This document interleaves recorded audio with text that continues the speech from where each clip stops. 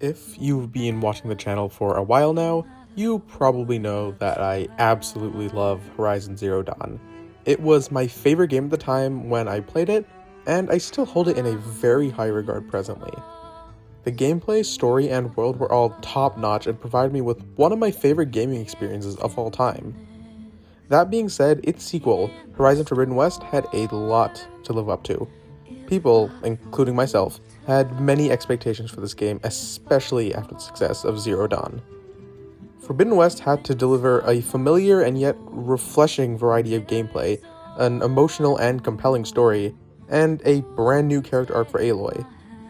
A good sequel should aim to expand on the core mechanics of its predecessor and innovate just enough to make the experience feel familiar, but not like a copy and paste of the original. Forbidden West excels at taking what was good from the last game and making it even better. Guerrilla obviously listened to their fans and decided to give them what they wanted for the sequel. The minute-to-minute gameplay is vastly improved over Zero Dawn with a multitude of quality of life changes that make the whole game feel so much better.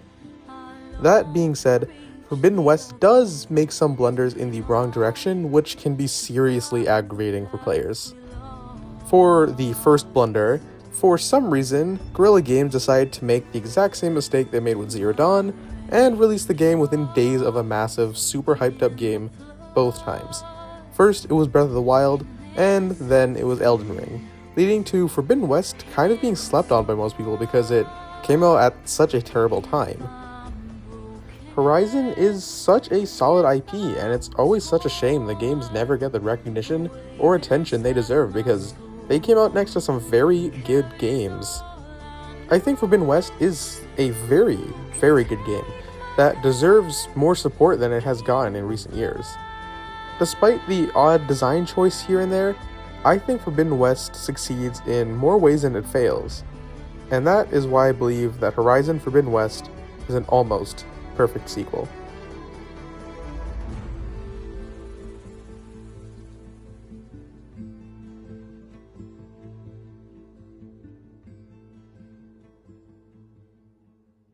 I should start this off by saying that, unlike my Zero Dawn video, this is a narrative and gameplay critique of the game, and as such will contain spoilers for all of Zero Dawn and Forbidden West.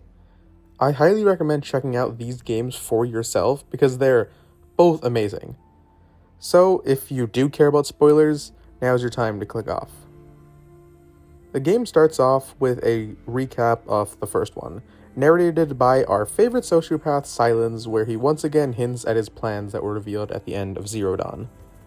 Once delivered to the home screen, we also get a crap ton of accessibility settings, which I absolutely love. Sony has really been leading the charge with accessibility features for, well, years now, and I'm sure it's helped thousands of gamers experience the game in an enjoyable way. Even as someone who doesn't need any of these accessibility features to play the game, they're still wildly helpful and can improve quality of life a lot. My favorite of these abilities is probably being able to turn off pickup animations, which makes traveling the world and collecting items so much more efficient since Aloy doesn't have to bend over and pick up each berry individually. A massive improvement over the first game, which shows that Guerrilla has been listening to their fans. But upon actually clicking play, we finally enter the game, where we get another cutscene with Aloy's narration that explains the current state and affairs of the Horizon world. The land is dying and the people everywhere are suffering because of it. She explains that this was caused by Gaia being destroyed in Zero Dawn, leading to the machines terraforming the world in a way that is inhospitable to life, the exact reverse of their original function. We also find out that it's been roughly 6 months since the Battle of Meridian and the end of Zero Dawn. We also know why Aloy is on her journey, to find a Gaia backup to reverse the terraforming system and fix the world. Aloy has a dream sequence where she looks further into her mind. Aloy feels like she needs to live up to Elizabeth and make her proud, and this will become one of the main driving forces of Aloy's character throughout the narrative. She's obviously deeply burdened by her responsibility due to the fact that she's the only one who can fix the Earth due to her being a clone of Elizabeth.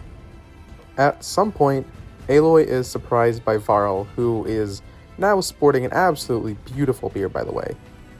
He explains that he tracked her down after the Battle of Meridian, directly after she defeated Hades.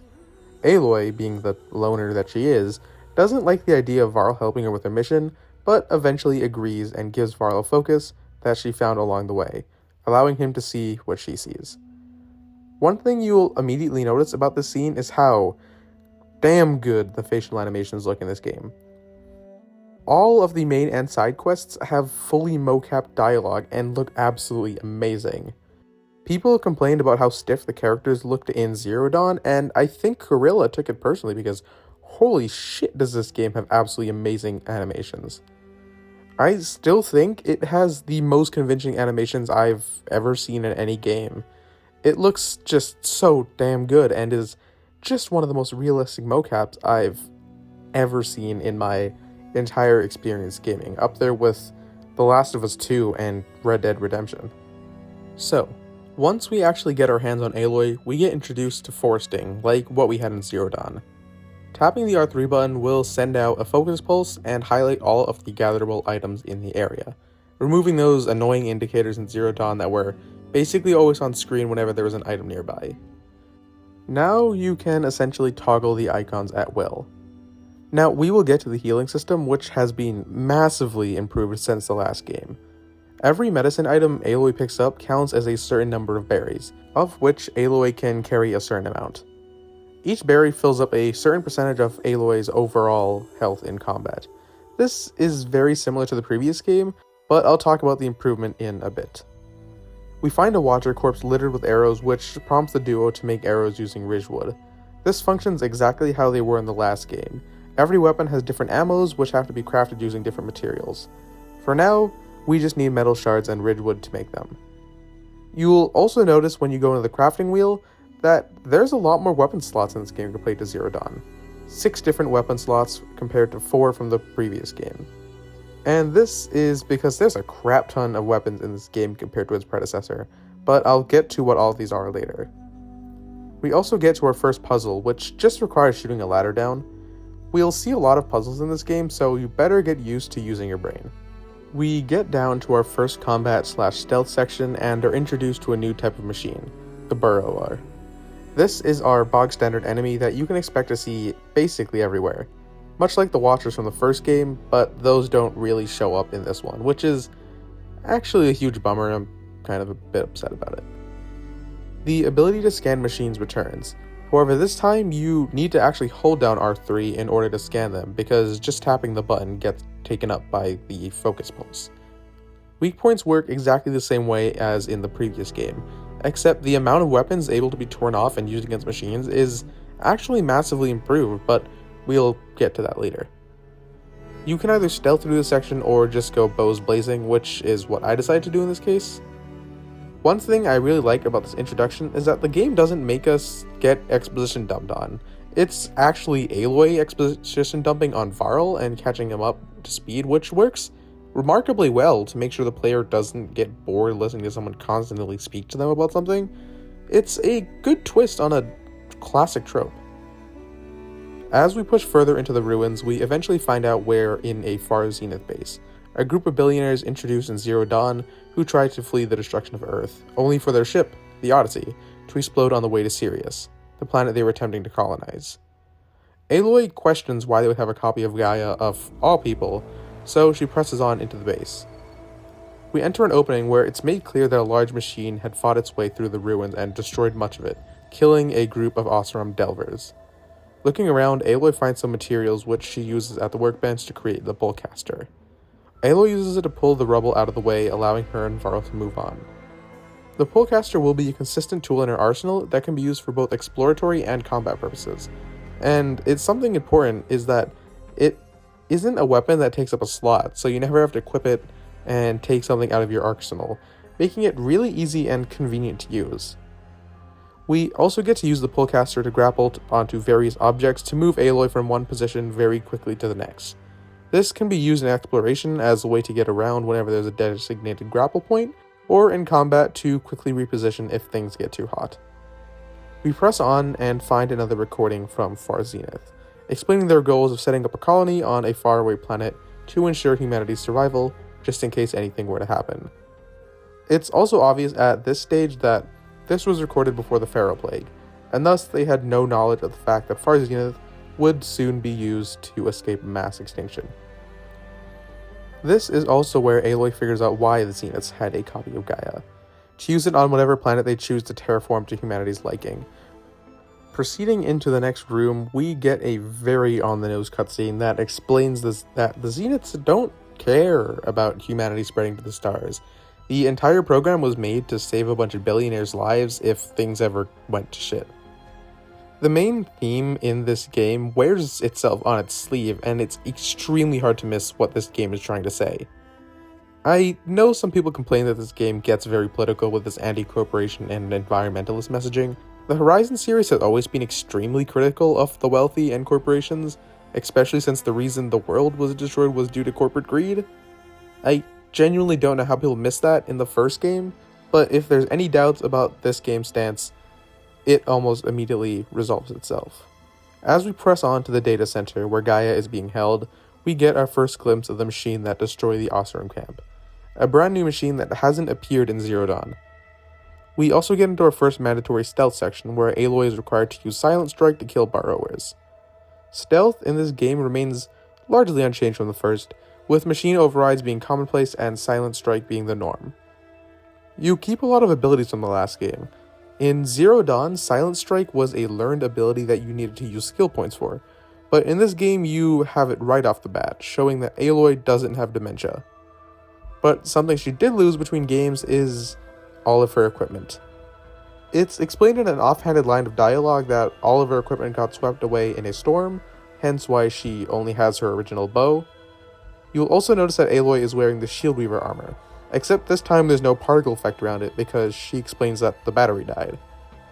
I never actually thought about the concept of one of Aloy's doohickeys just like losing power and refusing to work again, which is just like really funny to me. But what's not funny is the BS reason the game gives us for taking everything else of Aloy's away. I genuinely hate it when games do this for a sequel. Like, I get that you can't just have the player come in fully equipped, but it feels really cheap to just say she lost it. My favorite example of a sequel that actually doesn't take anything away is the game Jedi Survivor, which actually has Cal have all of his abilities from Fallen Order he learned throughout the story. I also like the way God of War Ragnarok does it, because Fimbulwinter zapping his magic makes somewhat sense to happen. Anyway, we press on and find the ingredients to craft a trap in our satchel and learn how to deploy them. These work exactly like in Zero Dawn, where they can be placed in an enemy's path to deal a high amount of blast or an elemental damage, depending on which trap you have equipped. I never found myself using these ever because I just think they're a better alternative to placing traps, but there is a whole playstyle dedicated to trapping, which is really cool for those interested in the playstyle. Aloy presses on and finds a hologram that explains why the Far Zenith has a copy of Gaia. They stole it from Zero Dawn to help with their terraforming project. This is also where Varl learns of Aloy's birth and of her being a clone of Elizabeth. We leave the room and find our first new weapon, a blast sling. These were in Zero Dawn as well, but as a refresher, they can apply elemental states onto machines through the use of a sling, you probably guessed. Currently, this one only has one ammo type, Frost. One thing you'll notice that's different from the first game is that all the different weapons have different ammo types. In Zero Dawn, each hunter bow had the same ammo types. The only difference in upgrade level was how many coil slots and base level damage each one did. In Forbidden West, however, each bow has different ammo types that are unique to each one. One bow can have regular arrows, fire and purge water, and another bow at the same level can have hardpoint arrows, harvest arrows, and fire arrows. The player expression in this game and ability to choose a playstyle is so much better in this game over the last.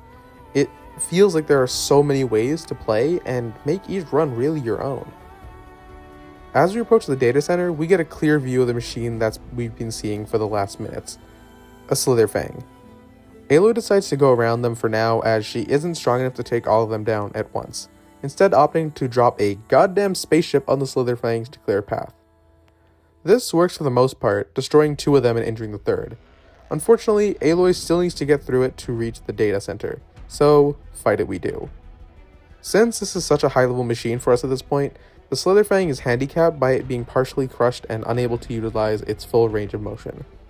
This fight is really fun because it throws us right into the action, similar to the Behemoth fight from Zero Dawn, because you literally have no clue about how this machine works and you have to basically figure it out on the fly.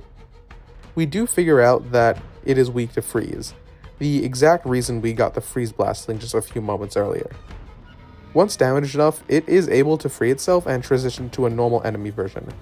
This time, it is able to use its lightning tail and its full body. Eventually, Aloy is finally able to take it down. We explore the data center only to find out that the version of Gaia that was found in the Far Zenith base was a trick laid by Zero Dawn. One of the Zero Dawn alphas found out that there was a plot from the Zeniths to steal a copy, so he replaced it with a logic bomb to destroy all of their servers.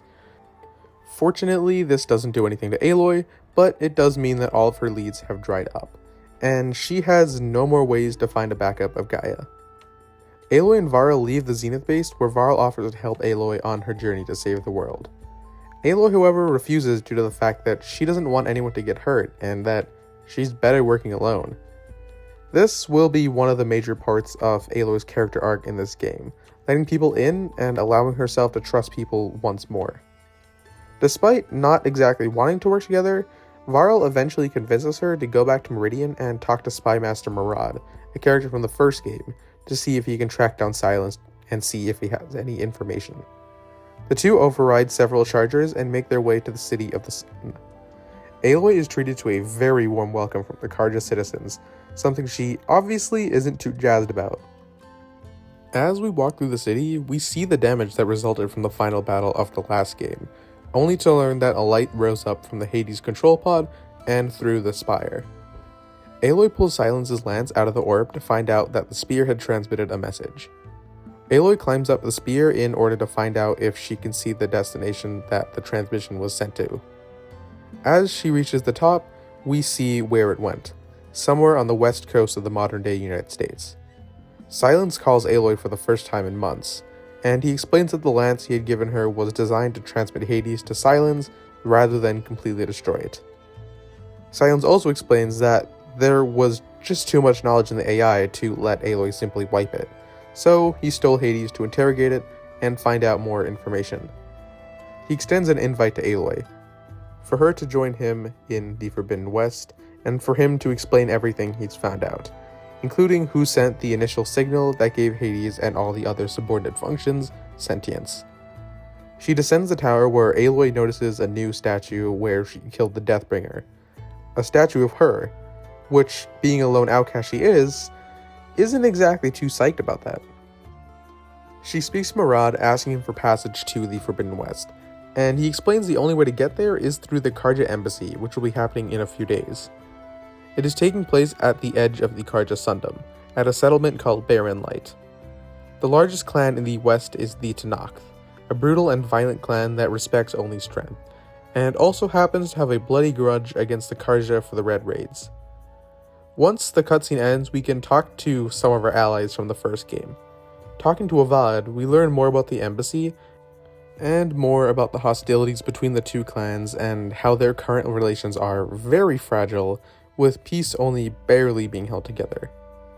Once we try to leave, however, Avad tries to ask Aloy on what is more or less a date, and it has to be one of the most awkward scenes in this whole game.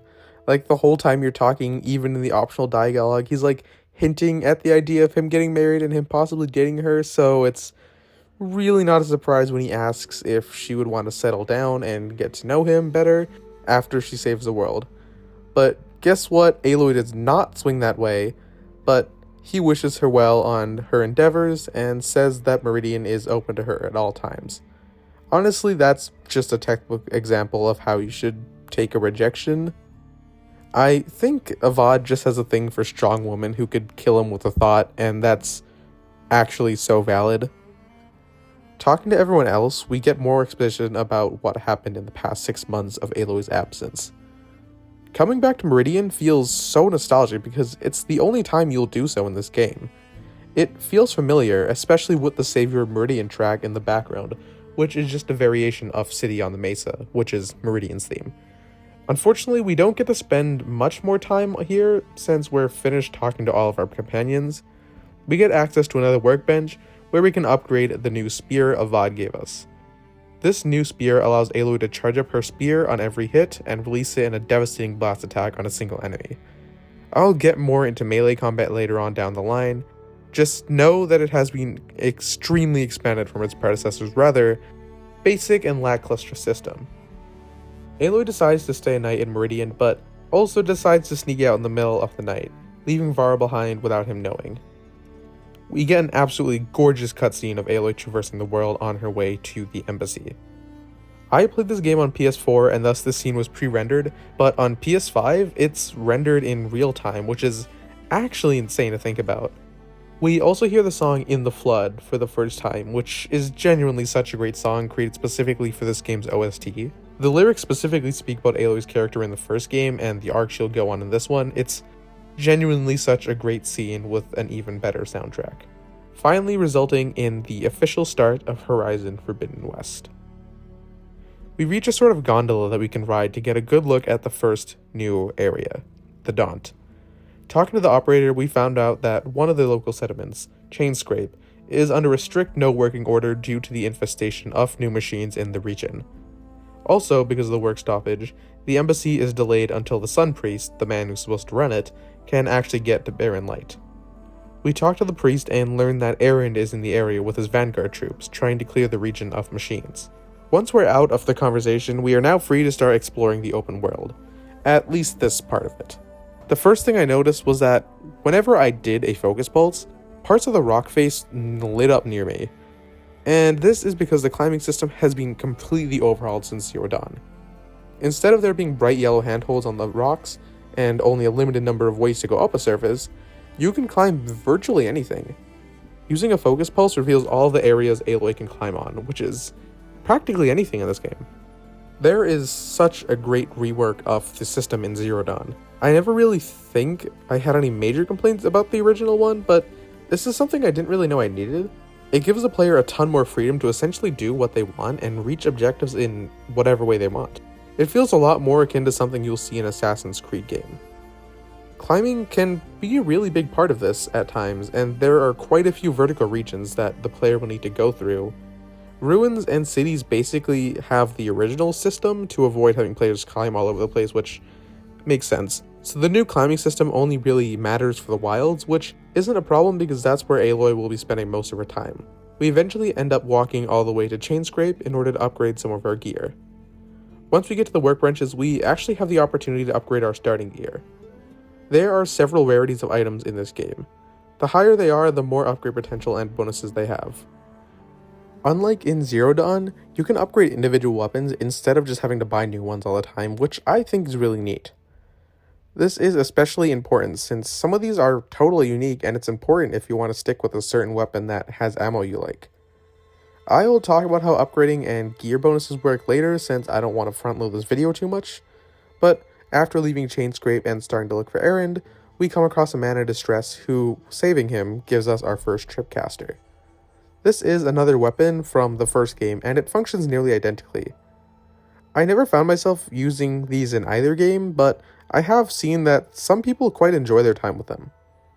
Like other weapons, the Tripcaster has many different variations available to buy from the different merchants, and they all offer different stats and ammo types. This is going to be a common thread with all of the weapon types in this game, which is insane since there's so many of them. There has to be over 100 unique weapons in total considering all the different perk combinations you can use to spec out Aloy. Upon finding Erend, we see our first Bristleback, which are the enemies that have invaded the Daunt and are responsible for the work stoppage in the region. These are based off of wild boars and are actually pretty cool for a new enemy type. This is also one of the new rival machines you can find out in the world. At this point we don't have the overrides for them, so we really just can only take care of them at this point. Upon talking to Erend, he's happy to see Aloy, but it's extremely obvious that he's angry about something.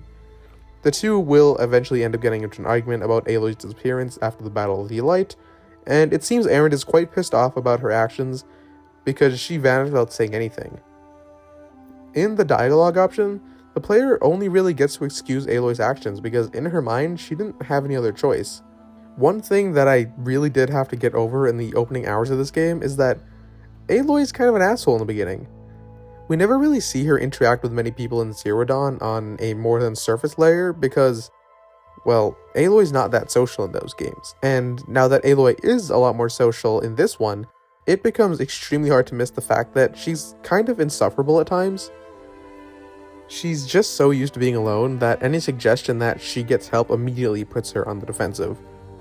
Don't get me wrong, I'm not complaining, this is perfectly in line with how we've been shown Aloy is. It's just a reality that she's kind of mean to people in the earliest game. Obviously, I'm not bringing this up for no reason, and as I previously mentioned, this will be a key part of her development throughout the rest of the story, allowing herself to open up and accept help from people who do genuinely care about her. However, Aloy eventually leaves Erend and is tasked with clearing out the rest of the Bristlebacks in the Daunt. Before I did that, however, I accidentally stumbled on a Relic Ruin, one of the new side activities in this game. Relic Ruins are essentially one big puzzle that Aloy needs to figure out in order to get some loot and a collectible. These are actually thoroughly enjoyable, and I really like most of them. You have to use the environment around you to actually succeed, and I don't think any of them were ever too hard that I had to search up a guide. That being said, however, I don't think they were easy enough to just brainlessly march through. Completing these as well as leveling up or doing other side activities will net Aloy skill points to use in the much expanded skill tree. This time around, there are 6 skill trees to go around, these being Warrior, Trapper, Hunter, Survivor, Infiltrator, and Machine Master. The Warrior skill focuses on melee abilities and skills that have been much expanded from Zero Dawn, and it is genuinely good and has a skill ceiling which was absolutely missing from the last game. Trapper improves Aloy's efficiency with traps and the like. Hunter improves her bow abilities while Survivor helps her with healing and other aspects of foraging. Infiltration, as one would probably guess, is about stealth, and Machine Master is about overriding machines and controlling them. These 6 playstyles are all pretty valid, and it's not like their skills are a waste. Obviously, some are better than others, but it never feels too much like the game wants you to pick one tree over the other. Matter of fact, I maintained both the Warrior and Hunter trees and have separate builds for both of them because, honestly, most of these are surprisingly viable. I haven't played much like a Trapper, so I can't really speak too much on it, but it does mesh quite well with stealth. The only playstyle I wouldn't recommend is the Machine Master, which is vastly different from my Zero Dawn recommendation. I will get into why this is when it becomes important again. Coupled in these skill trees are something called Valor Surges, which require you to get all of the surrounding skills before unlocking them. These are essentially ultimate abilities that Aloy can perform. She gains Valor from doing different things such as killing machines or tearing off components, and when the Valor meter is full, Aloy can perform one of these. There are 3 of these per playstyle, and they all function in different ways. My personal favorite is probably going to be Radial Blast, which has Aloy slam her spear into the ground to do a devastating amount of shock damage to those around her.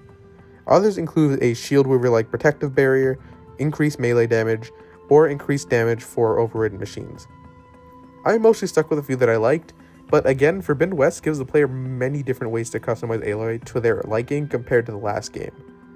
Anyways, moving on from this little tangent. Aloy convinces the leader of Chainscrape to lift the work stoppage and allow the embassy to go on. At this point, we get access to various different side quests that can net us some more gear for our journey. There is one particular side quest which rewards Aloy with her first new weapon type in this game, the Javelin. The Javelin is a heavy-hitting weapon with a long charge-up and decreased mobility while Aloy is using it. It comes in a crap ton of variants, as I previously mentioned. My favorite being the explosive spikes, which sticks onto an enemy and detonates after a while. It's such a satisfying weapon to use, and one of these basically stuck with me the entire journey for this game. We finally end up making it to Barren Light, where Erend is waiting for us. We inform the leaders of the settlement that the Daunt is cleared and that the embassy can begin. Despite some pushback, they decide to let Aloy through. Before she enters, we see a familiar face being caught up with her. Varl, who decides he's going to accompany her through the embassy with the Tenakth. As we approach the Tenakth on the other side, Aloy can talk to them and convince them to let her through. Eventually, one of the Tenakth, an ex-Carja named Fashav, who happens to also be Sun King Avad's cousin, vouches for her and gives her a dagger, allowing her safe passage through the Forbidden West and all of the Tenakth lands. We can speak with him some more to get some important context about the Tenakth, like how their tribe is made up of 3 clans: the desert, sky, and glowland, which has now been united by their chief, Akaro. When representatives from all three clans arrive, the embassy is finally allowed to start. Just as things seem to be getting underway, we get this scene. Is such... Hear me, marshals! You who claim to be Tenakth! Regalla. Chief Akaro's biggest mistake. A rival whom he should have killed. You have forgotten that our people were born in blood. The blood of the Carja. Instead, you pledge your spears to a chief who conspires with the enemy. Akaro has betrayed us! The embassy is proof! And all of you marshals are his accomplices! For this, I condemn you to death! You'll need more than toothless threats to intimidate us. Exile.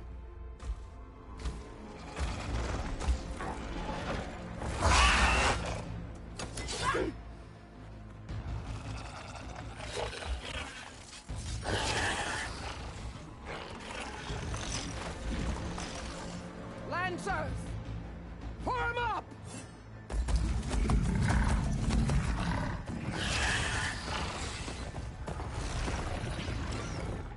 They're riding machines! Where'd they learn to do that? Sirens. Vashav! Come with us now, or not at all! Archers! Light them up!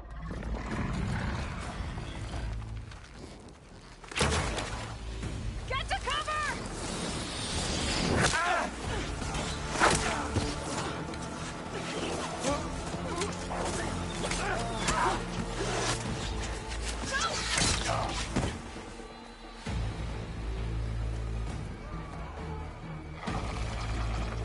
Archers! Keep them back!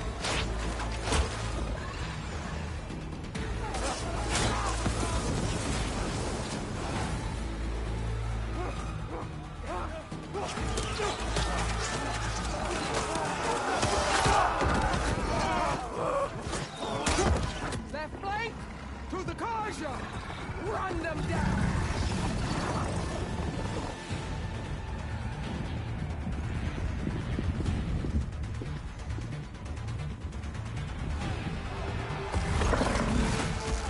They're not gonna make it.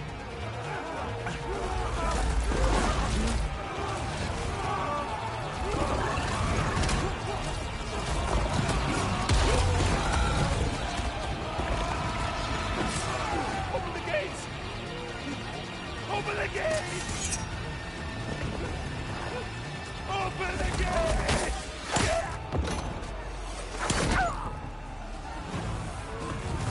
Kaja! Stand your ground! Fire at will! I don't have a shot!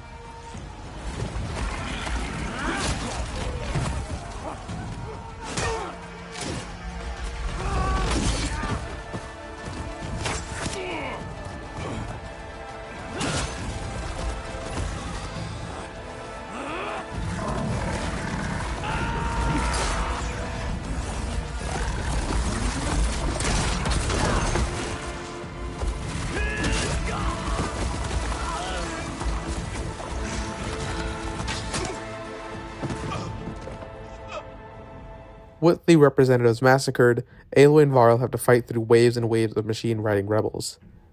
This is something that's brand new for the franchise, because even though we've seen them working together, we've never actually seen individual people have much control over a single machine. These rebels are much more in line with Aloy's ability to control machines, rather than Hades' abilities to control them like a hive mind. This fight is actually really exciting because the game just keeps on sending enemy after enemy. I actually found this somewhat challenging on my first playthrough. Eventually we get another cutscene where an enemy flies down onto the battlefield using a shield. Boss fight time. This type of enemy is one that we will be seeing several more times throughout the game. The shield can be broken using repeated melee attacks, but not arrows. Players have to get up close and personal if they really want to kill any of these enemies. The shield, however, does regenerate after a while, so Aloy has to put as much damage in as possible during the limited time she has. After killing the champion, Regalla declares war on the Carja and the rest of the Tenakth before leaving with the rest of her troops.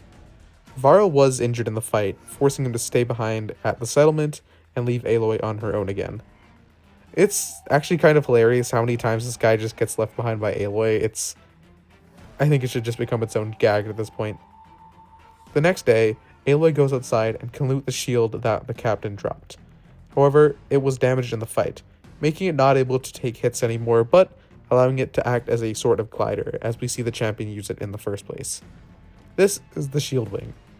It allows Aloy to deploy it whenever she's in the air, allowing for a soft descent from even the highest of falls. This thing is absolutely amazing. It's not like a glider by any means, it doesn't allow for quick movements in the left or right direction, but it does allow for smaller, more accurate ones. The best use for this is absolutely throwing yourself off a cliff and watching Aloy deploy it and glide down. By the end of my playthrough, I used it almost as a second nature because of how much I used it all the time. On my second playthrough of Zero Dawn after this, I had to physically stop myself from jumping off of cliffs because I forgot that I can't use it to break my fall. After this cutscene, we are now officially in the Forbidden West and continue our pursuits of Sylens and Hades. The first thing you will probably end up doing is heading into No Man's Land, an area of sparse desert on the old battlefield of the Old Ones.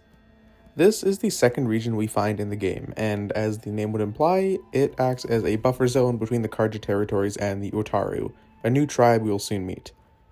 Slight tangent here, I think it's really neat that these tribes aren't exactly new per se.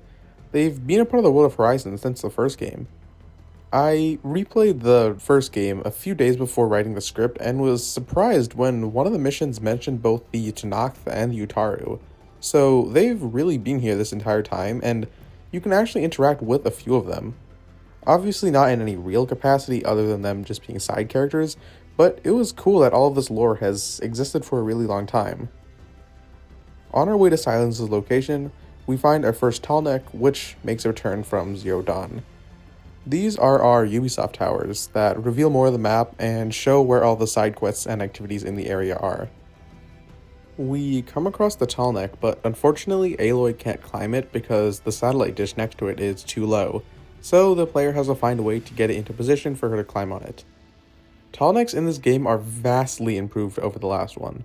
Before, they were just gimmicky towers that moved in a circle, so there wasn't really anything to them other than them just being a tall point and moving and jumping on its back and then overriding it, basically the same as a normal standard Ubisoft tower. All of the new Tallnecks, however, actually come with their own puzzles and wait to get on top of it.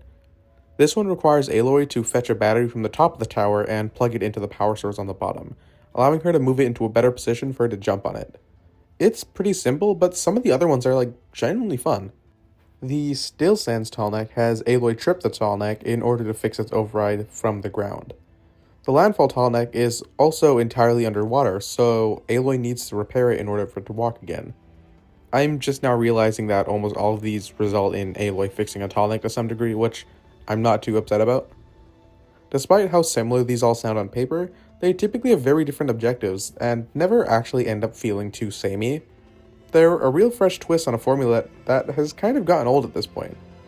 These are really great improvements over the previous game, and make the comparison of calling them Ubisoft towers not really correct. Revealed by the Tallneck override, Aloy can find her first rebel camp.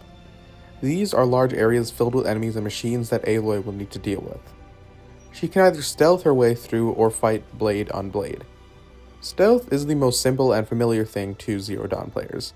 You can hide in tall grass and surprise enemies and kill most of them in one shot depending on the skills you have unlocked. Stealth remains very unchanged, and it's a constant that stays feeling good for the entire playthrough.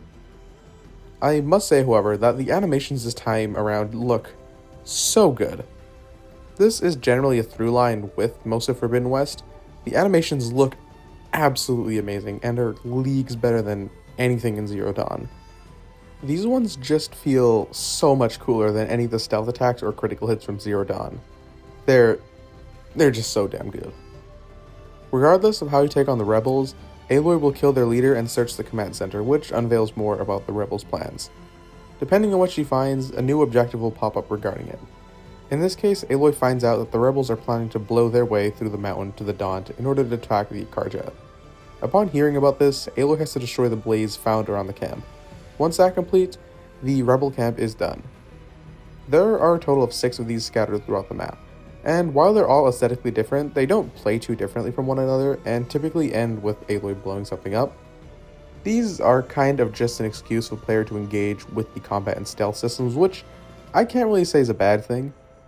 Once they are finished, Aloy can finally press on to find Silence's location, which turns out to be the wreckage of a metal devil, and unfortunately, Silence is not there. We investigate the area and find out that Silence spent his time interrogating Hades for information, having put it in another Titan processor very similar to what happened in the last game. We find a hologram recording of Silence and Hades, where it becomes clear that Silence had taken an interest in the mysterious signal that woke Hades that was hinted at in the last game. There's also very obvious drag marks on the floor, making it clear that Silence had somehow dragged the Titan's processor somewhere further down. We follow the drag marks where we get into a new Pharaoh facility, one locked by Gene Hatch, but before that, we also find Hades, still trapped in his processing orb. We finally get the chance to talk to him one-on-one since he's no longer a threat. There's a lot of dialogue here that Aloy can ask Hades, mostly resulting in Hades not being able to remember due to his memory banks being nearly destroyed by Silence's interrogation. Something that we do get to know, however, is new information about the original Hades subfunction. As it turns out, the Earth that Aloy finds herself in is the 5th biosphere on Earth. The first being the one where Pharaoh created the swarm and inevitably destroyed the biosphere, so the original one where Elizabeth lived. The next 3 having been destroyed by Hades since their atmospheres failed to be able to support life. I actually really like this change to the story. In the first game, Hades kind of came off as a net negative because he seemingly popped up once the mysterious signal awoke him and almost immediately tried to wipe out life again. It made it seem like Hades was kind of a waste by the Zero Dawn team since the only thing that he did was try to wipe out an already functioning biosphere, but here you learn that without the Hades sum function, life would have never existed on Earth again because of the faulty biosphere that was originally made. I really dig this change because it makes Hades directly responsible for humanity's success, because without him resetting Earth the 3 times that it needed to be, humans would never have been able to survive. Anyway, one other piece of information that we get is that the mysterious signal was sent by Hades' masters. Not much else is revealed about who they are or what they actually want. After talking to him and getting all we want, Aloy is finally able to purge Hades and end his threat once and for all. Aloy gets a call from Silence in front of the door, where she is very angry at him. Obviously. He explains that he extracted lots of information from Hades, but not any that he could tell Aloy at the moment. He convinces Aloy to go into the Pharaoh facility, saying that there's a backup of Gaia inside the facility. Before we go in, we have the chance to question Silence about his activities, which mostly brushes off, but he does not exactly deny the fact that he's the one who armed Regalla's rebels with the machines used to slaughter the embassy. Regardless of our actions here, Aloy decides to enter the gene-locked hatch. The door opens, but unfortunately it is jammed by a faulty mechanism. However, there is a red substance on the front of the door. Silence contacts us again saying he has a solution to this problem. The orange crystals are called Fire Gleam, and will become a large part of the puzzle solving and exploration in this game. He tells us we need a Leaf Slasher power cell and some Kindle seed oil from the nearby lake. This is where we're introduced to machine hunting.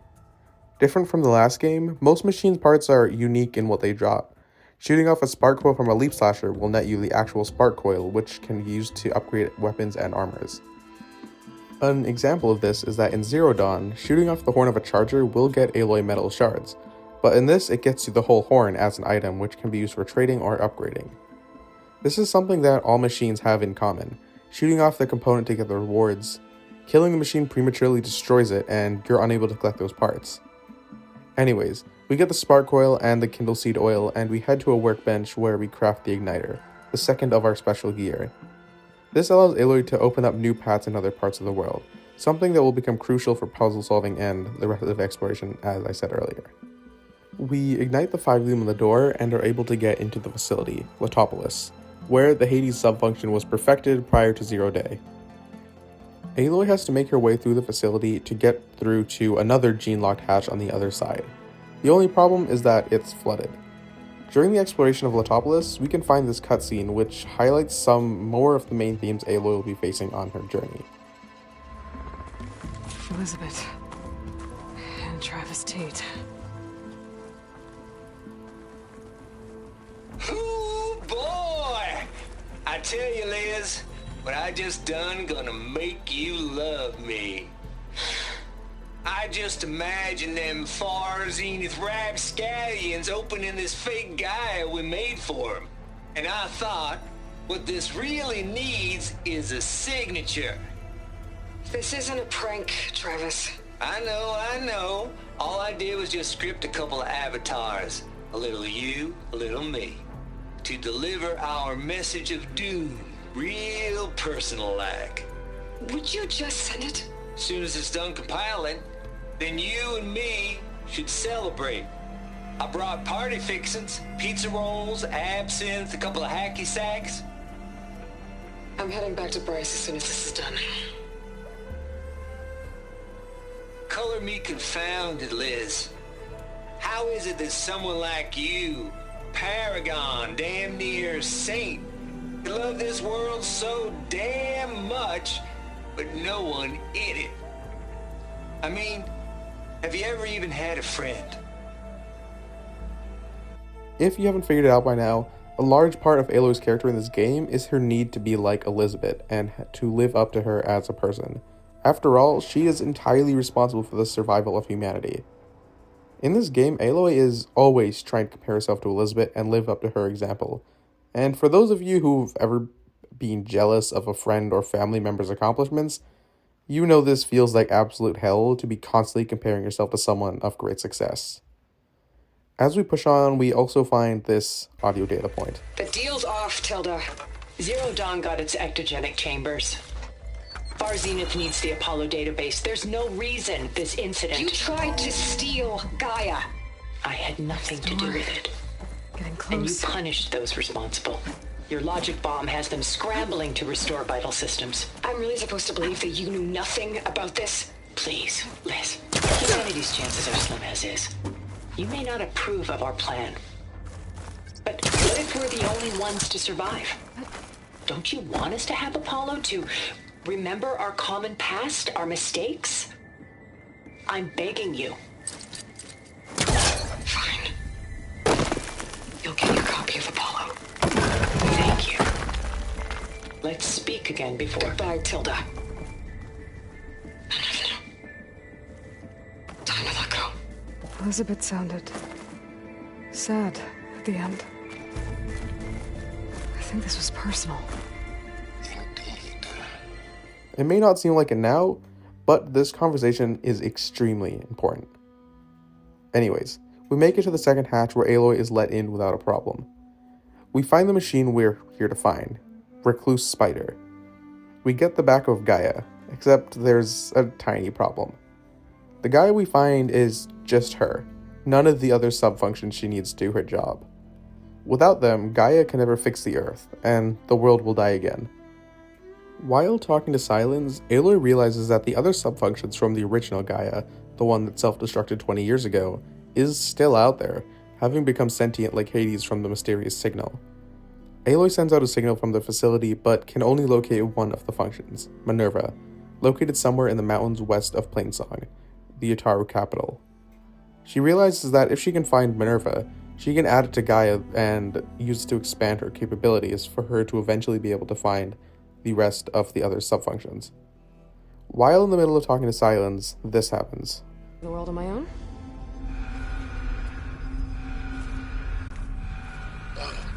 Yes, well, about that. Alert! Intruders! Alert! Aloy, I need you to listen closely. These intruders want the same thing you do. Gaia reborn. It's why they're here. Friends of yours? No. They don't know me. The data Pulsat transmitted indicated that a Gaia backup could be recovered here was anonymous. Now, they're very powerful, but they won't harm you. Not when they see who you are, what you are. A clone of Elizabeth Sobek, a genetic key with which they can reboot Gaia and rebuild the system. They need you. I warned you, Simons. For once, Aloy, submit to the inevitable. Open the hatch. First I rebuild Gaia, save life on Earth, then I track you down and end yours! I'm trying to help you here.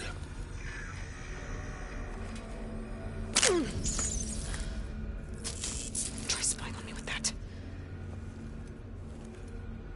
There. New focus, spyware free. Okay. Think. I don't care how powerful they are. The only thing that can open that hatch is me. Question is, can I find another way out? There's a current in the water. Not much, but maybe it's a way out. Genetic profile confirmed. Entry authorized. Greetings, Dr. Sobek. Please step inside.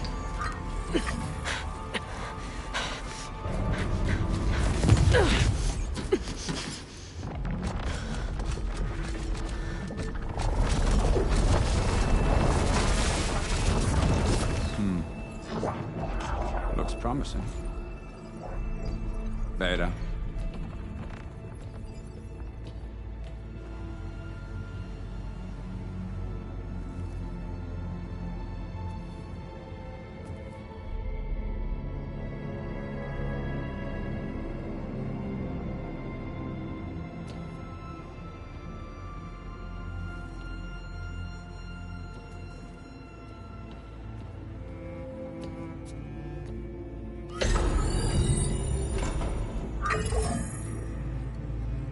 Do we have it? Fantastic. Did the pulse originate here?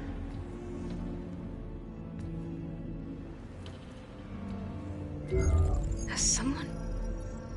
Something wrong?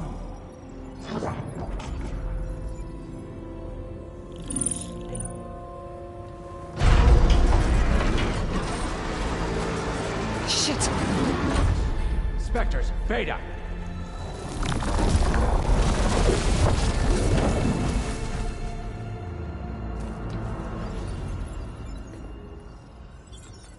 Well, any idea what the hell a clone of Elizabeth Sobek is doing here? Maybe Gaia made one when it destroyed itself, a Hail Mary to repair the system. Don't like the sound of that. Nah, don't like it. Don't want it. But the Nope. One's enough trouble. Eric. Yeah? Care to do a little downsizing? Sure. What if she sent the pulse? Then that was foolish of her. But we got what we came for. So let's put it to use.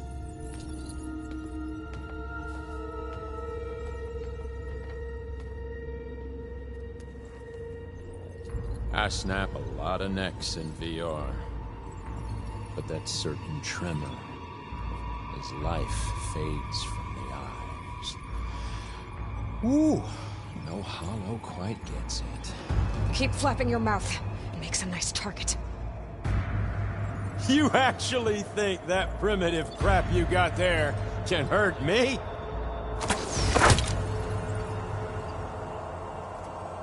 This is gonna be fun. This boss fight with Eric is really not a boss fight. Eric will throw these really advanced attacks at Aloy like nothing we've ever seen before. And as the cutscene shows, he's literally...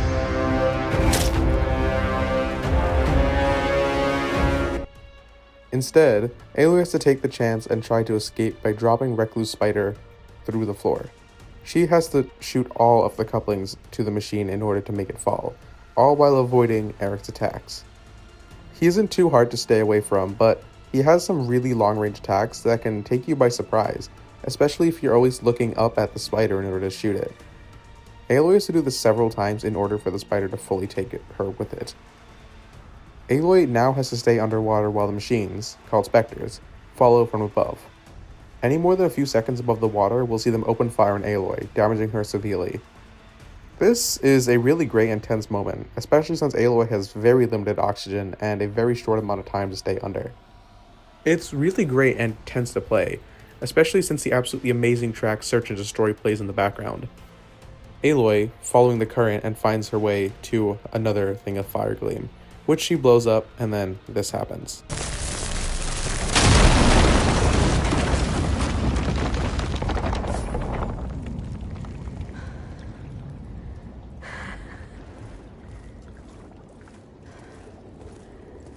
Perfect.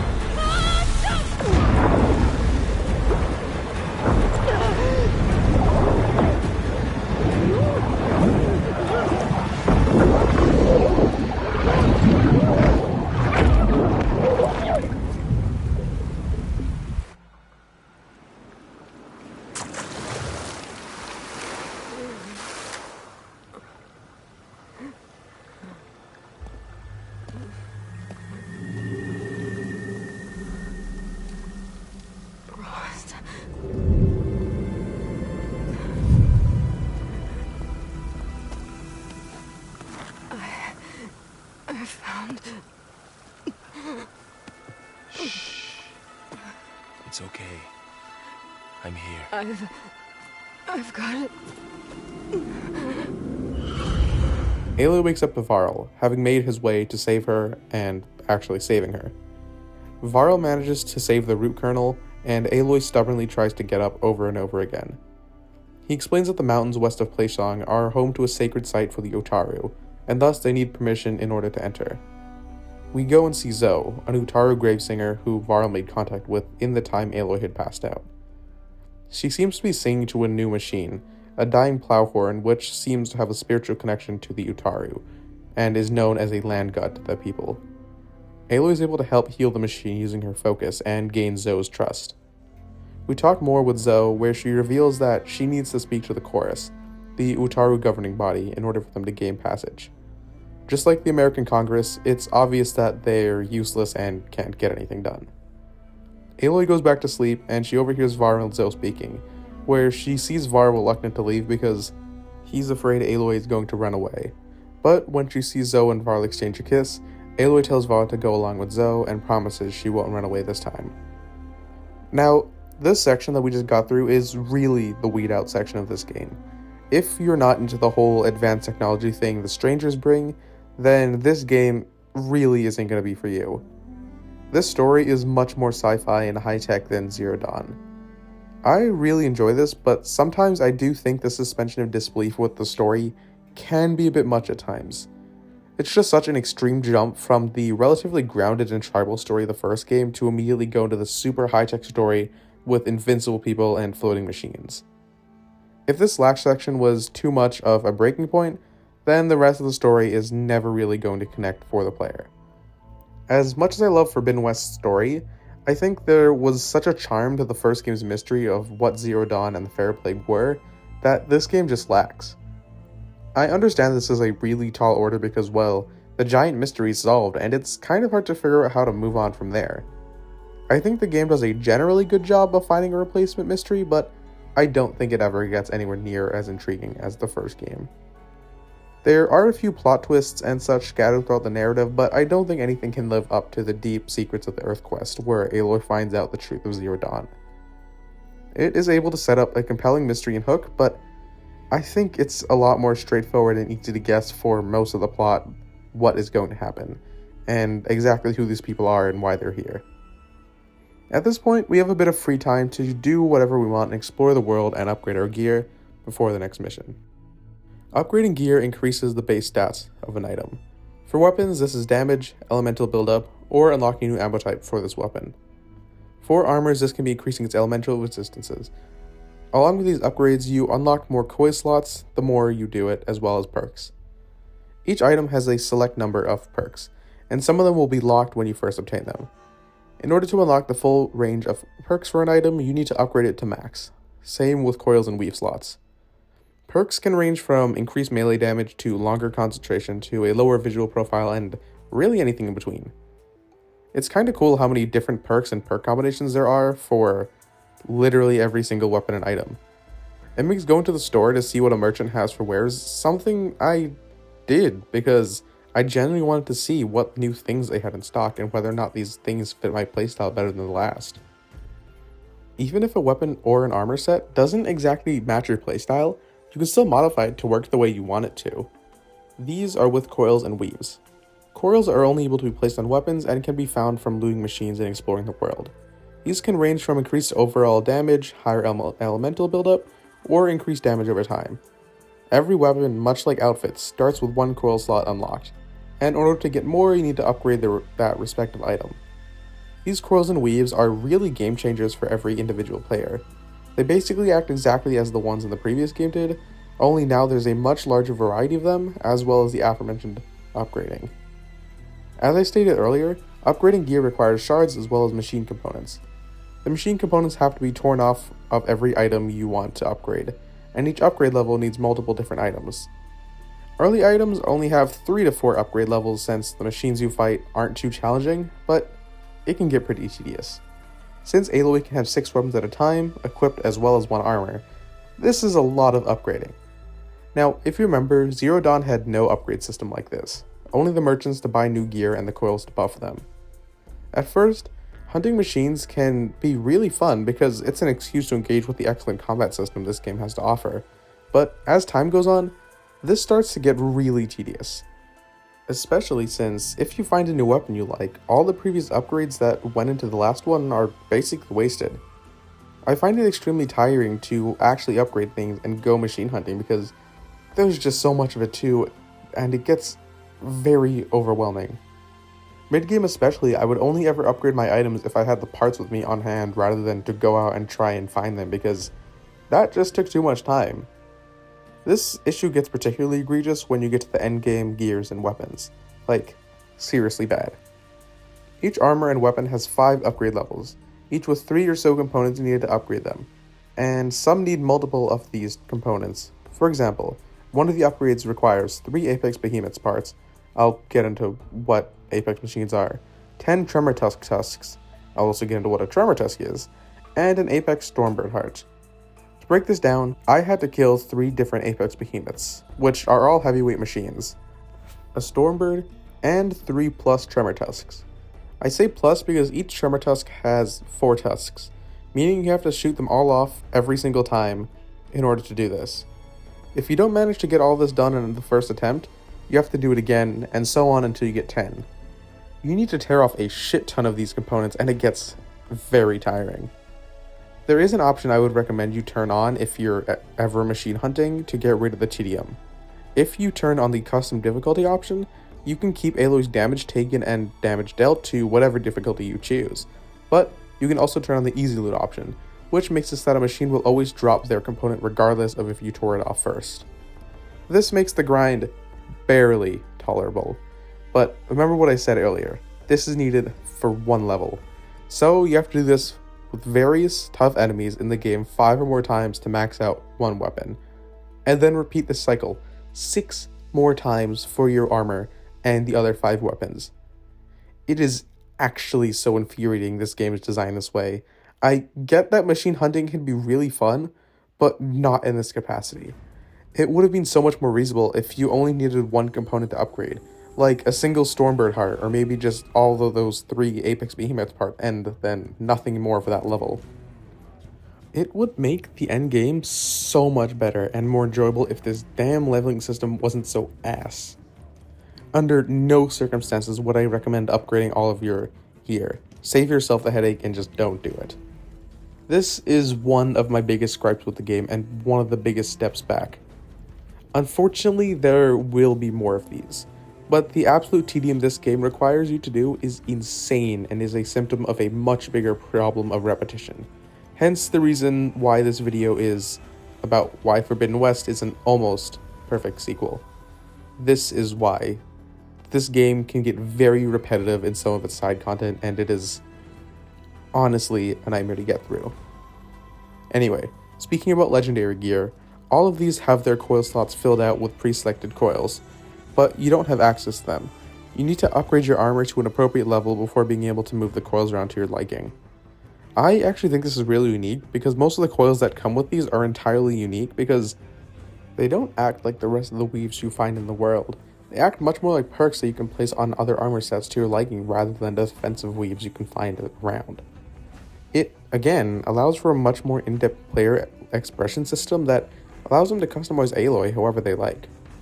In addition to this, Aloy also has the ability to use transmog, which is an absolute blessing. Zero Dawn didn't have the ability to change armor appearances, which frustrated the hell out of me because even though I like the armor in those games, they just don't really look good enough for me to want to keep continuing wearing them, at least the good ones anyway. I particularly did like the Utaru Winterweave as well as the Oseram Artificer in this game, and basically constantly had those overlaid on Aloy because I genuinely loved how much they looked. The transmog feature came out in a post-launch update a few months after launch, so I didn't have the ability on my first playthrough. But now that it's been almost 3 years since the game launched, everyone can go into it with the ability to use transmog. Huge step up over the last game. While we're talking about machine hunting, I feel the need to talk about the actual hunting in this game. Similar to the last game, Aloy has several pouches for each type of weapon she can use, and upgrading all of these requires animal parts such as hides and bones. Like weapon upgrades, you often need multiple of each thing in order to upgrade them. This leads to the same issue where Aloy just has to constantly hunt for animals and will oftentimes need to kill multiple of them to get a single hide or bone because they don't have an 100% drop rate. As you can probably guess, this is absolutely infuriating and takes up so much time if you do it. And fortunately, there is a way to do this illegitimately. I didn't realize this until my second playthrough, but alchemists in all major settlements sell animal parts, and they sell almost all of them. This basically eliminates the need to hunt at all and is such a lifesaver for those who want to skip the grind.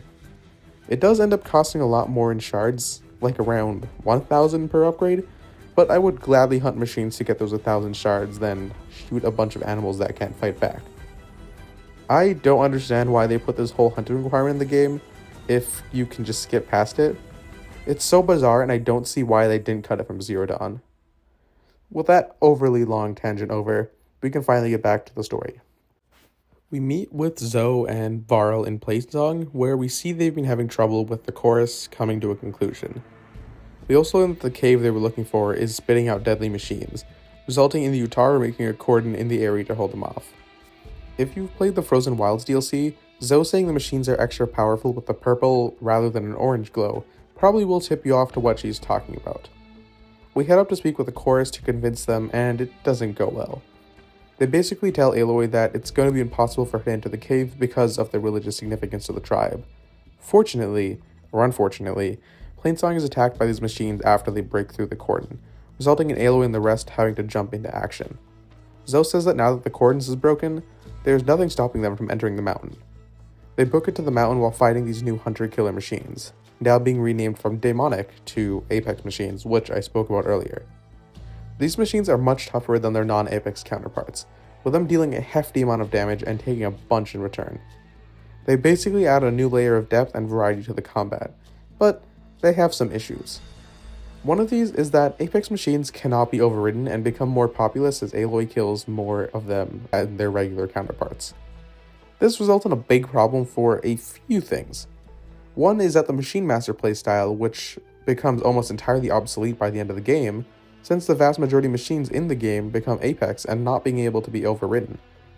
It's really annoying how overriding is just something that is not possible to do. Apex machines also primarily spawn at night, meaning that when you're machine hunting, even at lower levels, if you need an Apex machine heart, the odds are all of the other machines around it are also Apex, resulting in you, well, not being able to override another one and get help in combat.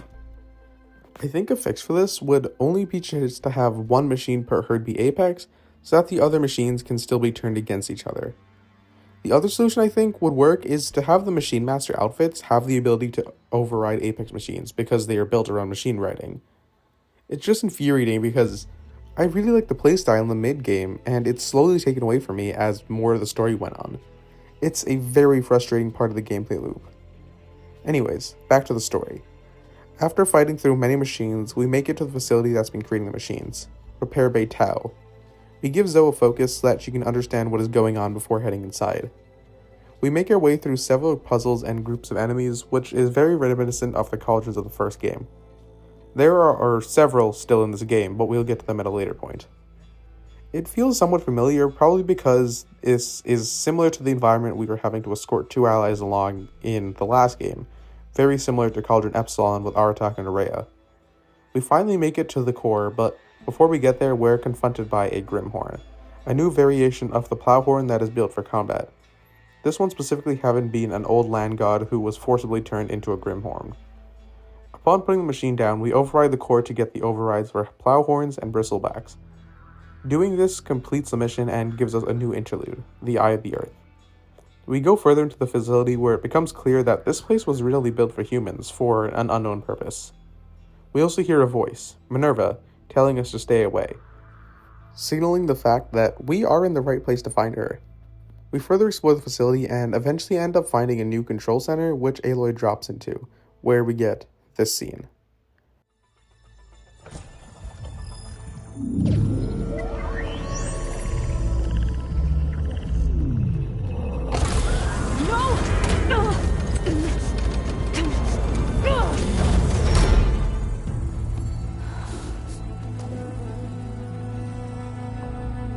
Minerva, I need the console.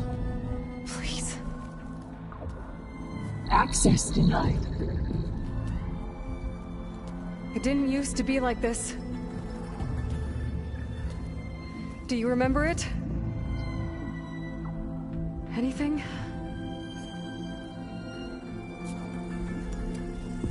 You were part of something bigger once.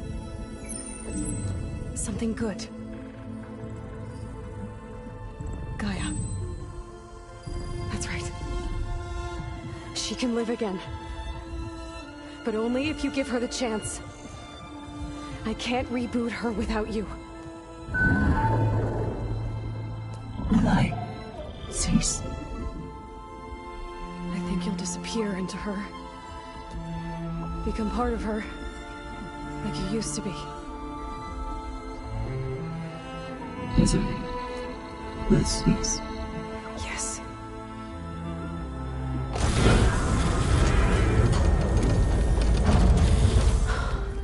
Thank you. Thank you, Minerva.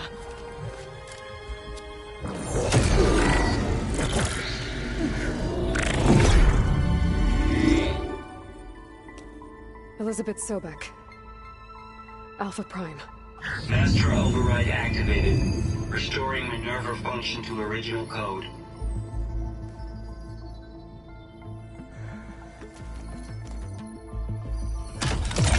Do you wish to initiate heuristic matrix? Here goes.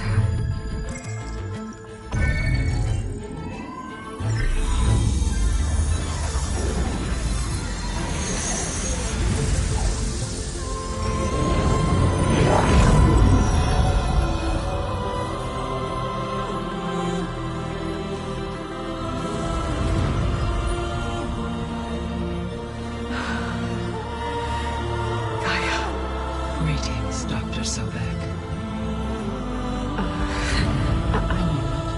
Scanning data.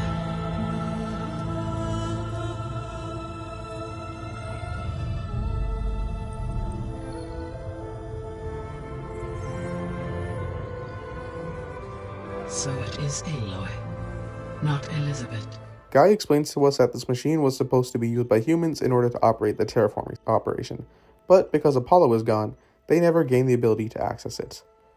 Aloy now has the chance to explore the base, which will be the main hub for the game where all the characters reside. Over time, it gets more and more furnished and eventually starts to feel like a real home, especially since decorations are put up and everyone has their own perspective rooms with their own twist on it. It's a really great hub, and there's also a bit of exploration that you can do here, which netting some data points about the people who were in charge of building this place. After every main mission, the characters in the base always have new dialogue to interact with them, and get to know everyone more on a personal level. There's a lot here that allows us to attach ourselves to these characters if you choose to do so. My one biggest problem with this is that the characters never actually leave. Like, they're always in the same spot, and it's not like you can find them across the world or they show up on like a quest that you do. They're very stationary, and this is the only place that you actually get to interact with them outside of like some main missions, of which they're really only in like 2 each, so it's not a lot. I think if the game wanted to make us attached more to them, which is, well, kind of a whole thing with this game, because Aloy is opening up to people, they should have probably done something similar to how Red Dead did it, where your characters could accompany you on different side activities or different main activities, depending on what point you are in the story. I think that would have endeared them to us like a lot more and made us genuinely care about these characters rather than them really not feeling that lifelike, since they just kind of sit there and don't move and just wait for Aloy to come talk to them and don't actually really do anything useful. They were so close with like the idea of the base and making it so that Aloy has this connected group of people, but they just didn't go far enough to actually endear us to these characters, which I think is such a missed opportunity, and I hope that Guerrilla works on this in the future. The base, as the game will start to officially call it, has several important things in it, such as the fabrication terminal. In a departure from the last game, whenever a cauldron is overridden, some of the machine overrides will become corrupted, meaning that Aloy needs to repair them at the fabrication terminal using machine components, which also happen to be the same thing you need to upgrade weapons with. You can probably see how this becomes annoying, because not only is it more grinding, you now have to make the decision about whether to use parts for upgrades or to repair the override codes. And earlier I also spoke about how the Machine Master playstyle gets kind of obsolete later in the game. You can probably feel like this is going to become a waste of time, especially if you have to choose between an upgrade and the override codes, and the override code basically gets made obsolete. After exploring the base some more and getting acclimated, we can finally return to Gaia to interact with her. We can ask her 2 main questions, about the sub-functions and about the strangers from the lab. When asking her about the strangers, Gaia states that because of how long the extinction signal was on for, it would mean that the origin was around 8.6 light years away, the same distance Sirius is away from Earth, the system that Far Zenith was supposed to travel to if their ship didn't blow up. But as we found out, their ship never did blow up. It was a lie fabricated so that no other humans would follow them. And now, for some reason, the Far Zeniths, or miraculously their descendants, have come back to Earth. Preferable to live on this planet again and start the planet fresh, the most probable reason as to why they needed a backup of Gaia, and why they had a clone of Elizabeth Sobek with them. I feel like this twist could have been seen from miles away, at least it was for me, but there was no one else who could have attacked us at the lab. But I wasn't expecting for them to have been the ones to have sent the extinction signal. That one caught me off guard.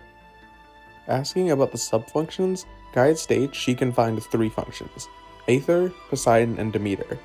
She also finds Hephaestus, but because he's not confined to a single processor, rather he's a part of every cauldron, he cannot be procured by Gaia, at least at this stage. For that to happen, she will need her processing abilities to be increased, something that is only possible if she can find the other 3 sub-functions. She also says that without Hephaestus, they will never be able to reverse the destruction of the biosphere, since she doesn't have access to the machines. All she can do is delay the inevitable, so obviously, he's going to need to be captured. We can ask Gaia more questions about the sub-function Zenith or the biosphere to get more information. Once we've done that, we can ask her about the locations of the other sub-functions. She tells us that Aether is closest to us, somewhere in the Tenakth clan lands. Poseidon lies to the south, in the ruins of Las Vegas. And finally, Demeter is on the coast of California, or what is now the coast of California on account of most of it, being sunk. At this point, we now have to make a decision about which sub-function we're going to acquire. This doesn't actually lock you into anything because it gives you access to all 3 quests, it just pins one on your quest log when you exit the conversation. The easiest one to go through is for Ether, on account of it being the lowest level recommended, so I'll be going in the order that the game really suggests you go in, but obviously you have the choice to pick which one you start with. Aloy again has another crisis where she starts stressing about her burden and what she has to do, which is completely understandable. She has to save the entire world and it's literally only up to her and only her. We exit the base and are now allowed on the opposite side of the mountains that lead to the Tanaka lands, something that was not possible for this moment. Varl says he's going to return to the Daunt to grab Erend, while Zoe says she's going to stay at the base to catch up with everything that happened in the past. I know I said this before, but now is when we are really let loose into the world and can actually interact with most of the side content because the vast majority of the map is now open to us. Just outside the base, we find machine riders facing each other. If Aloy follows them, it will lead her to a new type of side activity, Gauntlet Runs. These are racing minigames that Aloy can compete in for shards and has its own storyline, which ends with Aloy meeting up with Nil, who I swear I killed before. These races are actually pretty fun. Aloy has a select number of tools she can use, such as her bow and spear. Both can be used to stun other riders and slow them down, but Aloy can also be stunned if she gets hit, so it's super important to be moving often around to make sure that doesn't happen. There are also pickups like Blaze Boosts, which is literally a red mushroom from Mario Kart, or Tablas Arrows, which act like an AoE and stun everyone around the point of impact. I found these to be really quite enjoyable and a fun change of pace. There are only 4 of these around the map, and each one plays more or less the same, but backdropped by a new part of the world. The best part is that you only need to complete each rage once, first place obviously, in order to progress the story and get the final reward. That makes it much more digestible and fun because you don't need to spend countless hours grinding to get something. They are very well made and an absolute joy to play at all times. These are great, and I really hope they return for the 3rd installment, or at least something like them. Finishing one of these, along with most quests and side activities, net Aloy XP and skill points. XP acts as, XP, increasing Aloy's health by 10 each time to a max of 700, or 800 if you own the Burning Shores DLC. Leveling up and using skill points can also be used for something else that I neglected earlier, weapon skills. Each weapon comes with 3 skills that can be learned from the skill tree, and there's a lot of these. For the hunter bows, you can triple notch arrows, shoot them in a high volley, or shoot a knockdown shot which does increase stagger damage. Spike throwers can be split into multiple pieces in the air to do more damage, be turned into traps that can be thrown, or to propel it and deal massive amounts of damage to enemies. All of these require stamina, which is indicated by the yellow bar above the valor meter. The only way to get more stamina is to wait for it to regenerate, but there are perks from different outfits that allow stamina to come back even faster, allowing for more of these tricks. I found myself generally sticking to one type of skill for each weapon, those being triple notch for the hunter bows, brace shots for the sharp shot, and splitting spike for the javelins. These skills can also be changed on the fly in the weapon wheel, which is much appreciated and allows for some much more fluid gameplay moment to moment if you ever need to swap between them really quickly. Something that also makes gameplay more fluid is the new stash system that was introduced. In Zero Dawn, Aloy had a limited amount of storage space that she could use at any time, so whenever Aloy was already completely full in the storage, she couldn't pick up anything else. But Forbidden West changed that. When Aloy reaches her max carrying capacity of anything, medicinal berries, ridgewood, chill water, volatile sludge, literally anything that she gathers that goes to the limit, is sent to her stash. Her stash can be found in every settlement, as well as the shelters scattered around the world. And when I tell you this is a game changer, I mean it. One of the biggest complaints about Zero Dawn was how tedious it was to constantly be getting new medicinal plants after every battle, but Forbidden West completely fixes this issue. As long as you're picking up some additional berries during free roam, Aloy will always have some in her stash, which means that whenever she's done with the battle, she can just fast travel or walk to the nearest stash and top up on all the materials she used. This is genuinely such a good addition to the game and streamlines it immensely. The game plays much better with this small addition. I am so glad it's in the game. Another thing I need to talk about is how fast traveling is done in this game. Like in Zero Dawn, fast traveling uses up a fast travel pack, meaning you have to be hunting and exploring in order to get some. But what this doesn't have is the golden fast travel pack from the first game. Instead, Aloy can fast travel for free if she does it at another campfire. This incentivizes being in the world much more since it makes fast traveling a bit inconvenient, especially since making fast travel packs is also inconvenient because it requires hunting animals. It's not big, but it does force the player at least somewhat to engage with the world just a little bit more instead of constantly fast traveling when they're done with their objective. Speaking of objective, we have to get on with finding Ether in the Tenakth Clanlands. We've arrived at the Memorial Grove, the capital of the Tenakth lands. This place used to be a museum for a military unit called the Ten, with flickering holograms still telling their story, which is what makes up the religion of the Tenakth. As we go into the ruins, we can find more of these holograms to give us more insight into their religion. Aloy enters the throne room and sees a one-armed man named Kotallo, who was maimed during the embassy attack. Aloy tells the chief that she needs Ether, but Hekarro tells her that he will only allow her to if she helps him protect the Kulrut, the trial by which members of the Tenakth become marshals. For this to happen, she needs to convince the Sky Clan to send its members, something they refuse to do because of Regala's army threatening the ceremony. Hekarro tells us that Kotallo has been instructed to help Aloy convince their leader, Tekotteh, to let them go. The only problem is that Tekotteh believes his clan is invincible due to the mighty bulwark that protects their settlement, which is also named the Bulwark. We meet Kotallo and see the Bulwark in all of its glory. We take an elevator up and speak with Tekotteh, who again refuses to send his contestants as long as the clan remains safe behind the Bulwark. Because Aloy is a smartass, she takes this to heart and decides she wants to destroy the Bulwark. On the way up, she noticed an ancient fuel cell that still had power in it, but unfortunately, she needs more power than both her or Kotallo have. But Kotallo does mention that these rebels have been stripping machines for parts in the area, and he knows where one of these sites are. We follow him to it and find a group of rebels, as well as a new machine, a Tremor Tusk. Now, let me tell you, this new machine is an absolute joy to fight. It's an elephant, as should be obvious, and it packs an extreme punch, but is slow enough to where it's manageable. At this point, the player's character is going to be underleveled for this fight, so Guerrilla scattered a bunch of environmental hazards on the ground for Aloy to use. You can take this encounter either by going guns blazing or stealthily picking off all the rebels in the area before taking on the actual Tremor Tusk. Regardless of how you do this, Aloy is able to take the Tremor Tusk cannon and is able to use it to do this.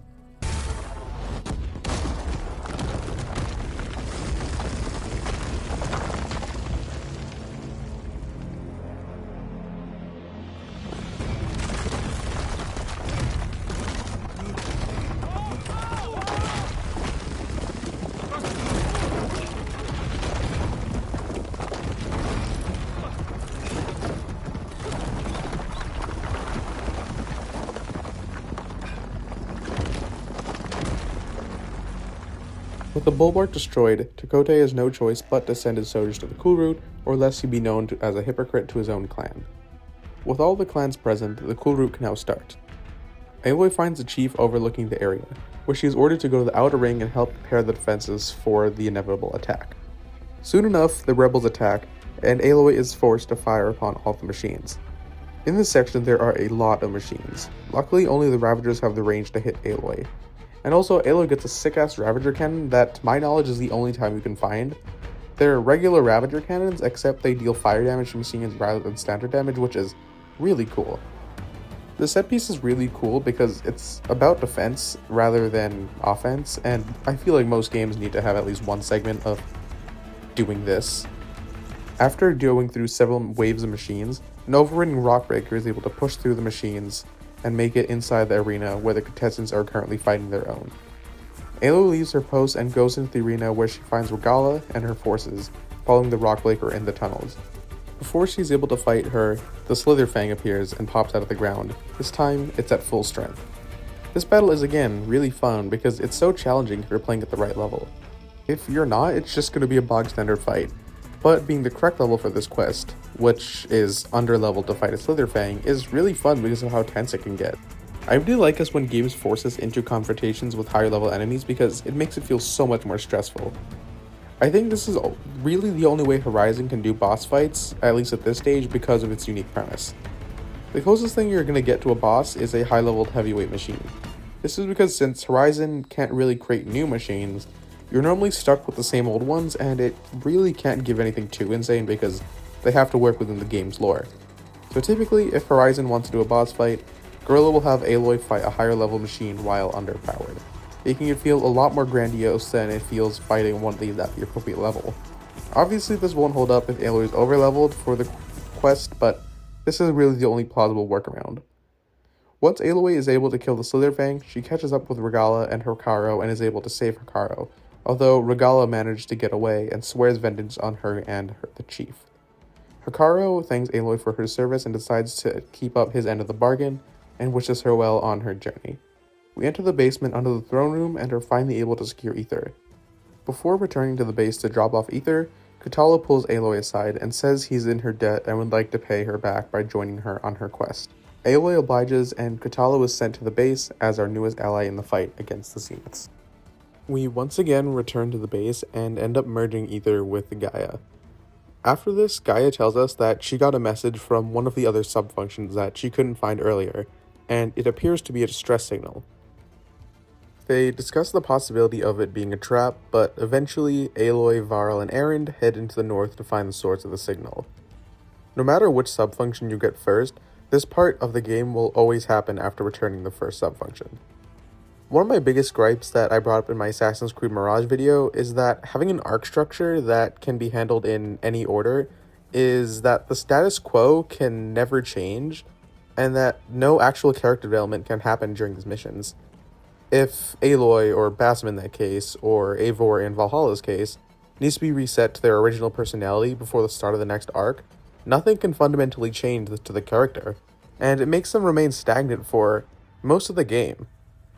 Mirage and Valhalla suffered severely from this problem because those entire games were built on an arc structure for their entire main story. Luckily, Forbidden West is able to somewhat avoid this issue as the subfunction arcs only take up the mid-game portion, and then it returns to being strictly linear, which is where the character development is really able to shine. Something that Horizon also does to mediate this issue is with the inclusion of interludes. After each arc and several story missions, there is an interlude the player has to complete before they're allowed to go back into the open world. These are where the majority of character development and bonding experiences happen. The only thing with this is that Aloy's character can't develop enough that it affects the next arc, unless they have a different voice line for her depending on what order Aloy gets the subfunctions at, which they don't. This could have also been a much bigger problem, but I'm so glad it was minimized. It's still an issue, but not as large as it could have been. This current mission that Aloy departs on is one of these interludes. We start the quest and reach the location of the Strex Skull where we get this cutscene.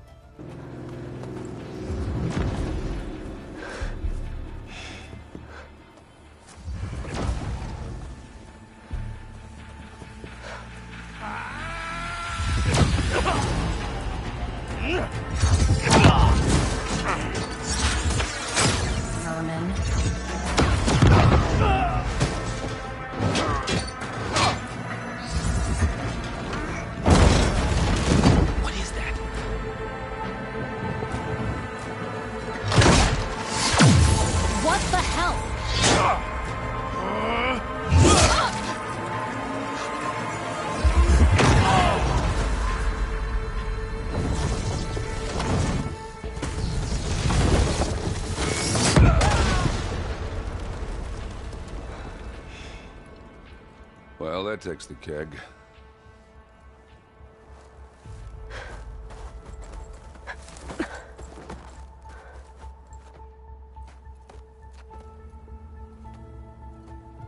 Varl, see if there's anything over there. On it. We'll check out the battlefield. Let's start with that Zenith. Aloy looks around the scene and finds that the Spectre on the ground has orders to recover something called the Asset. She also finds the device that destroyed the Zenith shield, but it's unfortunately too hot to touch at the moment. Meeting up with Varl, they find a big-ass hole dug straight into the ground into the facility they needed to get into. We enter the hole into the facility and explore it. Aloy and Varl eventually end up finding a large storage room which Aloy recognizes as something that was in the distress signal. She enters the storage number provided, and we get this scene.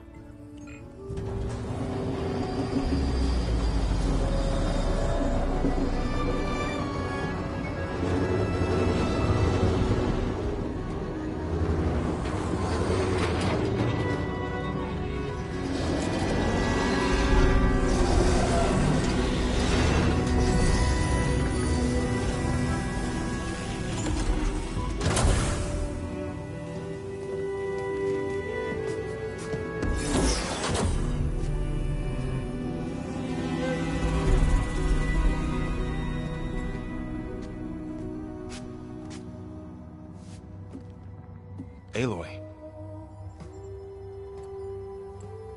It's you. Skin's like ice.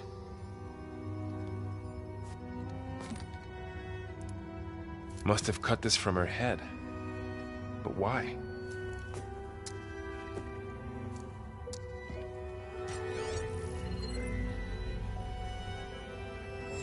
Hello, Elizabeth. Apologies, I don't know what else to call you. My name is Beta. I'm afraid I must be brief. I only have a few minutes before my keepers discover I'm missing, and I still need to remove this implant. I had hoped to find shelter with you, but if you're viewing this, I may be dead. Be careful when you take on Far Zenith. They are ruthless, and they have Alethea, Artemis, and Apollo now. But at least they don't have the Gaia kernel to merge them with.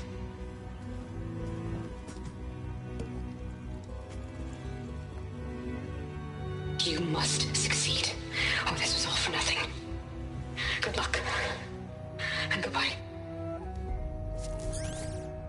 So she's still alive. We need to get her back to... Oh shit, they can fly? Aloy.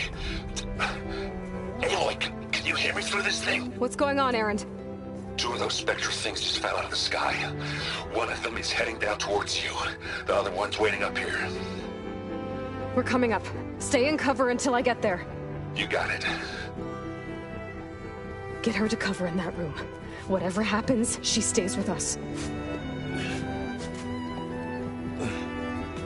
I'll protect her.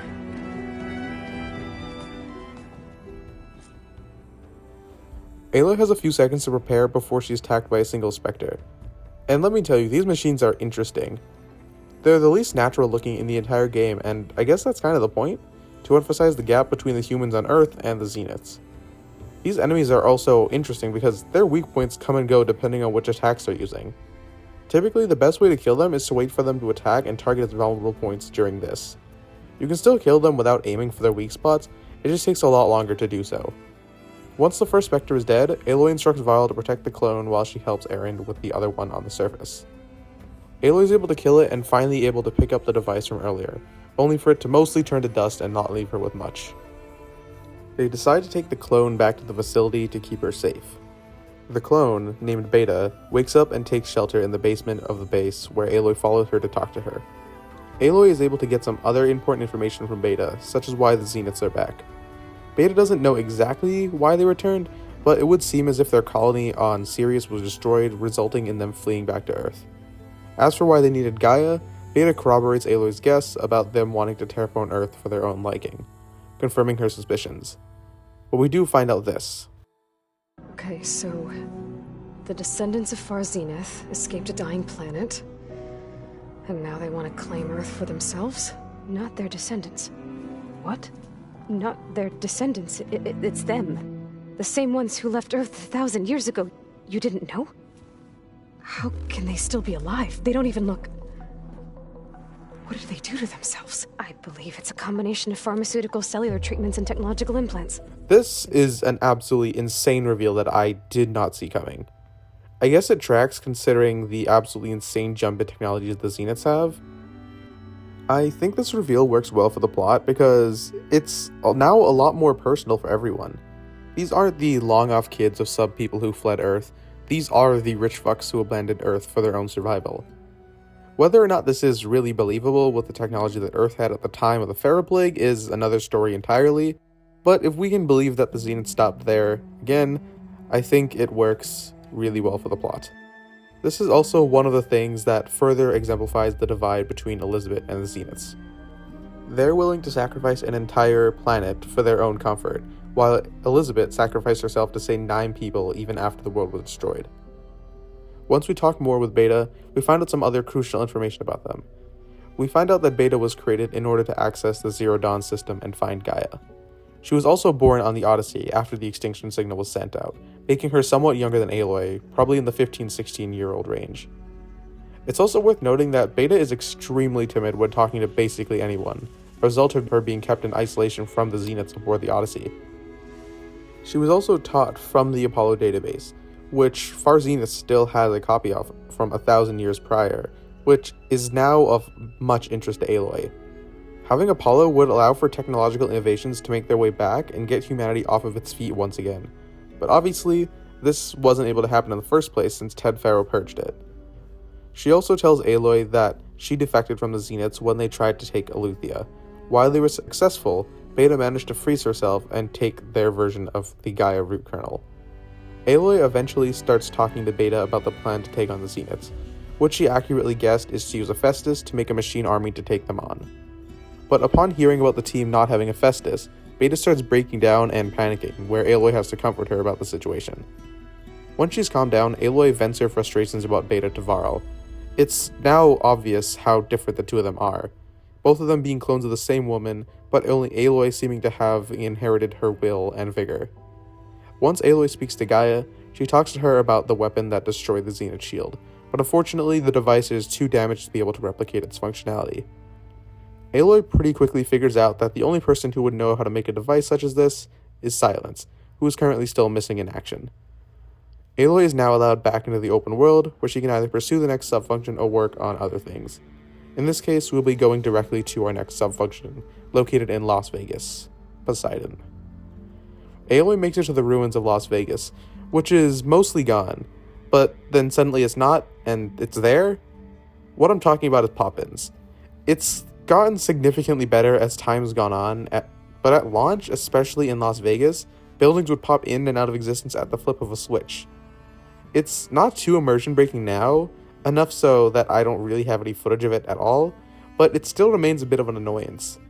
The game runs beautifully in all other ways. It's genuinely one of the best looking and performing games out there.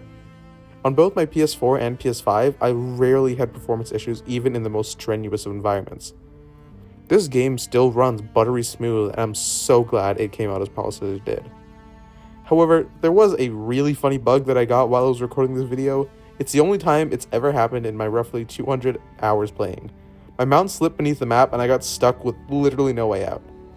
Again, this is the only time this has ever happened, and probably the biggest glitch I've seen in this game, and, well, as I said, I've played well over 200 hours, which is saying something. Anyways, Aloy eventually pushes into the ruins of Las Vegas, where she finds a building with water pouring out of it, sparking her interest, because, obviously, there's Poseidon water, that's kind of this whole thing. Upon entering, she finds several delvers in the building who have been trying to get into the underground city below the sands, which is currently flooded. One of the delvers almost drowns, which prompts Aloy to talk to them. We end up talking to that delver, Morland, and figure out how to create a device that would allow them to breathe underwater and enter the city. She finds out the city used to be dry, until while they were delving, the ruins suddenly flooded and forced them to flee, and they've been trying to enter ever since to find more treasure. Aloy realizes that this is most likely Poseidon's doing as a defense mechanism, which exacerbates her need to actually get in the city. Aloy and Morland talk about what they need in order to make the diving mask, and Aloy decides to go out and get them. Upon killing a herd of machines, Aloy gets the parts she needs and can return back. Aloy is able to enter the old elevator shaft of the city, now being able to breathe underwater. This diving mask is going to follow Aloy for the rest of the game and will allow Aloy to breathe underwater and access previously inaccessible areas. The water in this game is actually really well done, like the controls actually function. As Aloy gets into the city, Aloy can find the real Las Vegas, a city covered in a dome buried under the sand. And let me tell you, this city is absolutely beautiful. The lights and holograms are still active even after 1,000 years, and all of them are aquatic themed. Poseidon's doing, of course. Las Vegas has to be one of the coolest looking ruins in this game. It's just so colorful and gives a real feeling of awe.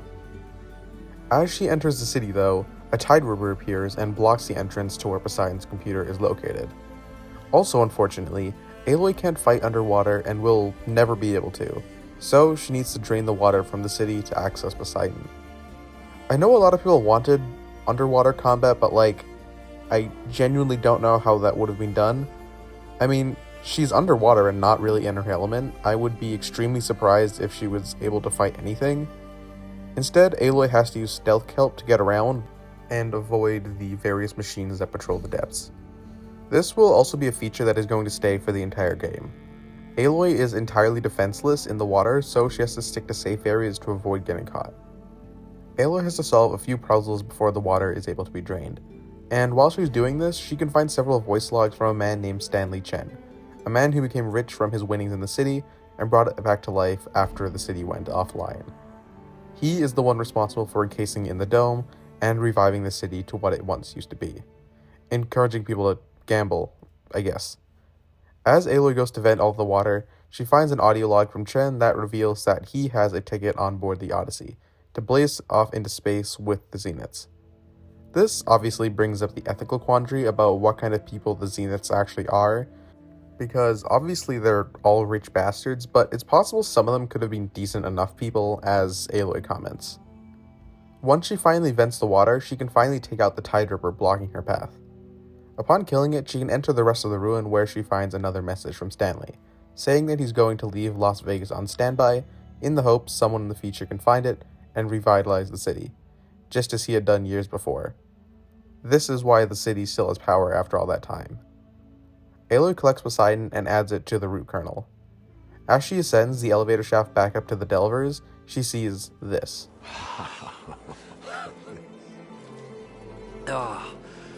Oh, show my old Gramps always wanted. There's another.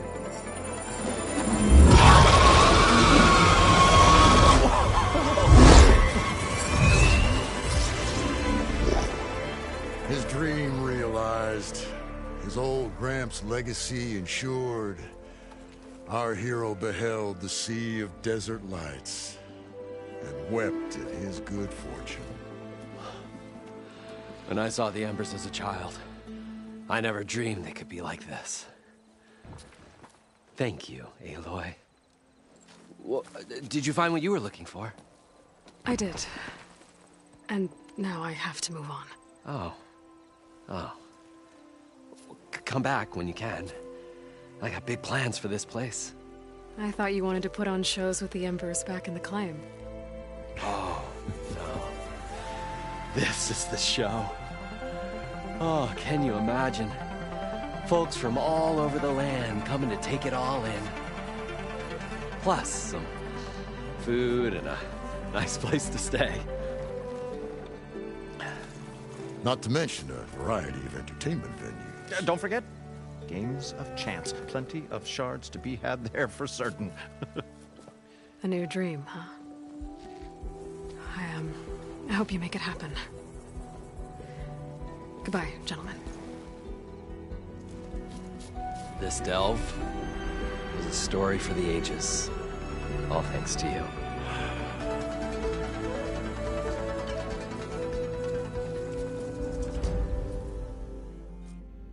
At this point onward, Las Vegas looks absolutely beautiful, with the entire night sky being lit up by dazzling colors and amazing buildings. I loved how the underwater part of Vegas looked in the first place, but this shoots it right out of the park. It's genuinely just stunning how good this place looks with all the holograms. There is, however, a way to make the setting look even better. Remember those relic ruins I mentioned way earlier? You can turn the ornaments you get from completing each one into one of the Delvers who you first met, and because of this, you get access to the light projections. Each relic ruin offers a different holiday theme that can light up the sky nearby. Just off the top of my head, there's Halloween, Christmas, Eid, and St. Patrick's Day. There's one for every single relic ruin, which is just genuinely so cool. Your reward for getting all of these is the Ancestors Return Legendary Shredded Gauntlet, a brand new weapon type introduced in Forbidden West. Shredded Gauntlets can be thrown to deal tear, impact, or elemental damage. They will shred into an enemy and do damage over time before coming back to Aloy in an arc, so sometimes Aloy has to run to catch them as they won't travel directly to her.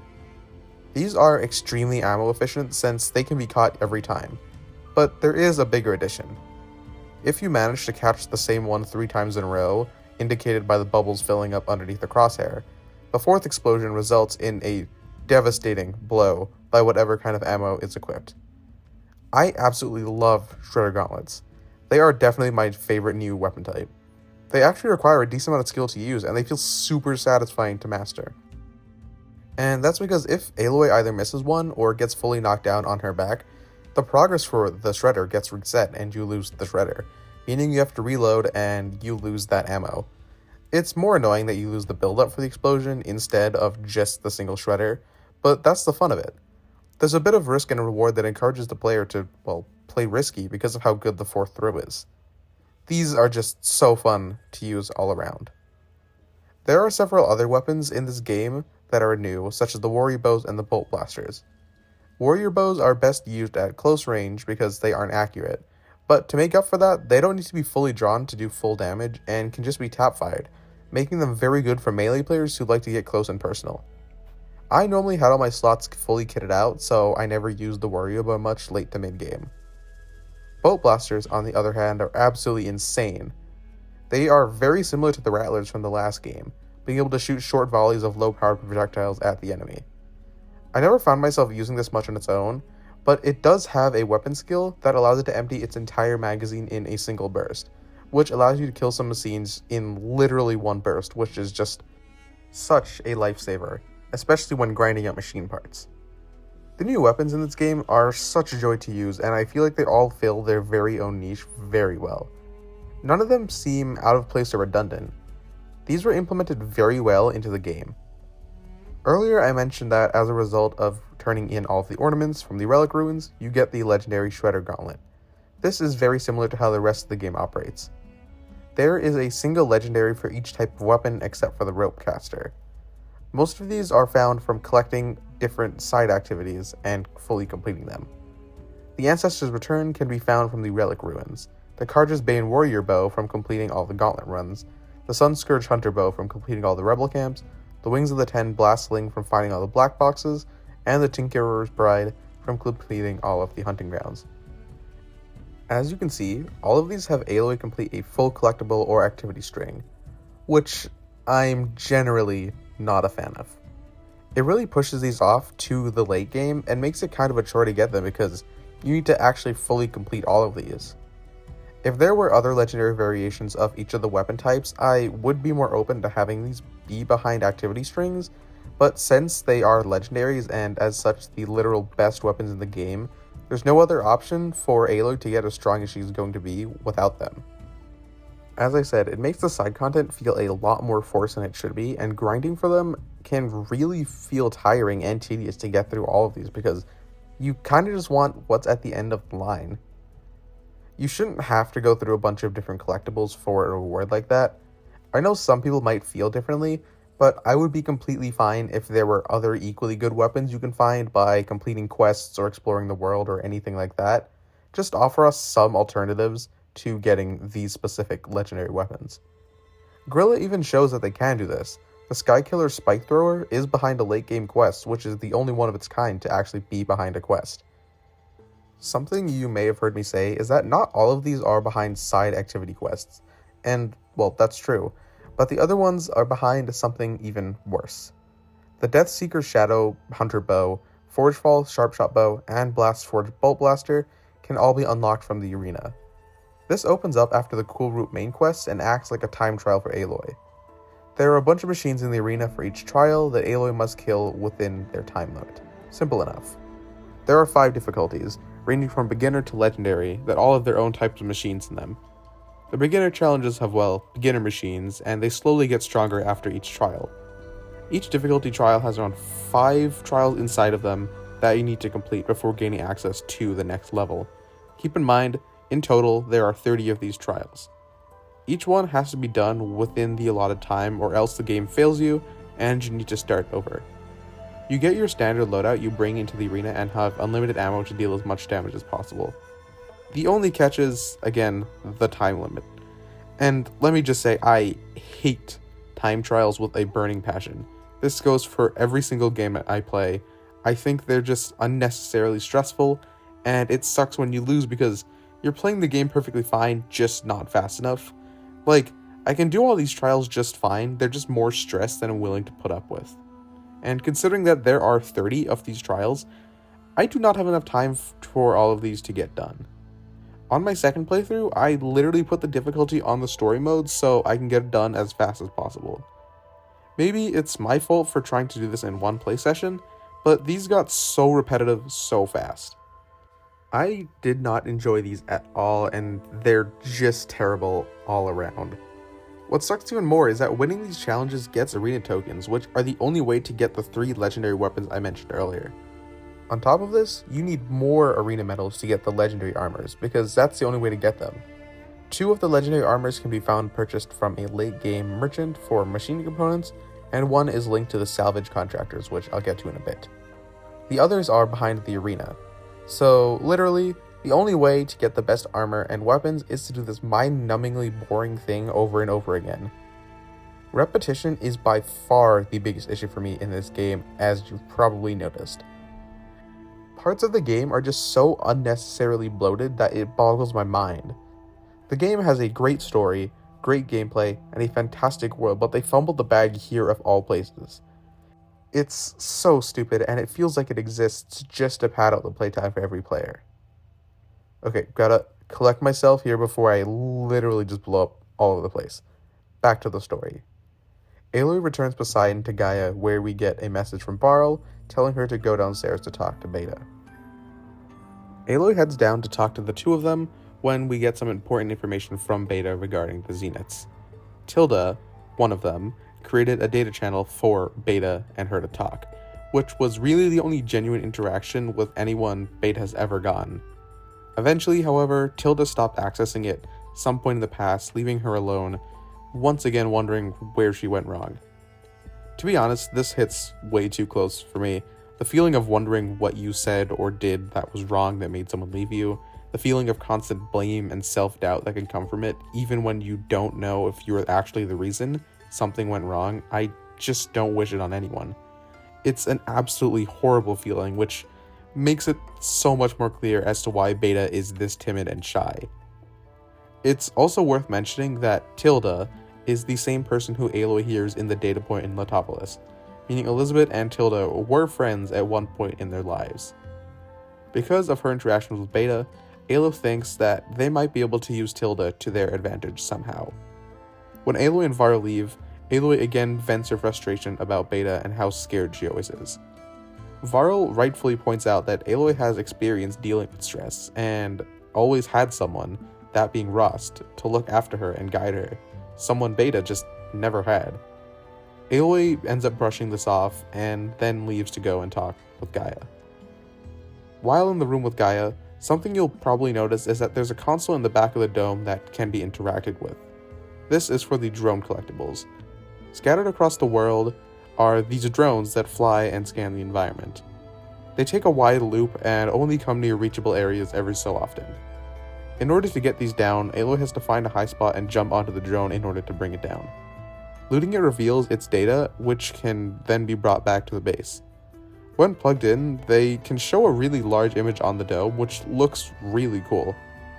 It makes Aloy feel so small because the drone footage is from the ground. There are 10 of these in total, 1 for each region, and they are generally really cool to look at.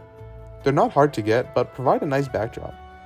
The only problem is that for some reason, whenever you actually talk to Gaia and have one of these displayed, the display goes away and it goes back to just being a black void. No idea why this happens, so it kind of cheapens the whole reward because the only time you can use it is when you're literally in the room with Gaia doing absolutely nothing, like not even talking to her. But anyway, something that is generally more useful are the melee pits that can be found in the different Tenakth capitals. There are 3 Tenakth ones and 1 Carja one, but the Carja pit isn't required to get the final reward. The melee pits require Aloy to gain mastery of the brand new melee system introduced in this game, through the warrior skill tree. Aloy can gain access to a bunch of different spear attack combos that each do different things. Enemies can actually recognize patterns in Aloy's attacks, so they'll start dodging or blocking her whenever she uses a single move too often, which I think is really cool. There are loads of tricks to work with here. There's a block breaker ability, charge up attack, an ability for Aloy to just jump off an enemy and become airborne. There are so many different ways to kill enemies. In my experience, using melee is the best way to kill a group of human enemies because typically they have helmets on that prevent them from getting headshotted. This game really nails the synergy between hand-to-hand and bow combat. Melee attacks remove armor pieces from an enemy, making them vulnerable to ranged attacks. For example, you can hit an enemy's helmet off and immediately transition to using the bow for a headshot. What makes this synergy even greater is the Resonator Blast that I mentioned way back in the beginning of the video.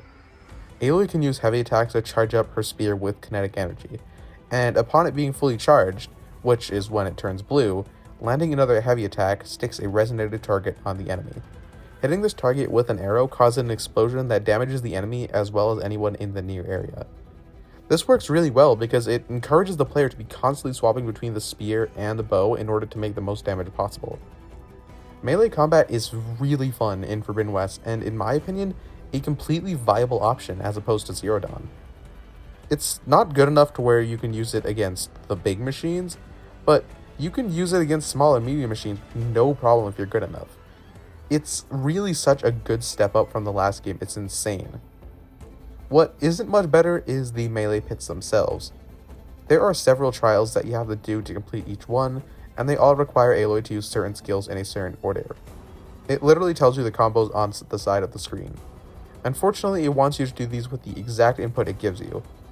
Failing to do so literally just shows the message "wrong input" on screen and has you restart.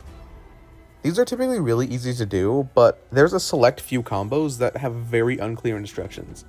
For example, most combos in the game require Aloy to wait a second and then attack again to initiate the actual different combo.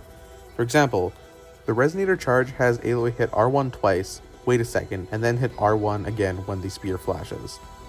The biggest issue is that a lot of these have you use the Half Moon Slash ability, which requires Aloy to hold R1 to close the gap on enemies.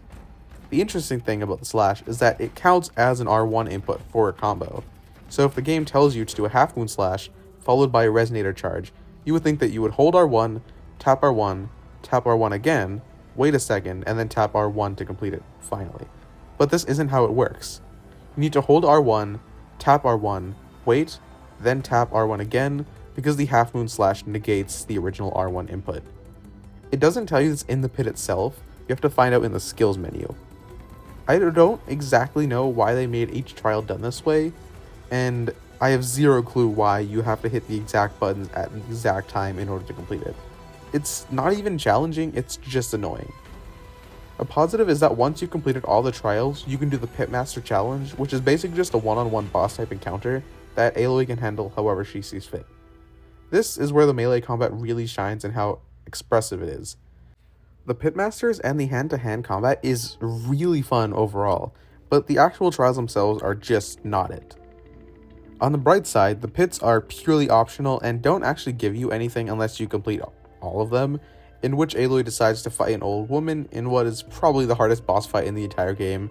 I'm literally not even joking. The fight with the Enduring is really tough, but it's really a joy to actually get through. At the end of the questline, once you've beat the Enduring, Aloy will end up getting a buff on her spear that increases the damage she does overall, which is a really nice bonus and doesn't feel like it's something that the game is forcing you to do. It is very much an optional thing, which I do appreciate. Something else that I think was done really well in this game are the cauldrons that return from the last game. In Zero Dawn, most of the cauldrons feel familiar and had the singular goal of getting into the core and finding the overrides. This time the mission structure is a lot more varied and unique. One of the cauldrons is completely destroyed, another is underwater, and another has a broken tall neck that is stopping it from functioning.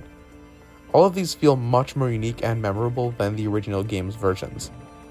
They still typically have a boss fight at the end, but it's not as predictable, and they all normally have some sort of environmental difference. I think my favorite one of these is Cauldron Iota, which has Aloy fix the broken tall neck by reattaching its head. Once that's done, the tall neck rises up from the ground and pops up, with Aloy on it, right back onto the surface, which has got to be some of the best visuals in the entire game. I remember going through half the game on my first playthrough wondering why there was no tall neck in the top area of the map, because I hadn't done the cauldron, but once I completed the cauldron, I was like, oh. Overall, these are much better than what we got in Zero Dawn. They're so much more engaging and honestly less repetitive than the ones from the first game, which makes them that much more enjoyable than the ones in Zero Dawn. I have already previously mentioned that the cauldrons will sometimes spit out a corrupted override, which Aloy will have to repair in order to use it, but I've already complained about that, so I don't think it's really important to bring that up here again. Forbidden West continues the trend of creating a stark contrast between the realm of machines and that of humans. The cauldrons, for the most part, feel cold and lifeless, a stark contrast to the world around it. Forbidden West's world is one of the best things about it, both physically and in gameplay. It feels like there's always something happening. You can find rebels or soldiers fighting random machines, fighting each other, or popping up and fighting you. This world never feels still or stale because movement is always happening somewhere you can see. Horizon, in both games, managed to craft an absolutely gorgeous play space that I want to live in. I don't live on the West Coast, but I've been to some of the areas in Zero Dawn, and I generally cannot remember the world being as beautiful as what Guerrilla creates in these games. At the end of the day, this is still the world we're living in, not some fantasy realm, and it uses what you may take for granted, and that's really what makes it beautiful. I think most shots in this game while you're exploring are really screenshot worthy. The bright colors fill the screen with life and personality. I've never longed to exist in a video game world as much as I have in the Horizon universe, and for that, Guerrilla must be applauded for their excellent work on their environment and greater world.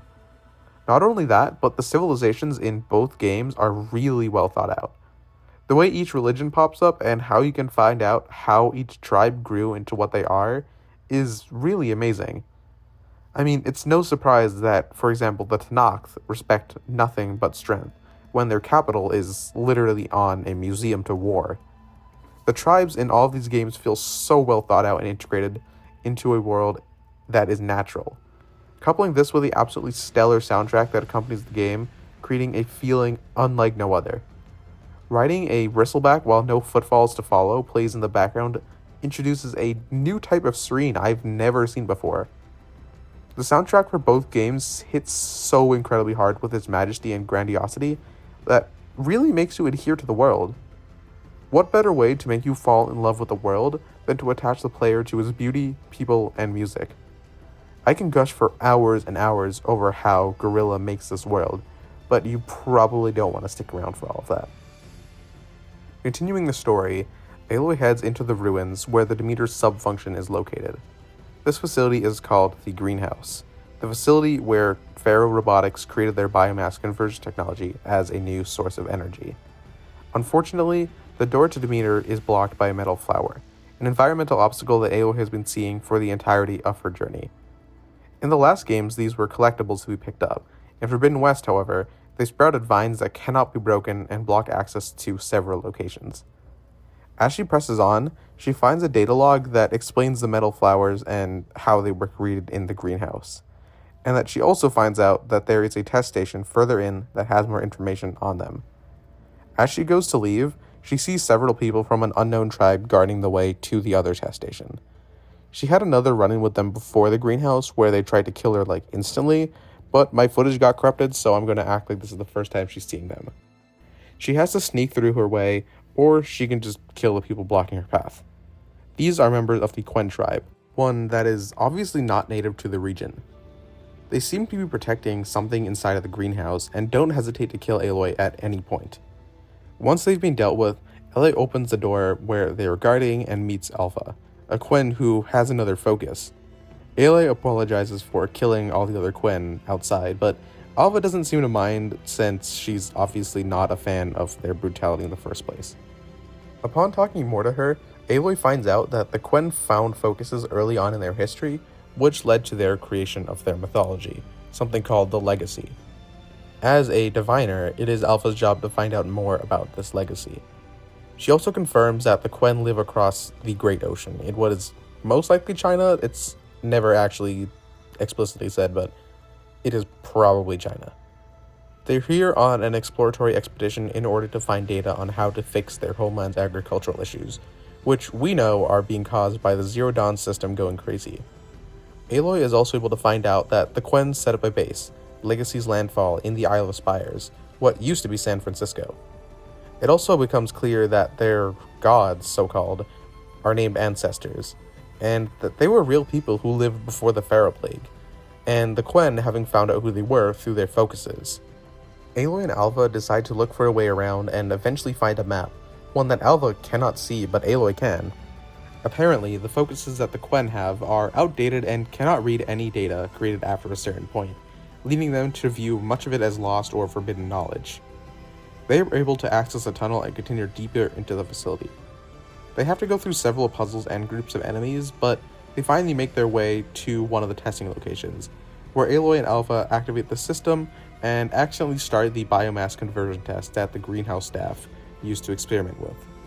It ends up eating all of the life in the courtyard, freaking Alpha out and prompting Aloy to kind of explain how the world ended in the first place. Through a hologram, Aloy finds out the reason why the metal flowers exist. Their vines are made to be immune to the biomass conversion processes and nearly indestructible in the hopes that they can be deployed to halt the Feral Plague. Obviously, this doesn't end up working. Once Hades was reactivated in Zero Dawn and the Feral robots were reawakened, Demeter began having machines drop the flowers off in the hopes of being able to stop the robots, which is now the reason that they're spreading vines in Forbidden West as opposed to Zero Dawn. I actually really like this retcon because at first I was like, why do they have roots? They didn't have this in the last game. But now it makes it clear that, there is actually a lore reason why they're no longer collectibles and, block your path. Regardless, they press on and go further where they head into the courtyard that was destroyed by the conversion process. And as they get ready to go inside, they find a Dreadwind blocking their path. This one is less a boss battle because they aren't too high level for the quest, but because there's only one you can find in the world prior to this in an unmarked location, literally in the middle of nowhere, it can be a real learning experience for most players who've never had to take one down before. Regardless, Aloy and Alva are able to take it down and they enter the test station. They find a data point that explains why the Metal Flower project failed. They were outpaced by the Swarm's ability to reproduce by almost 400%, meaning that deploying them was going to be useless. They also find code that the greenhouse staff was supposed to inject the flowers with after the Feral Plague was over that would disintegrate the vines. We take this data and attach it to our spear, giving Aloy the ability to clear the metal flowers all around the map. Aloy removes the code from the flower, blocking Demeter near the entrance and collect her, where we get this cutscene. Demeter, it's time to go home. To Gaia. Receiver 1. Elizabeth Sobek. Alpha Prime. Master override activated. Restoring Demeter's subordinate function to original code.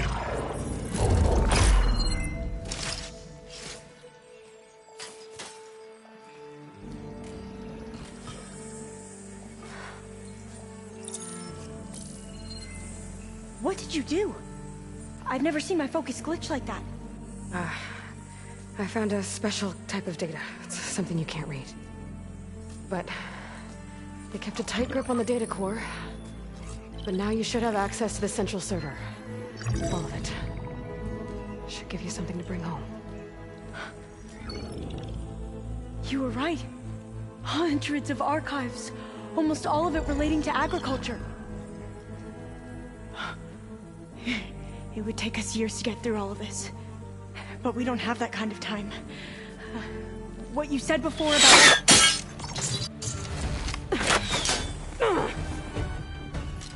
Alva! Hold your fire! By the word of the ancestors, you must stop.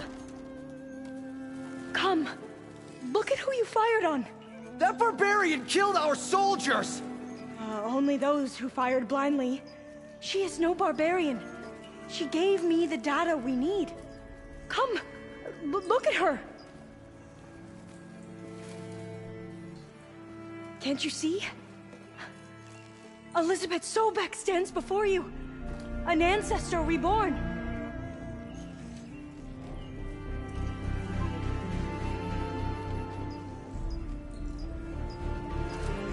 Diviner, we should bring the ancestor back. It is we who follow their word, Commander, not the other way around. My apologies, Dr. Sobek. Our people's faith is strong, but there are those who are not as familiar with the legacy as they should be. Honestly, this is such a good reveal because it recontextualizes all of Aloy's interactions with Alpha in the past. The reason why Alpha was so shocked to see Aloy wasn't that she had a bow pointed at her, it was because she knew she was a clone of Elizabeth.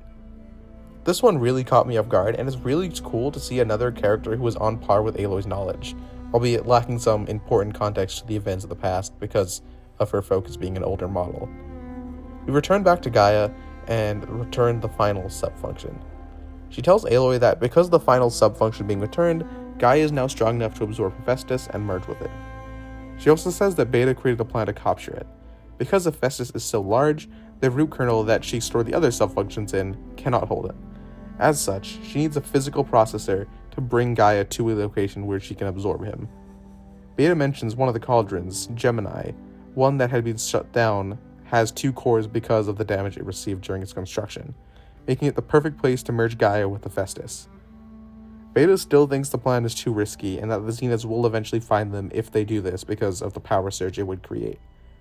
Aloy suggests that they plant devices near all of the other cauldrons in the area that will let out a power surge at the same time in order to make it look routine. Beta is still convinced that it would never work, especially since he found out that Hephaestus wrote Sobek's alpha clearance out of its code, thus rendering Aloy's override spear useless. Aloy does come up with an idea. If they are able to find Ted Fairo's bunker, Thebes, Aloy can take its Omega clearance, the very same one he had used to kill the Alphas 1,000 years ago. Unfortunately, no one knows where Thebes is, only that it was somewhere in San Francisco. Aloy decides that she's going to make the journey there in order to find Thebes, and hopefully find Alpha while she's there. The Isle of Spires is on the far west and is blocked by a whole ocean, forcing Aloy to take a boat to the other side. Once she's there, this unlocks the final part of the map in the base game. The Isle of Spires is generally one of the best locations in the game. It's extremely tropical, the water is clear, and the island never seems to lack in beauty. It's probably the most beautiful this game has to offer in a world full of such sights. There's just something about the towering ruins that is just so captivating to live in and be around. Aloy will eventually make it to Legacy's landfall, where she is welcomed with open arms and a more than eager group of Quen who want to meet this living ancestor.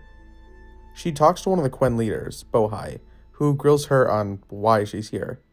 While she's retorting, we get introduced to the real leader of Landfall, the CEO, who immediately comes off as one of the most obnoxious and arrogant characters in this game, and just wait, he'll just get worse. Aloy eventually tells Bohai and the CEO of her goal of finding Thebes, and he tells her that they've actually already found it, which is where Alpha currently is. The only problem is that Thebes has been cut off from the rest of the group because of a particularly powerful Thunderjaw, which Aloy immediately clocks as an Apex 1. Aloy now has the chance to ask the CEO and Bohai about the Quen and their mission here. She also finds out that the CEO is actually a title, and that this current version of the CEO is the cousin of the Quen Emperor, making him one of the most powerful people of their empire. Bohai also mentions how much they struggled to get into Thebes and currently have no way of actually entering. By the end of their conversation, Aloy agrees to kill the Thunderjaw in exchange for her being able to enter Thebes. She makes her way to the location where she finds the Thunderjaw, which is a really kick-ass fight. Not only are Thunderjaws always just a joy to fight in the base game, this one is one of the better ones because it being an Apex just feels even better with the added difficulty. Only some upgrades in the game require Aloy to kill these Apex Thunderjaws, so you'll most likely not feel burnt out by these Thunderjaws at this point. If most heavyweight machines did not require them to be killed so much for the various upgrades in the game, I'm sure all the fights would probably seem just as fun as this.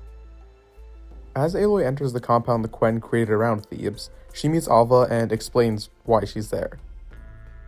Both of them end up expressing their uncertainties about the CEO's leadership ability, but are eventually able to enter. They head down and make it to the door, which is probably the biggest door in the entire game. Something you'll soon notice is going to be a trend in this section. Phairo has taken a liking to all things that show off his wealth. This gold-covered door almost instantly reveals how ostentatious this man is. But that really isn't a surprise if you played Zero Dawn. When they actually reach the door, it's revealed to be gene-locked to Ted Fairo, still not solving the issue of them getting in. Alpha states that there are several tunnels they found in the blueprints of Thebes, something previously inaccessible due to it being flooded. But now that Aloy and her trusty diving mask are there, she can go underwater to find one of the entrances Alpha speaks about. Aloy dives underwater and gets a really cool visual of all the volcanic activity below the bunker.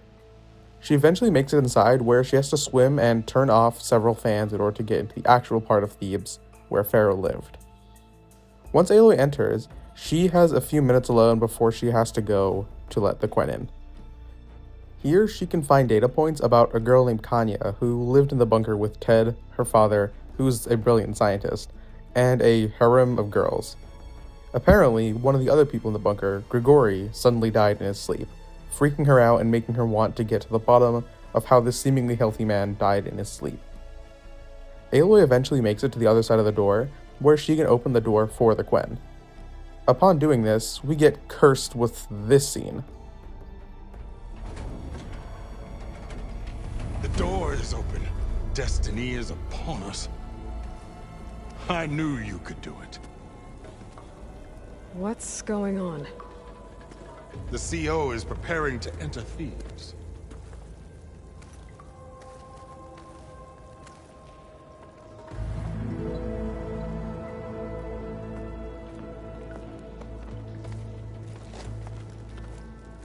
Oh, why are you dressed like Ted Pharaoh? I am Pharaoh, renewed. My essence is the same as his. Across the years, across the generations, his soul is my soul. His will is my will. We are sundered in only one way. I need his final testament, his deepest secrets. And now that the door is open, those secrets are within my grasp. When I have them, I will be complete, as he was. I will have everything I need to save our homeland, and, as Pharaoh did, the world. Okay. I think there's some confusion here about who Pharaoh really was. No one knows better than I who he was, who he is. Me. The Renewer, greatest of the ancestors, the man who saved the world. And you. You understand, Sobek. You are her, Pharaoh's harbinger, his assistant. Come, we will descend into Thebes together, as it should be. Bring her the raiment. Raiment? As he is Pharaoh, you are Sobek. For an occasion this momentous, shouldn't you wear proper business attire? Whoa. No. No, I am not wearing that. No way. You will wear the proper attire to mark this moment. Or what? It is said Sobek valued life above all else. Is this true? Fine. I'll wear your raiment.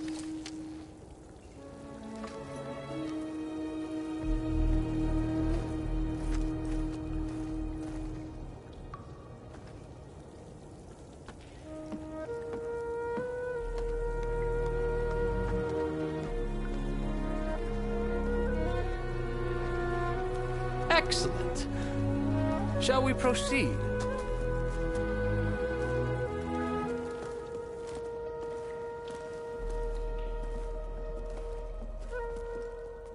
If it wasn't immensely clear before, the player now knows what CO stands for.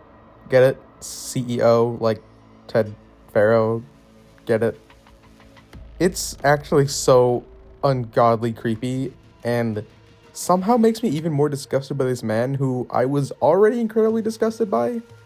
Especially since he makes Aloy dress up like she's some sort of pet. This scene is genuinely just so gross and quickly made the CO one of my most hated characters in this game, and that is saying something considering the amount of horrid people in this series. Something you've probably noticed is that both Zero Dawn and Forbidden West have a very strong connection to both Egyptian and Greek mythology. Obviously with all the subordinate functions being named after Greek gods, except for Minerva, who has a Roman name, and I'm not actually sure what that's about, but there's also the fact that Ted Pharaoh is named, guess what? Pharaoh, like the rulers of Egypt. And he's also in a bunker called Thebes, which is a real city in ancient Egypt, and it's still a thing today, and is also a city-state from Greece where Heracles was born. then there's also obviously Elizabeth Sobek, named after the crocodilian Egyptian god, who's heavily related to strength and fertility. Very on the nose for the story, but Horizon isn't really known for subtlety. It doesn't really add anything significant to the main story. I just think it's cool because it highlights each Old World's characters' personalities and what they represent for the story. I just think it's pretty neat. Aloy presses on with the Quen and eventually sees this giant gold statue of Ted, because really, what else would be in the center of this man's private bunker? I mentioned before how this game wears its themes right on its sleeve, and this is one of them. In the last game, Ted was kind of an asshole, self-centered CEO, but this game makes him out to be a lot more malicious and frankly kind of just evil. I don't have a problem with this. It's just a lot more obvious in this game what they're trying to say about the super wealthy. As Aloy goes down, she finds another data point from Kanya, where she explains she discovered that Grigori had found out about Pharaoh's killing of the Alphas before his death, leading her to believe this to be why he was killed. Which, I mean, is exactly right, so good on her. When they get down to the bottom of the Ted statue, it's revealed that some of his decorative corruptors are real functional corruptors, which Aloy and Alva have to bring down pretty quickly.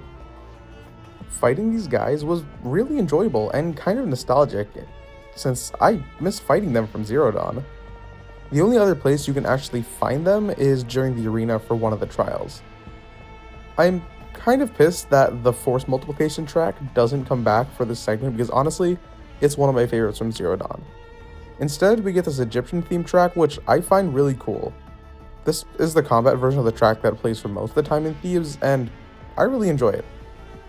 Going into the next room, Aloy finds a recording from Ted that explains that he had his engineers hook up Thebe to the volcanic activity underground, which powers the reactor. But he also implemented a failsafe that means that if he dies, the reactor will melt down and destroy the place. And, well, you've probably noticed the bunker's still standing. The group enters the next room, which has a chair in the middle of it, seemingly for medical purposes. Aloy can scan the chair to get another data point, one that has Kanya's dad and Pharaoh speaking about the mutations Pharaoh has been going through after his procedure in the chair. You can probably guess where this is going. Aloy tells Alva and the CEO that Ted might possibly be alive, which the CEO promptly rejects because of his belief that he is Pharaoh reincarnated. Before going too far, Aloy can find a data point between Kanya and her father where she finds out that Pharaoh had her dad put kill switches in everyone's head, so that Pharaoh can, well, you know, to anyone who upsets him, which explains what happened to Grigori. The Quen come across a door and they can't open it, so Aloy goes to find a way around, and eventually does, giving her some time to be alone. And I'm gonna go let this next cutscene play out because I'm just not gonna be able to do it justice.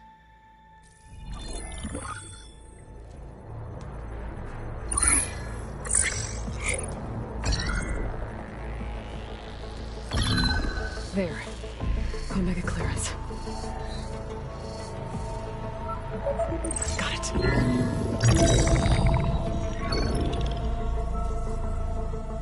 What do you have to say for yourself, Ted?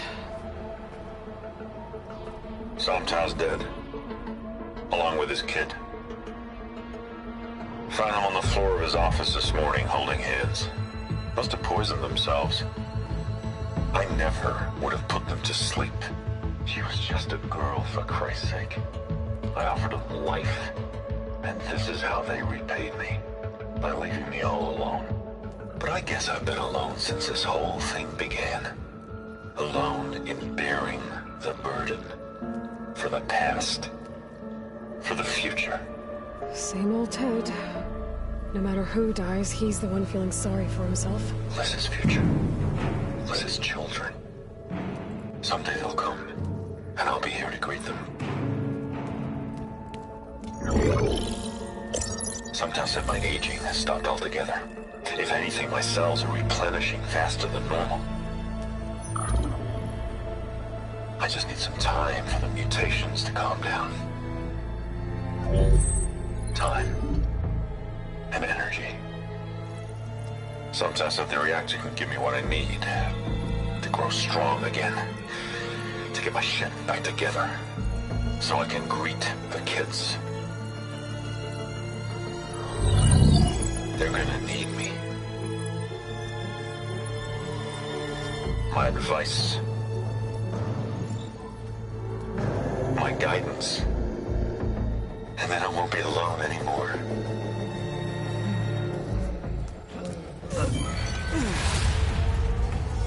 Pharaoh's secrets. Are they here? Not the ones you're looking for. Then they must be in there. Trust me. You don't want to go in there. Are you mad? I haven't come all this way to stop now.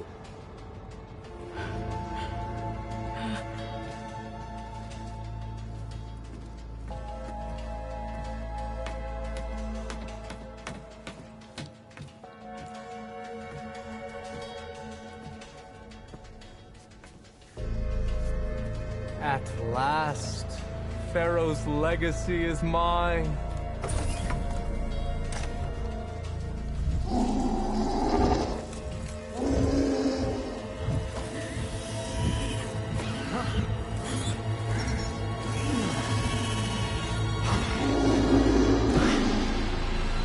Is that?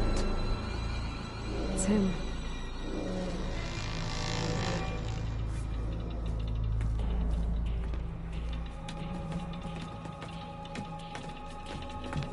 Burn it to ash. Wait, no. Pharaoh has it rigged to melt down. Kill them too. No witnesses. Aloy now has to fight her way out of Thebes in what is actually a pretty hard section, especially in the first area. The heavy gunner and the flamethrower take a lot of damage and deal a shit ton in return, making the fight really difficult. Couple that in with the general lack of cover in this area and you have a recipe for a tough time. This part's pretty fun actually, especially because Aloy is depowered and can't use all of her perks because of the outfit she's wearing. Once those enemies have eventually been cleared out, she can start running away. Lava is pouring out of every single nook and cranny and will set Aloy on fire if she isn't careful enough, making it one of the coolest set pieces in the game. Once she returns to the area with Pharaoh's statue, she sees the CO attempting to escape, but obviously since he's not the most athletic, it doesn't end well, resulting in one of the most poetic deaths ever. Crushed by the head of your egotistical role model. How absolutely fitting for a piece of shit like the CO. Aloy is able to find another path and her and Alva are able to escape. They are briefly questioned by Bohai, but gets let go as a result of him hating the CO more than probably any other character. The one thing he does make clear is that Alva has to accompany Aloy to see what she's doing with all the data they received in Thebes. At this point, Alva will now join the rest of the group in the base, getting us a new ally in the fight. Now that that's done, Aloy now has everything she needs to go to Cauldron Gemini and capture Hephaestus. I think it's also really funny that the outfit Aloy is forced to wear becomes a permanent part of her outfit list that she can just choose at any time, which is, it's just so funny to me. Before we move on, I want to talk about Pharaoh's fate and what happens in Thebes. I know the Horizon community is kind of in a disagreement about how Ted was handled in this game, and honestly I think Guerrilla did it pretty well overall. I like the ambiguity of what he's turned into, especially with all the guttural yells and roaring coming up from the reactor room. The human brain is able to come up with some absolutely horrific stuff with just a little information. I mean, think about when it's late at night and the pile of clothes in your chair looks like a monster staring at you. Sometimes it's better to just let your imagination do its thing and make it scary. I think showing Ted would have just really been underwhelming and a disservice to the character, because what if the player had constructed this horrible fate for him and it's just not what you thought and kind of a disappointment? I think it was much better that it was left off as ambiguous, especially since both Horizons games have had a teen rating. I just don't think it would have been possible to show Ted and for it to have been truly satisfying because of the bounds of the game's rating. That's just my 2 cents, and I would love to hear if people disagree down in the comments. At this point in the story is when things really start to pick up its pace and really go ballistic until the end. So before we get to that point, I have a few things I haven't touched on just yet. These two things are salvage contracts and machine strikes. Salvage contracts are the final type of open world activity in the game. These require Aloy to go to all the different contractors in the world and interact with them. Each one of these will have a few requests for machine parts that Aloy will have to get, and some of these are more unique than others. These are never like, oh, I need a Stormbird cannon, can you get me one, kind of fetch quests. These are generally a bit more interesting. One of these has Aloy participate in an ambush on a Shellwalker convoy that has traps set around the area, which is quite fun. It isn't too different from the way the game normally plays, but it's a bit of a shakeup. The other ones in the game are also like this. Another one has Aloy kill a herd of chargers in order for a pack of scroungers to show up and for her to eventually kill and loot them. It's a little twist that occurs during these missions that make them kind of fun and enjoyable instead of just being another fetch quest. Another thing I really enjoy is that they never make Aloy kill any heavyweight machines that you need for upgrading weapons and armors. It allows the game to not feel as tiring and grating if you just had to kill these same machines you've killed 1,000 times over. Instead, these contracts incentivize the player to fight machines they've fought less, or maybe haven't fought in a long time depending on what point you're at in the story. Completing all of these gives Aloy the Oseram Artificer outfit, which I personally love because of how it looks and functions. I actually really like the way some of these outfits look on Aloy. I know I mentioned this before, but I just had to reiterate it. I've taken like a bunch of different photos of her in photo mode, which this game has, which, side note, is actually really well done on its own. I just don't think it's really important to the overall game. As I said, this game is genuinely really pretty, and taking photos is really fun. And while we're on the topic of Aloy, I need to mention that I am a bit biased because Aloy is like one of my favorite characters of all time. I think she's really cool, and I also may have the slightest, most tiny video game crush on her. But I also gotta do a short story time because I think it's really funny if I bring this up now, because at this point most normal people aren't watching, so that gives me permission to be as weird as I want. So I was coming home from school one day, and I get a text message from my friend saying not to leave yet because he has my Christmas present. All of my friends know I really like Aloy for some context. My friend eventually finds me outside my car, and he hands me a trash bag with something kind of fluffy and squishy in there, and my face just goes ghost white because he's done this before with other people, and I know exactly what's in there, and you probably do too. So I opened it up, and well, just look at it.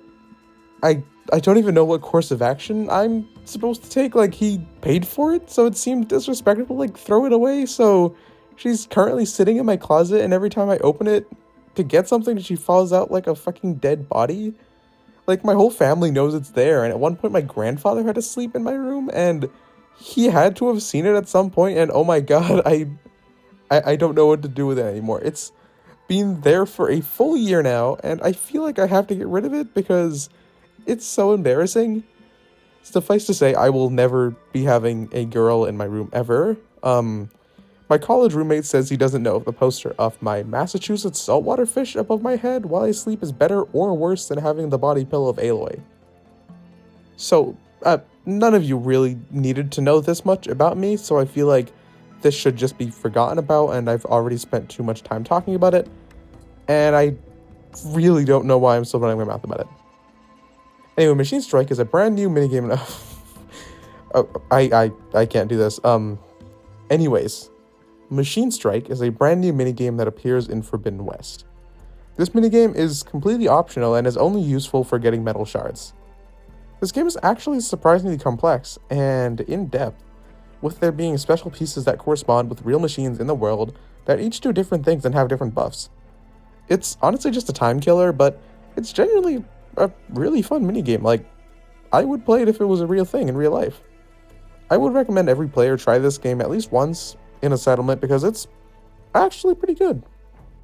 Now that we've gotten all the side content and talk about an Aloy body pillow out of the way, we're kind of in the home stretch now. These last few missions really blend together with each other and appear to be made to be played back to back to back to keep up the proper momentum with the story. Aloy returns to Gaia where she says that there's a problem. Hephaestus seems to have increased his power substantially because he's caught on to what the team has been doing, and as a result, the merge with Gaia is still going to happen, although it will now take a day and a half to do so, making it almost certain that the Zeniths will find them during that duration.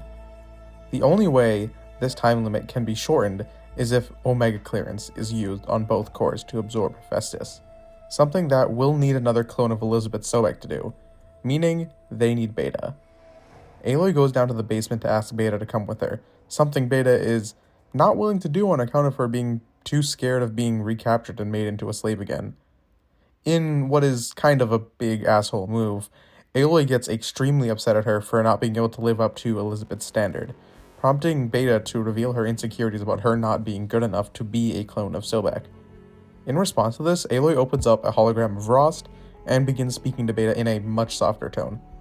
Aloy explains that while they are technically the same person, Aloy had Rost to take care of her and love her in his own way. Beta never had any emotional connection to, well, anyone to develop herself into a stronger person. Aloy sits down with Beta and tells her they'll find another way, and that she doesn't have to go on the mission. Beta, however, declines this offer, saying that she'll go since the world depends on it. But she does make one demand. If the Zeniths find them, one way or another, Aloy cannot let them take Beta with them. I actually really like and dislike this conversation for several reasons. Let's start with what I like. I really enjoyed how they finally tie Rost back into the story after being sidelined for so long in this game and the last game. Aloy never really spoke about him, and it's clear that she's suppressing her emotions in order to get on with her mission. Rost had come up quite a few times in Forbidden West, and Aloy always just shrugs it off for this very same reason, and it's really nice to see her finally start to open back up to someone about what he really meant to her. I also really like how the developers expanded on Aloy's character in this scene. My favorite being the reveal that Aloy's personality didn't actually come from Elizabeth. It was her entirely. Aloy's personality wasn't her birthright. It was herself who created that willpower and inner strength, and I think it deepens her character a lot because she's not really special because she's a clone of the smartest and most determined scientist of all time. She's special because she developed those characteristics on her own. We see the opposite of this with Beta, who on paper should have the personality of Sobeck if that was how personalities worked in the Horizon universe, as we were led to believe. But because of her immense amount of trauma she sustained, she doesn't have the will or drive to do what Aloy does. My main gripe with the scene is that it kind of calms things down a bit too quickly. Aloy and Beta have been having issues with each other for the entire game up until this point, and it only seemed to have been getting worse. I think the relationship was way too strained to be fixed with a single heart-to-heart. I would have liked more scenes of them just talking and bonding, and for Grilla to show a real shift in Aloy's character over time, as opposed to just doing it all at once. I think a way that they could have fixed this was to have Aloy possibly take Beta out on several missions that don't involve the Zeniths to kind of bring her out of her shell and then have them interact during the course of those missions. I think that would have smoothed it over a lot more and made this feel not as jarring as it comes off in the final product. Overall, I really like the scene and what it means for the franchise and Aloy as a character. Anyways, once Aloy talks to Gaia, she can start Gemini. We get a really well-crafted cutscene set to the Gemini track, which is an alternative version of In the Flood. The parallels between this scene and the intro are so well done and shows how far Aloy has come from the beginning. From traveling alone to having a whole team behind her back. Once Aloy, Varl, and Beta get into the cauldron, they are able to install Gaia on one of the cores and call down Hephaestus onto the other. Unfortunately, Hephaestus is able to escape and retreat further into the cauldron while releasing several machines onto the group. These are just Ravagers and a Behemoth, so they don't put up too much of a fight. Once they are destroyed, Aloy can follow Hephaestus where she finds the cauldron fabrication up and running and drawing a substantial amount of energy for whatever it is building. If you fought one of these before, the soundtrack automatically gives it away, but this machine isn't ready yet, so Aloy has to go past it where she reaches a crossroads. She has to go both ways eventually, so choosing which one doesn't impact the overall gameplay, as you'll have to do the other one eventually. At the end of each crossroads are a load of machines Aloy will have to fight through before she can override the node and force Hephaestus out, where he inevitably retreats into the one on the other side. Aloy will have to then override the node on the other end of the crossroads before returning back to Beta and Varl, in the exact same direction that machine was being built earlier. Once she's there, the machine reveals itself to be a Slaughter Spine. This is one of the newer machines and the strongest in the game, even more so than the Thunderjaw. This is one of the heavyweight machines you need to destroy a lot of in order to upgrade your equipment, so depending on when you do this fight, it can either be really tense and exciting, or kind of boring and just unpleasant. I hadn't fought too many of these in the past before this mission, so I had an absolute blast fighting yet another one. As Aloy enters the room, she starts thanking both Varl and Beta for their help and sticking with her throughout the entire journey. When Aloy eventually catches up with them, we get this cutscene. The core is stable. Hephaestus is 100% contained. Now we better get started with the merge. It's all set up. Gaia, establish the link, please. Done.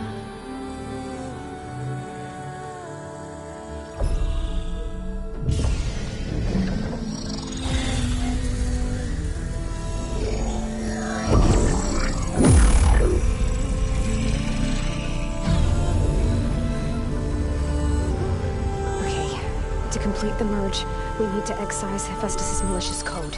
Carefully.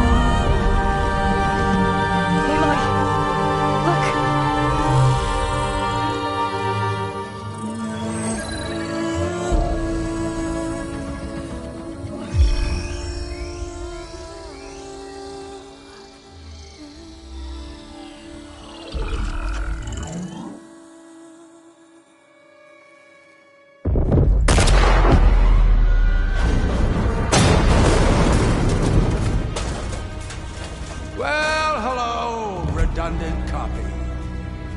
You cost us quite a lot of time.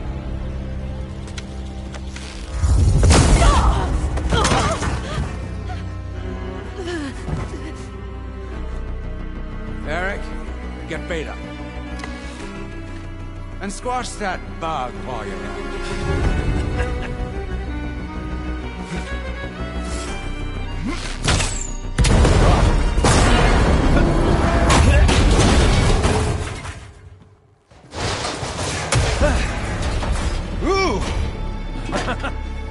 Get behind me.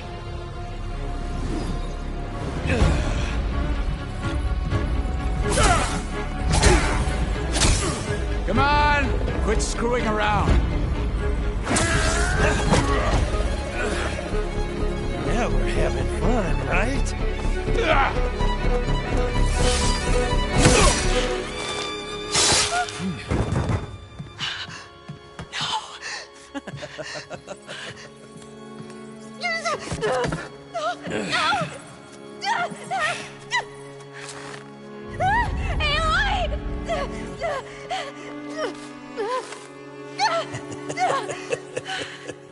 Finally. Tilda, get Gaia and Hephaestus ready for transport. Tilda! I failed. Hush. All is not lost. Tilda! What the hell are you doing? Stop her! I can't even see her!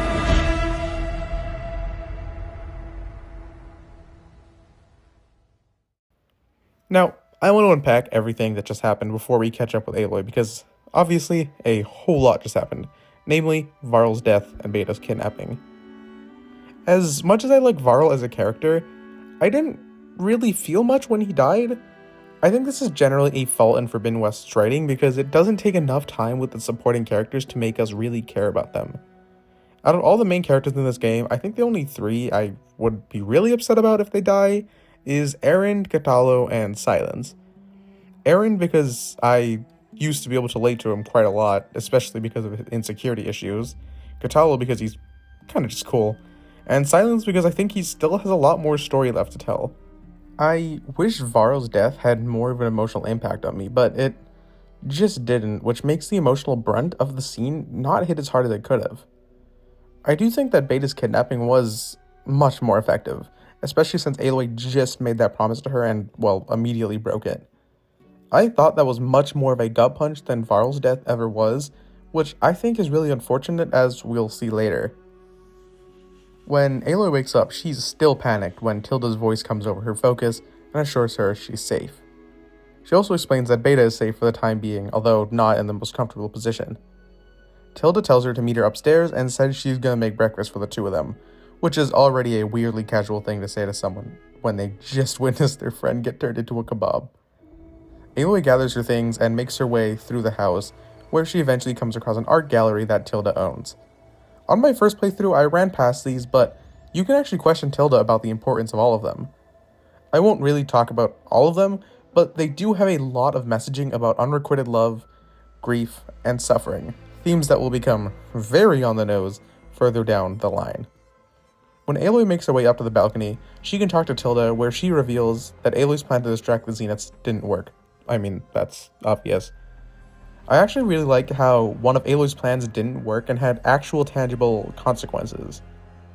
Aloy rarely fails in these games because of how smart she is, so it's kind of nice to be reminded of just how human she actually is, and the fact that she can make mistakes, and that those mistakes can have drastic consequences. Because of her overconfidence, Varl is dead, Beta is gone, and the Zeniths have Hephaestus and Gaia. She starts talking to Tilda, where she explains that she never really liked any of the other Zeniths. She only ever tolerated them. Her breaking point was finding Aloy's focus in the Hades Proving Lab when they first met, and upon looking through her data, realized that Aloy was worth helping. This may seem like a flimsy motivation, but it will become much more clear why she chooses to do this. She also starts praising Aloy for how like Elizabeth she is, again cementing the divide between Aloy and Beta. Tilda also confirms Aloy and Beta's previous theory about why the Zeniths are here to take Gaia, so that they can wipe out Earth and rebuild it. She mentions that Sylens was the one who made the weapon that can destroy the Zenith shield. Not only this, he is currently building an army to take on the Zeniths and push them off-world. This army is Regalla's rebels, who agreed to help her in exchange for the ability to ride machines. The only problem with this is that a frontal assault on the Zenith base will almost entirely destroy the rebels. To make matters even worse, Regalla is currently marching on the Tenakth capital to kill Hekarro and take over the tribe. If she succeeds, she won't just be throwing the rebels at the Zenith base, she'll be sacrificing the whole tribe and all of its warriors. And just so you're not confused, there's more than 3 Zeniths. The total number is 13, as we see later. We've only seen Eric, Gerard, Tilda, and Verbena, who was the one killed by the Tenakth rebel. Aloy decides that she has to try to find a better way to defeat the Zeniths than to wipe out the Tenakth. Aloy asks Tilda to reopen the data channel to speak to Beta. Tilda is hesitant, but she eventually concedes, allowing Aloy to speak to Beta briefly. She assures her that she's coming and whispers something the player and Tilda don't get to hear. Tilda asks what her plan is, where we get this line. That is between me and my sister. Honestly, I think this line kinda comes out of nowhere. I know the game wants us to believe that Aloy and Beta are now really close to each other after their conversation before Gemini, but I don't really buy it. I think there had to have been more bonding between the 2 of them that cemented their relationship with each other. As it stands right now, I think it's far too rushed for the characterization we got. Aloy is able to return to the base and meet with her companions. When she returns, she finds them all in different stages of mourning, especially Zoe, since you can find out earlier that Varl and Zoe are officially in a relationship.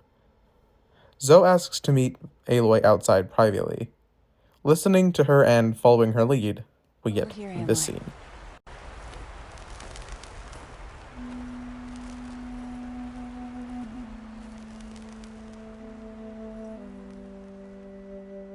We would come out here to tend to the garden.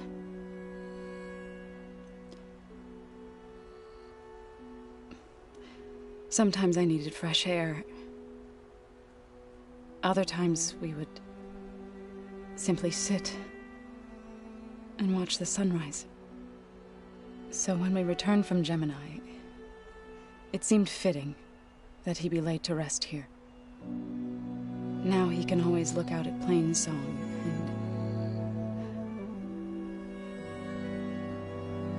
and further east to the Nora Sacred Lands. He would have liked that. He often spoke of his sister, Vala. He said she used to gather her favorite golden blooms and tie them to her spear. Their mother called it useless, but Vala was stubborn. Yeah, she seemed like that. It wasn't easy. But I tracked down the flower. Gathered its seeds.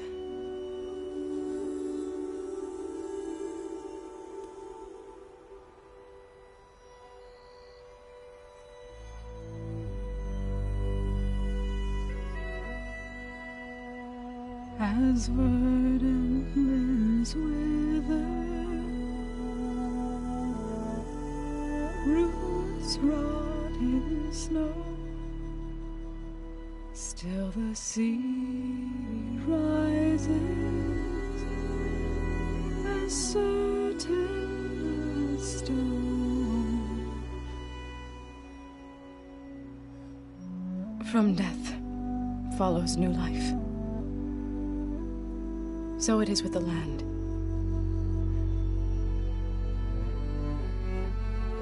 And so it is with us.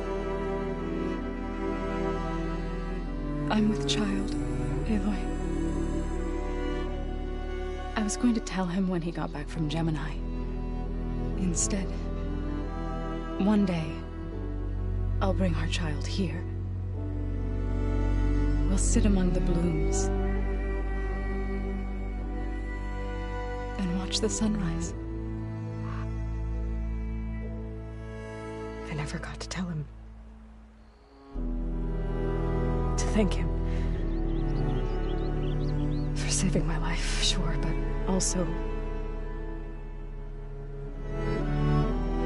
for not giving up on me. He always knew.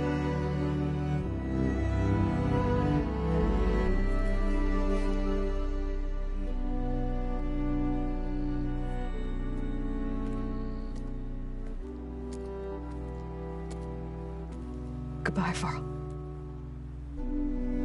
I promise to look after them. I think this is genuinely one of the best scenes in the entire game.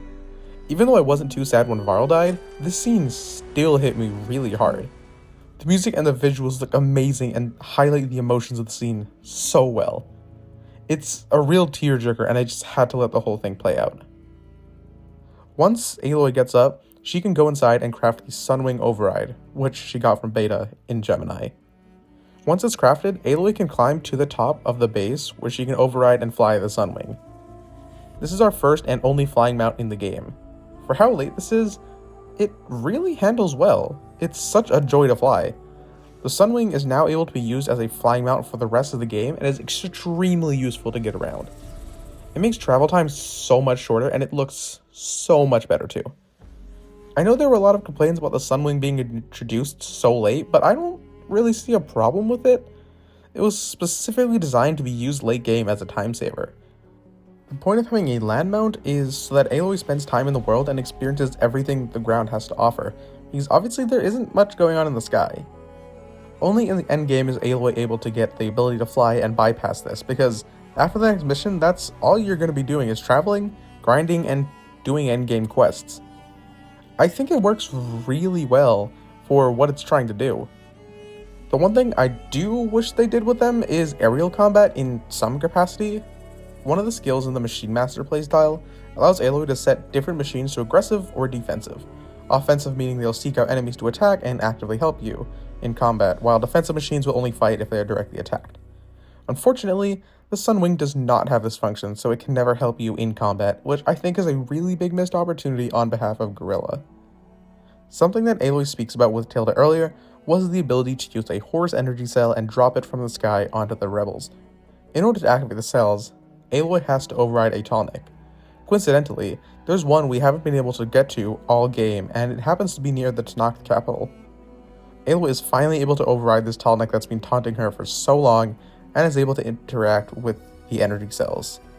She flies over to the nearest one and is able to pick it up.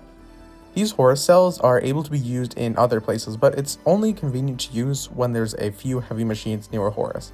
Otherwise, it becomes more of a pain to have to fly, grab one of these in order to drop it, and then drop it. I've only used this once outside of this mission because it's kind of inconvenient, as I said, but it is worth mentioning since it's a feature in the game, despite how small it actually is. Aloy will fly to the Memorial Grove from here, where she is able to drop the energy cell and destroy the machines before she confronts Regalla and challenges her to a duel, before she's able to kill Hekarro. Regalla accepts, and then the fight is started. The first stage of this is melee primarily, and is pretty fun.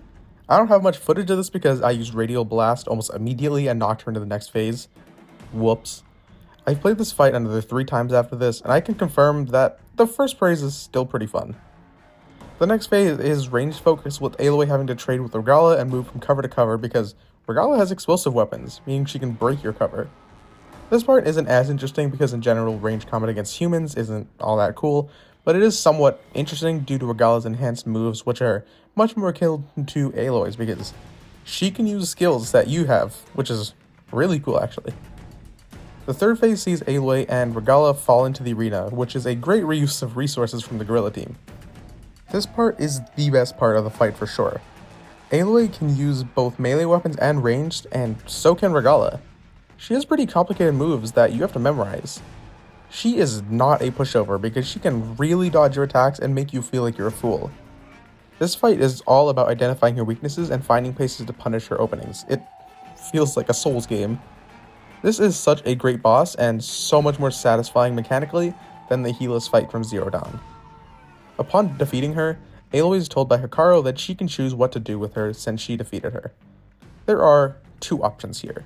Kill Regalla, or let her live on the terms that she helps Aloy during her fight with the Zeniths. On this playthrough, I spared her, but in all my other ones, I killed her because I think that's more narratively satisfying. Regardless of what Aloy chooses to do, she gets a message from an aggravated Sylens after she ruined his plans. Aloy says that she has an alternative plan for taking out the Zeniths. She then says that the only way he can find out is if Sylens comes to the base and brings his weapon to fight the Zeniths. When she gets back to the base, she can find Sylens and Tilda. The player gets some downtime to chat with each character about some stuff, but I'll only really go over the important information. In Aloy's conversation with Tilda, Tilda reveals that she and Elizabeth were in some sort of relationship. Whether or not they were really dating was never really revealed, but it is very obvious that Tilda once had feelings for Elizabeth and deeply regrets how their relationship ended. Tilda's relationship with Elizabeth is extremely important, especially if you want to be able to understand the story and more about Tilda's character. Once the player is ready, they can make Aloy call her allies up to Gaia's control room to go over the plan. They'll enter the Zenith Island through a secret passage Tilda had found previously. The plan is to make it to the launch tower on the other side to reach Beta and the Odyssey shuttle. One thing I dislike about this scene in general is how the tables get flipped for Aloy and Sylens' interactions. Previously in Zero Dawn and the previous part of this game, Sylens always had been really condescending to Aloy since he's always had the upper hand over her. But now this time, Aloy has it over Sylens, and it kind of gets to humiliate him a bunch. I get that it's her turning the power scale in her favor, but one of the things that I think makes Sylens so compelling is him always being a step ahead, so I'm not really a fan of him being presented in a way where he's inferior to the other characters on screen. Something I also think is really funny about this scene is that if you spared Regalla, she's kind of just there. Like, she doesn't have any responses to any of this earth-shattering information about flying super advanced humans. She just stays quiet, which I guess is needed to be the case because the cutscene can't really change too much depending on if she's alive or dead, because obviously that's a choice the player gets to make. Once their meeting is over, Aloy pulls Kotallo and Alpha aside and tells them they have a different mission: to find the Zenith computer, destroy it, and extract as much data as possible, because Aloy feels that Tilda might be hiding something from the team. Aloy will eventually make it to the rendezvous point on the southwest of the map. Once Aloy calls her companions, this becomes the point of no return until the main story is complete. They enter into the secret passage and eventually pop back up onto the island. The team decide to all take their respective routes to the tower. Aloy with Erend, Alva and Kotallo to do their job, Silence, Tilda, Zoe, and Regalla to take the high ground above Aloy. As Aloy presses further into the base, she will have to fight a bunch of specters on her way. She can either sneak past them or take them head-on, so I chose the fun option and chose to fight all of them. One of my main annoyances with this mission is that there's little to no variety in it. For the first half, it's basically just moving through different locations with arenas and specters that Aloy has to kill or sneak past. She'll go through 3 of these specter encounters. Eventually, she'll come across a ledge where we get this cutscene.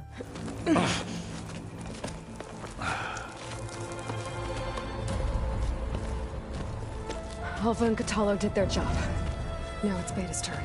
Aloy? I think we're in trouble. Whatever you plan to do to stop those specters, you better do it now. I'm not doing anything. Beta will. She just needs a little time.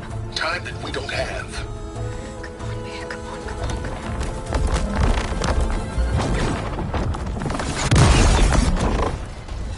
What is that?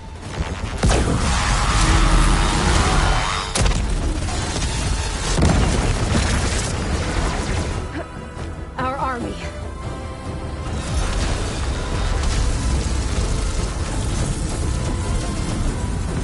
I think you got their attention.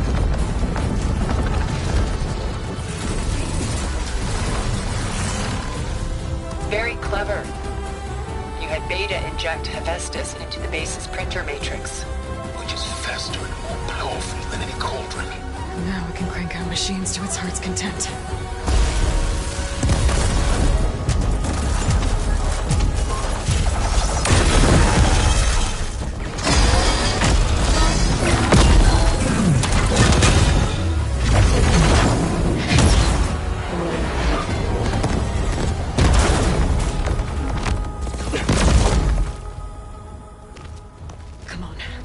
Get to the launch tower before this whole place becomes a war zone.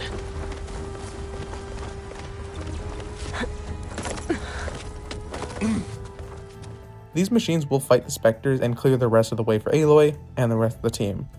Unfortunately, since Beta injected Hephaestus into the printer network, it is now able to flee and return to the Cauldron network. Silence brings up the possibility of being able to use Apollo to create an AI similar to Hephaestus instead of capturing it again. After moving through more of the island, they eventually end up getting ambushed by specters, with Regalla deciding to stay behind and fight them off. The building collapses and Regalla is killed. If you choose to kill Regalla earlier, Aloy is never ambushed by these specters at all in this location, and she can actually just walk right through it. I think this is a wasted opportunity to give some consequence to the player's actions, such as if they kill Regalla, Aloy will have to actually fight off 5 or 6 specters, which would be quite a challenge. Or alternatively, one of the other main characters can be injured. I don't think killing them would be a good idea because of Varl, but injuring them and taking them out for a while could be an alternative. Unfortunately, nothing ever happens with Regalla's choice, which makes it feel kind of like a waste in my opinion. Regalla doesn't even have many new voice lines and never chimes in during any moments. She's just in cutscenes kind of ominously and doesn't really add any real value to the spare option. She seems very easily implemented into the end of the story, and I would have preferred if she was forcibly killed during the duel and not giving the player an option. If choices don't change anything, what's really the point of having them? Especially if one of these endings is objectively just sloppier than the other. They push on even further where they get this scene.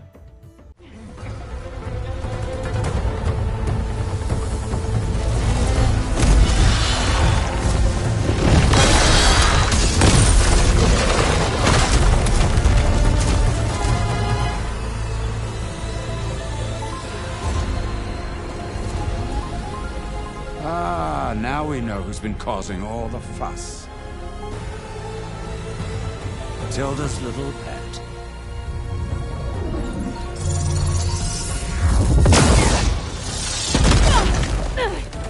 Silence. Zenith inbound. Can we drop their shields, please? I'm powering it up. Stay still. This is pointless! You can't hurt us. Face it, you're worms that ooze through the cracks into our basement. Silence? One moment more. But I might just spare you if you give up Tilda. I think it's safe to say she's forfeited her share of our operation. Permanently. There. No? Nothing. Fine.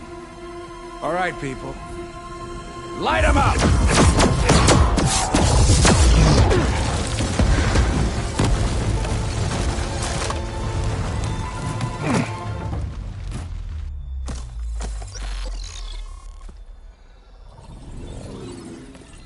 Are we supposed to be scared?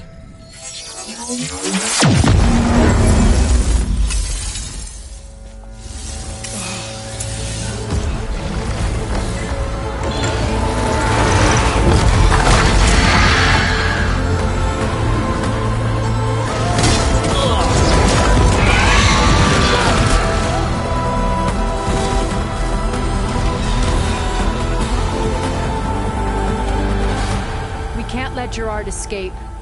It won't take long before he preps the shuttle for launch. Then he'll be able to take Beta and Gaia into orbit and onto the Odyssey beyond our reach. We gotta go through there? I failed to see another option. Then we'll carve a path. Ready?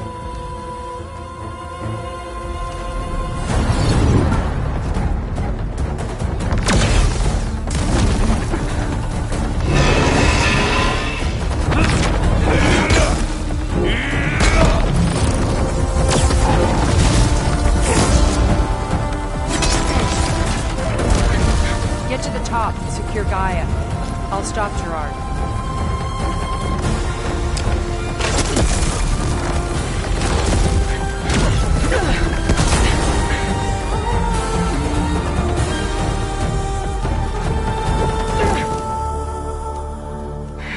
Aloy pushes up the elevator where she finds Eric for a boss fight. This fight is actually kind of interesting because of his advanced moveset. I tried Melee my first time and that was quickly found to be not the best choice because of his ability to, well, fly. Honestly, Eric functions more like a machine with his range attacks and sporadic movement, which makes this boss feel really interesting.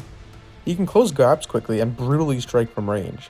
He also has the normal tear function that exists for all human enemies, where Aloy can slowly wither down his armor and then hit the weaker areas underneath it. On my first playthrough, I got a glitch which made it so that the Imperator track didn't play and it was just free roam music, which made the whole ordeal kind of anticlimactic. Once he's eventually damaged enough, Zoe comes in for the finishing blow and kills Eric, avenging Varl. Aloy starts climbing up the elevator, but unfortunately the elevator breaks and Aloy has to climb up the rest of the lift. One thing I love about this segment is that despite it being simplistic, it makes the player feel very excited for the ending. I think it also is highlighted by the once again amazing soundtrack. The World on Her Shoulders. I actually love that while climbing up this tower, this track plays, while it's also the same one that plays while climbing the rocket tower in the prologue, bringing the game full circle. Alpha contacts Aloy and says that she found a bunch of escape trajectories for the Odyssey as well as files relating to something called Nemesis. Whatever this thing is, the Zeniths are afraid of it. Aloy reaches the top of the tower after climbing some more, and where she can make it to the top, she gets this cutscene.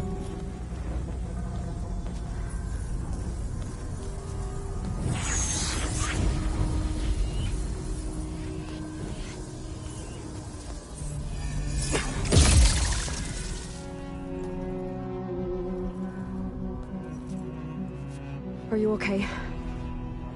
Look, I know you've been through a lot, but you have to help me access the Zenith network. I need to see their files, anything referring to the word Nemesis. Okay. Over there.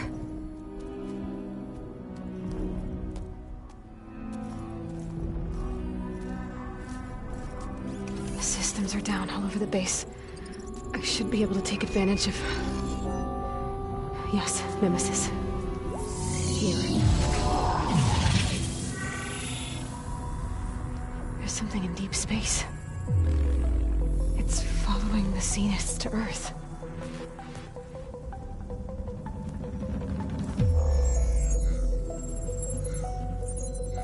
Look. Escape vectors. Alva tried to warn me about this. The Zeniths aren't planning to stay here. It's a machine of some kind. Or a swarm of them. The energy readings are... astronomical.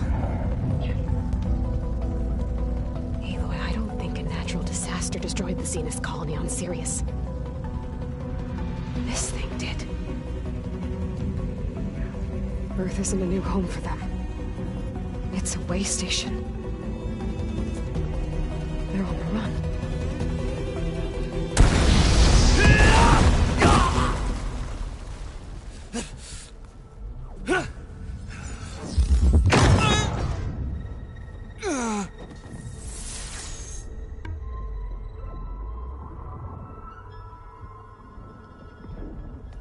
I see you've been busy. And you've been lying. Nemesis, what is it? It is us. The minds of Far Zenith. Or failed copies of them, anyway. Back on Sirius, some of my peers weren't satisfied with physical immortality. They wanted digital transcendence. A way to upload their minds into any form, organic or mechanical. Nemesis was a failed experiment to that effect. Abandoned, but never erased. An immense database of our memories, emotions, and prejudices left to fester. And it destroyed your colony? We didn't realize it had gained sentience until it broke containment. It had everything it needed from our memories. Security protocols, system specs, override codes. It hacked everything before we knew what hit us. Then it took over our printing facilities, allowing it to gain any machine form it needed to wipe us out. But why? Imagine being trapped alone for decades with only the twisted echoes of megalomaniacs for company. It hates us for abandoning it to that prison. And now that it's free, it will do anything to destroy us, including denying us a safe harbor on Earth. The extinction signal that woke Hades. You didn't send it. Nemesis did. Finally, you understand. And when that failed, it launched from Sirius to finish the job itself. Which is why we must flee to a random planet circling a random star somewhere it can never find us. With Gaia, so you can build yourself a new world. That's the plan. Even now. Earth is finished, Aloy. Nemesis will scour it of life to deny its creators a viable home. But Elizabeth's dream won't die. You'll come with me to the stars.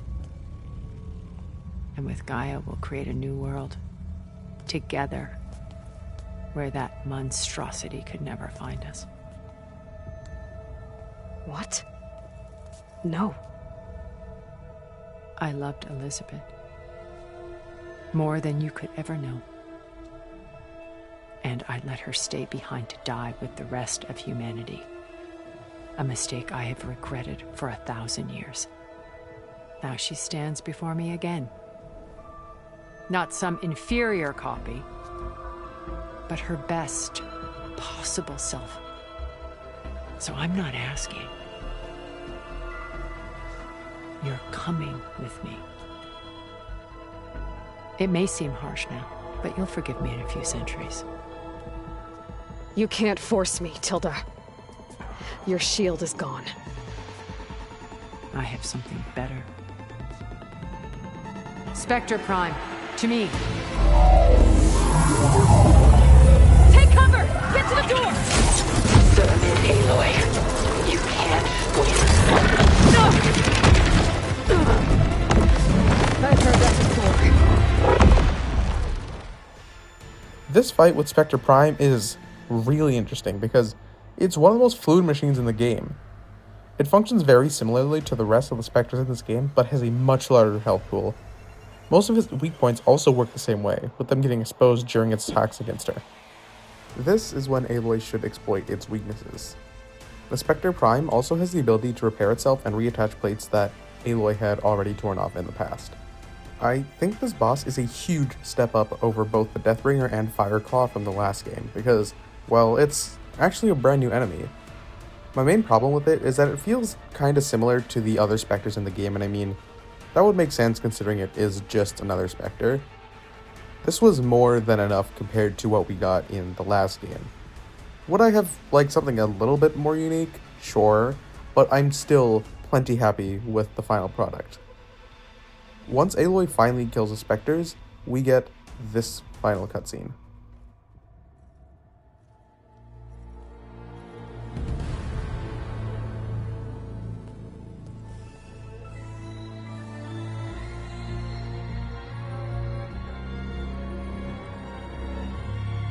She tried to take you. And she told you about Nemesis. So you've known all along. From Hades, yes. Along with data on how to circumvent the Zenith shields. Everything I did to create the Rebel Army was based on that knowledge. To reach this place, this moment. And you couldn't just tell me? Come now, Aloy. You're the last person to act sensibly in the face of impossible odds. When I learned of Nemesis from Hades, I saw the pieces on the board and how to play them. And in that same moment, I knew it was a game you would never play. That you would interfere and attempt to save the Tenakth. I was correct, to a point. You ruined my plans, but brought your own to fruition. The end result is the same. We're here. And now it's time for me to leave this doomed planet behind. To seize the Odyssey and the Apollo database, and begin a new chapter in my pursuit of knowledge, one with infinite possibilities. You can join me if you so desire. You've more than earned your place. Unlike Tilda, I'm extending a polite invitation. You're going to just take off? And abandon everything? Stay. Help me fight that thing. Perhaps Tilda didn't adequately define the threat. Nemesis can't be stopped. It destroyed a highly advanced Zenith colony in a matter of hours. What hope does this primitive tribal Earth have? If you brought Gaia, you wouldn't be abandoning life, you'd be saving a seed for a new world. Just as Elizabeth did. It's the choice she made. The sacrifice of all that is for the hope of what might be. If she were here in your place, she would board that shuttle, Aloy. Found her. Is she hurt? Still on her feet. Thank the Ten. Goodbye, Silence.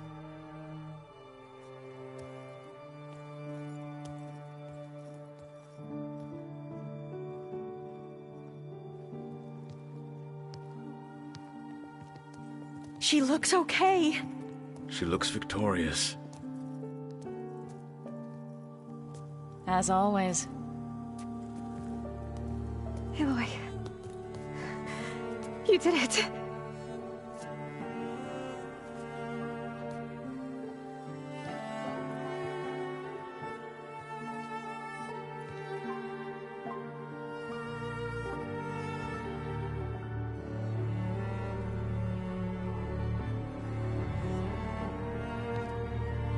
Hey, where's he going? As far away as anyone can go. Oh. Are you sure?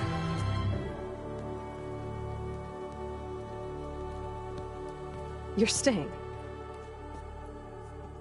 For a time. You people are going to need all of the help you can get.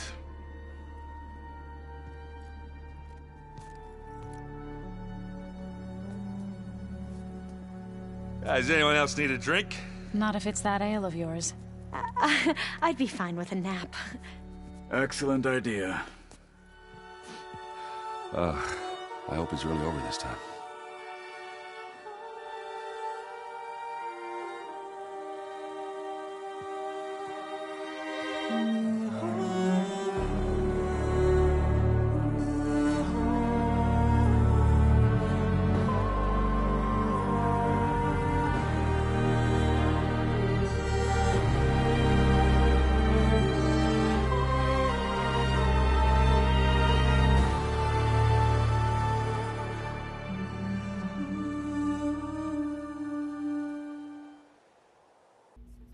Once that's over, we get another cutscene of Aloy narrating the state of the world and herself. Gaia is back while the rest of the team splits off and returns to their respective tribes to spread the word about Nemesis in order to recruit more allies for this fight. Aloy also states her character development from the beginning pretty clearly. While she is still much like Elizabeth with her will and vigor, she is unlike her in the fact that Aloy fights because she loves the people in the world, not just the world itself, which I think perfectly caps off Aloy's arc of her slowly moving out of Elizabeth's shadow and into her own light. And with that, we get our credit roll, which is beautifully put together. I want to take some time to talk about the ending because obviously a lot happened here.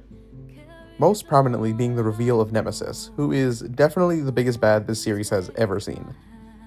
Not only was it able to wipe out the most advanced colony humanity had ever created, it was also able to wipe out almost entirely the actual humans on Earth with its use of the Hades function. I think I would have liked a bit more foreshadowing from the game regarding Nemesis because, as far as I'm aware, the only time it's ever alluded to is in the very same scene that its name is first mentioned. I think the game would have drastically benefited from some sort of foreshadowing related to it beforehand instead of just dumping it on us. And it's not like Aloy second guesses what Tilda or any of the other Zeniths tell her. She kind of just takes it and says, oh, yeah, the colony on Sirius was destroyed. There's never any ambiguity there, and I feel like they should have dropped at least some hints beforehand. One other issue I have with this final revelation is that Aloy kind of just killed a bunch of people for no reason because she was manipulated, and I don't think that ever gets brought up in this game. Yes, Aloy would have been completely justified in wiping out the Zeniths if their goal was as evil as it was originally stated to be, but that isn't their motivation as we find out. As asshole-ish as they all are, there were probably still some good people on board the Odyssey, as we speak with Stanley Chen. And I mean, if you get that much wealth in the first place to buy one, you're probably not a good person, but I wouldn't really rule it out that a few of them could have possibly been not that bad. I feel like it would have been interesting if Aloy had some sort of reflection on the fact that she was manipulated into killing a bunch of people who, I mean, probably deserved it, but then again, some of them might not have. I wish this was addressed in the game because it seems kind of fucked up.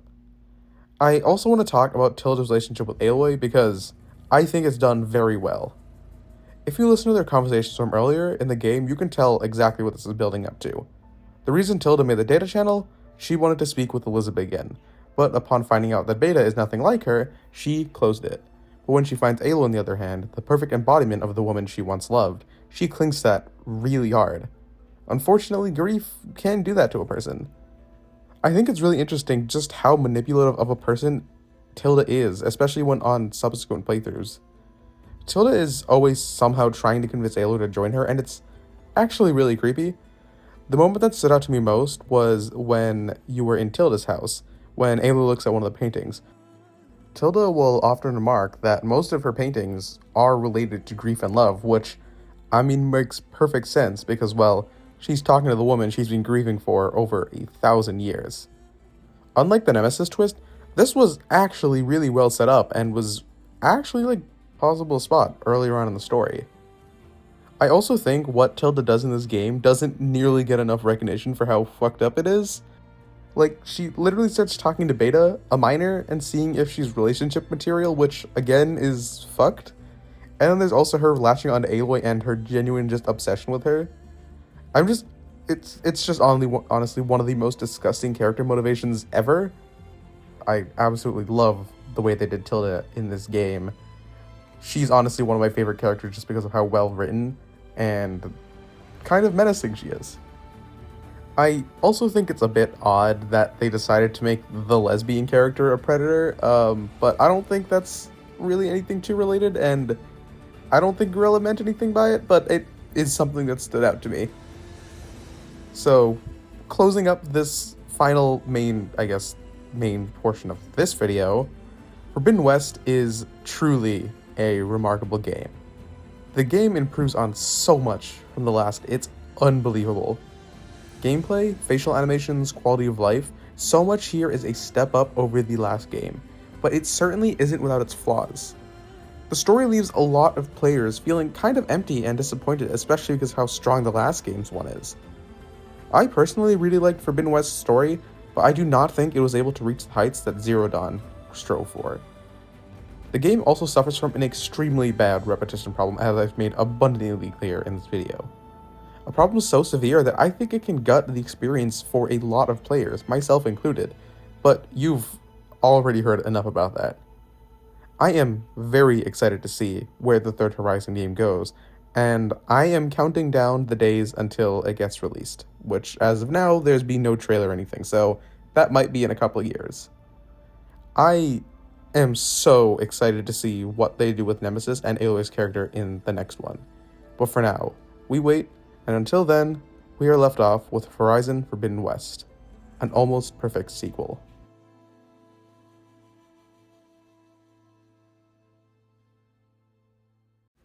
Okay, wait, I lied. Almost a year after Forbidden West launched, during the Game Awards, the Horizon series' second DLC got announced, The Burning Shores, keeping in line with the naming scheme of the last DLC of a temperature-related adjective and then a location. This trailer, as well as the Guerrilla dev team itself, showed several interesting things that would be present in the DLC. One of the major ones, and most noticeable, is the world. This DLC takes place just south of the main map, in Los Angeles, which is now being torn up and destroyed by volcanic activity in the region, hence the name Burning Shores.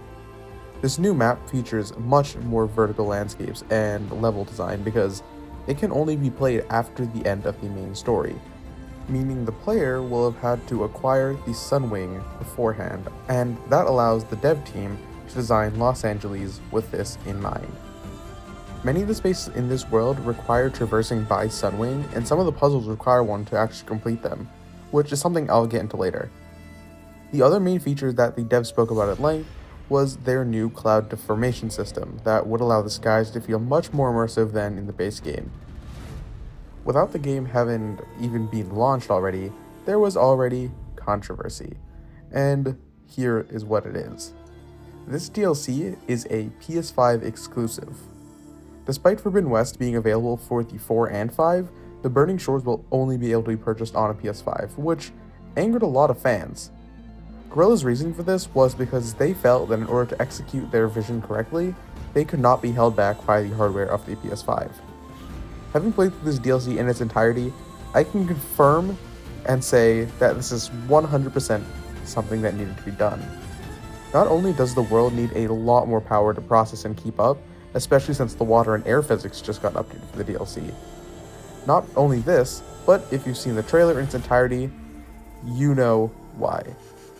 And I haven't shown the full trailer for this because of the final reveal, which is the Horus. The last few seconds of the trailer got me so hyped for this DLC, and I was so disappointed when the release date was almost half a year out. Now, I have no idea why they showed off the Horus in the trailer. I much rather would have liked it to have been a surprise, and I'm kind of sad I didn't get to have my mind absolutely melted when I was playing the game. At this point, I think it's about time I get onto the gameplay, because you and I don't have all day, and this video is, well, already way too long. Immediately as you load in, you will get hit with a notification about the DLC, and the level cap being raised from 50 to 60, which also gives a nice 100 extra health. There are also a plethora of new skills which can be accessed at any time in your playthrough. So as long as you own the DLC, you can acquire the skills whenever you want. Some of these are really good while others less so, but we'll get into that later. Sylens will contact Aloy and tell her he needs to speak with her at Tilda's mansion. Upon arriving, Sylens states that in his research to find a way to stop Nemesis, he's found out that there were 13 Zeniths aboard the Odyssey, despite them only finding 12 bodies. This final Zenith is Starkiller himself, or as he's known now, Walter Londra, an aerospace magnate who had a heavy influence in the film industry of his time, in large part due to his own expenditures, as well as having his wife being an A-list actress. The man made his fortune through his company Heaven Sent, which specialized in mining near-Earth asteroids for raw materials. Sylens, believing his survival to be an existential threat to humanity, has tracked him down to the Burning Shores, where the headquarters of his company once was. Aloy sets off, and almost immediately after entering the Old City, a strange tower, which appears to be made out of the same Zenith nanomachines the Spectre were made off of, fires upon Aloy, knocking her off her Sunwing and forcing her to crash land on the shore. She is found by a Quen, named Seika, who you better learn to like because this entire DLC will revolve around the relationship between these two. Almost immediately, the two are attacked by machines, where Seika tells Aloy to stand back and let her do the fighting. Aloy doesn't take this, however, and fights alongside Seika to take out the Wide Mods. The first new feature the player is introduced to is Unstable Fire Gleam, which are the purple crystals on the walls. These can be shot to deal explosive damage to the nearby area after a short delay. It also destroys whatever it's on, making it function exactly like Fire Gleam, except it can be set off from range, and it has offensive capabilities. This type of Fire Gleam will be scattered all around the Burning Shores, and will be able to be used as either a part of exploration or as a part of combat. I don't think this is really that big of an addition because it's just an environmental thing. I only ever used it a handful of times overall.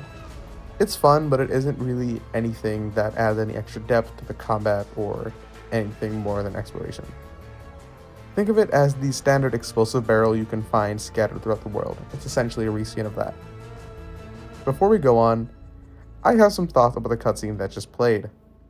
As soon as Seika told Aloy to stay back, I knew where the story was going, because literally as soon as the DLC starts, we get this other girl who's obviously going to become a main character, who's showing that she's just as competent as Aloy.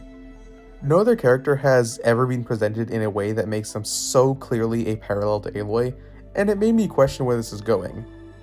By the way, if you think I'm going to start complaining about gay people in video games, I am not.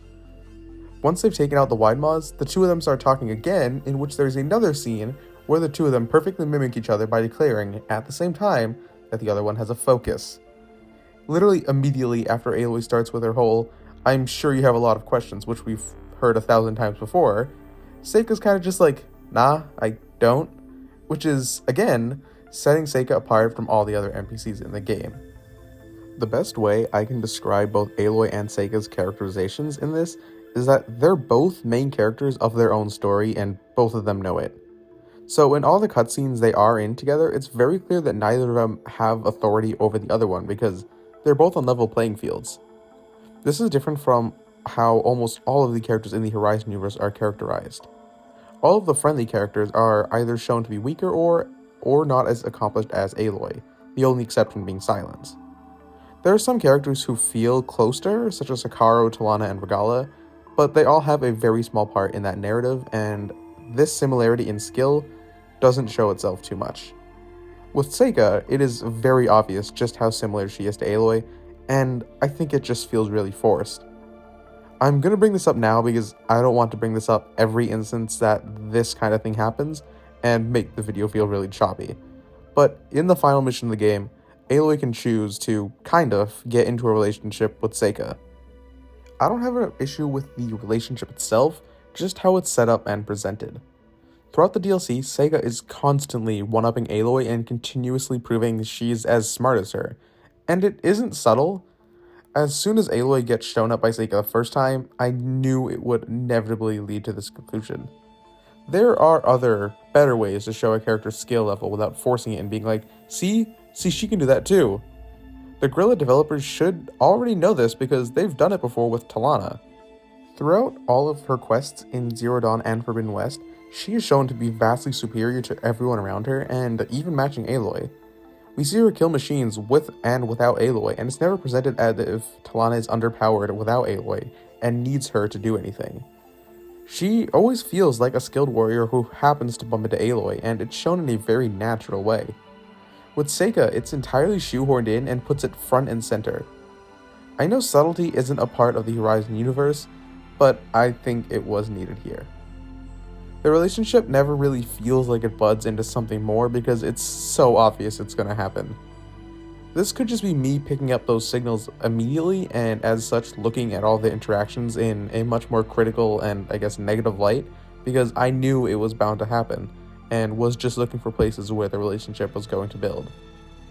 I might just entirely be being unfair here, and I'd like to hear others' comments on the two of their relationships. So if you disagree, please feel free to share. I'm really interested if other people thought the same thing. Continuing with their conversation, Seika reveals that the location Aloy is looking for is called Starlight Rise, but before they can do anything, they have to destroy the tower that Aloy got shot down in the first place. Seika says that they should stop at her settlement on the way there. They take her skiff, which is a new mode of transportation added in the game, to get there. They also see a Stormbird get blasted out of the sky by the tower. Apparently, this tower showed up several days before and started blasting anything on the water or in the air to pieces. The two of them continue to speak with each other, where Seika reveals that she was part of a larger expedition, the same one that brought Alva and the CO, but they got lost in a rough storm and crashed in Los Angeles. The wreck was converted and turned into the settlement of Fleet's End, the main hub of the DLC.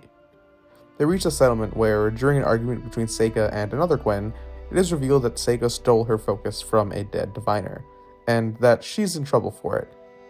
Seika requests to speak to the leader of Fleet's End, Admiral Garrett. Aloy overhears the two of them speak about some Quen who went missing near Starlight Rise, which is where Seika wants to go, and coincidentally, is also the tribe's name for Londra's headquarters. The Admiral gives Seika a slap on the wrist and agrees to not punish her if she can find the location of the lost Quen. Once the Admiral leaves, Seika reveals to Aloy that her sister is among the missing, which is why she's so desperate to find them. Aloy will also reveal to Seika that she knows where the other half of the fleet is, but they decide not to tell the Admiral until the missing people are found.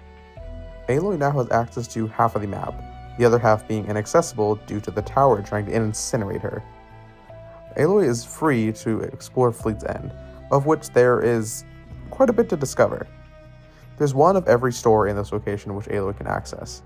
These provide Aloy with brand new legendary armor, weaves, coils, and weapons, which addresses one of my main complaints about the base game. I had said earlier that I was annoyed that there was only one legendary per weapon type and armor for each playstyle with no variations or ways to shake up the build. This makes everyone who plays in the endgame use the same armor. If you're a hunter, then you have to use the Nora Thunder Warrior, and if you play melee, your best bet is the Ostrom Artificer.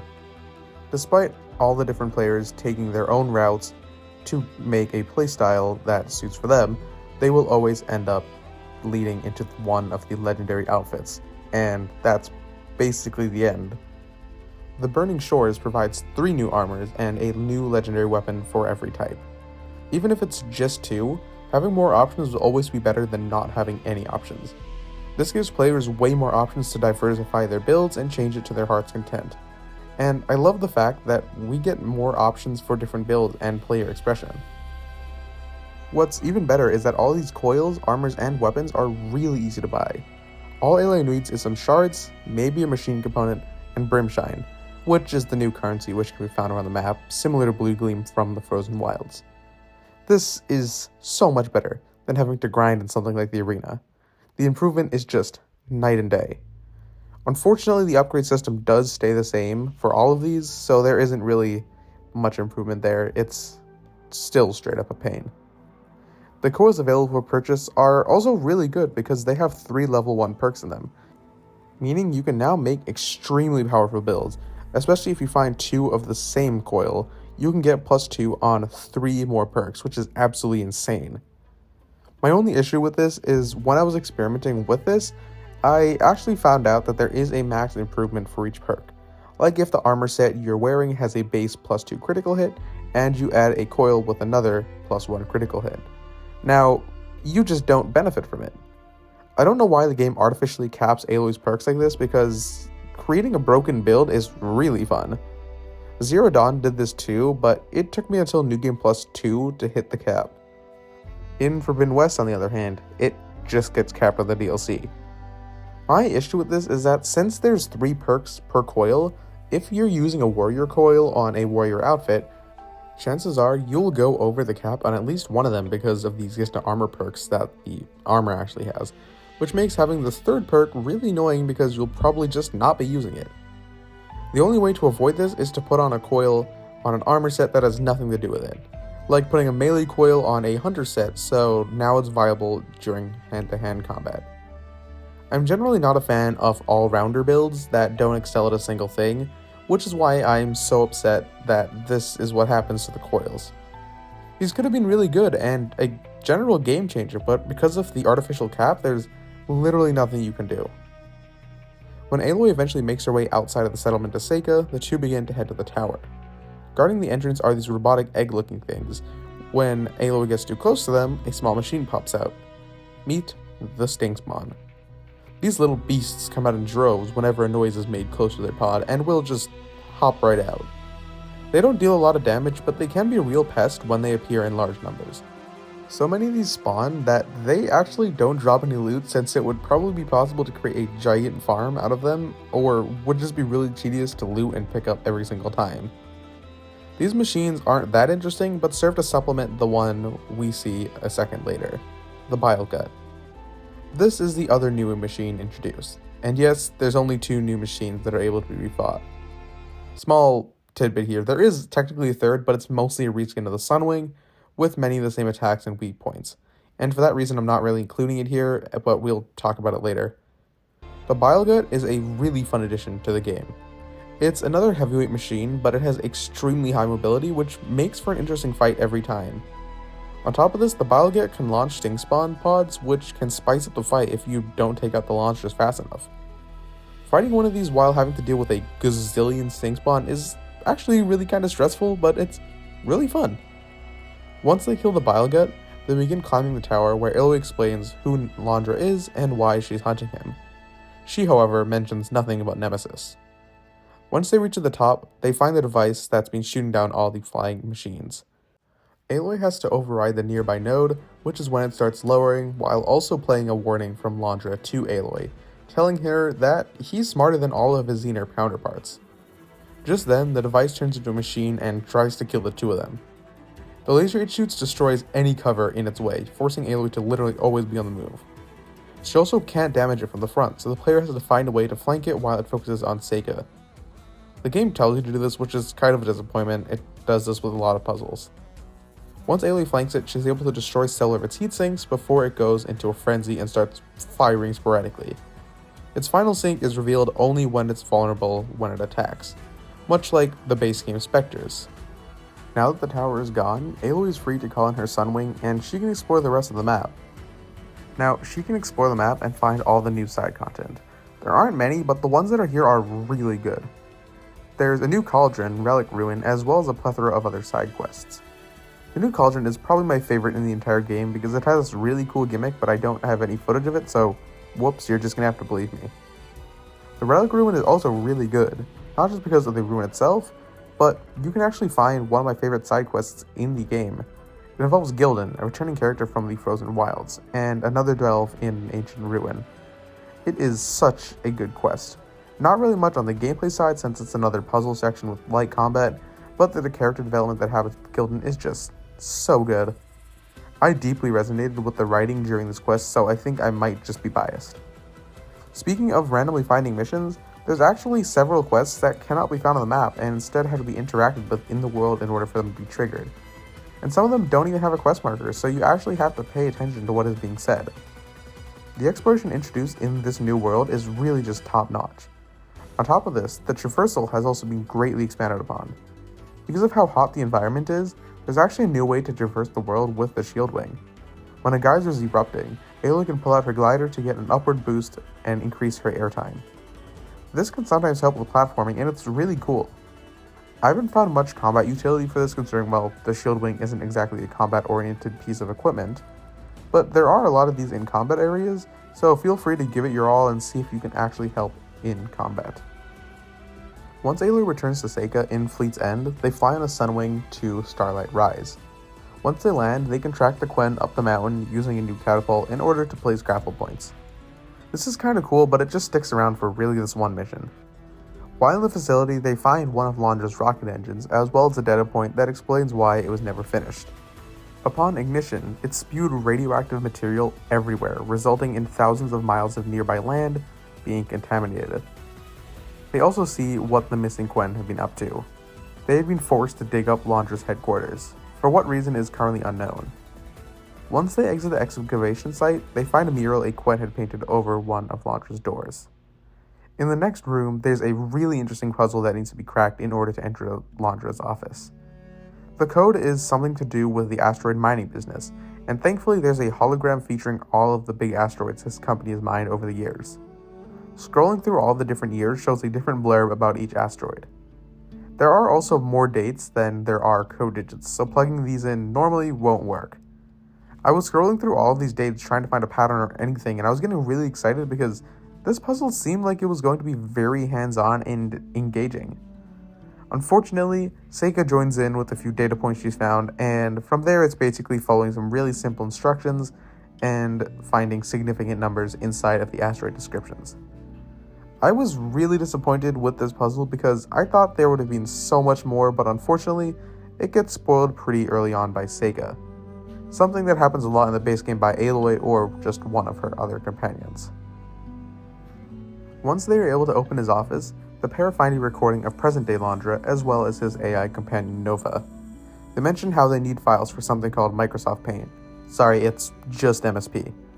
Whatever this is bad enough that the AI, Nova, feels bad about having to operate again. They get out of the base where they have to fight a handful of machines before finding the transmitter Londra used to send the files. Aloy is able to secure the location before returning to Seika. Seika has a bunch of questions, to which Aloy explains that Londra was probably here to find blueprints for his old engine, as well as MSP.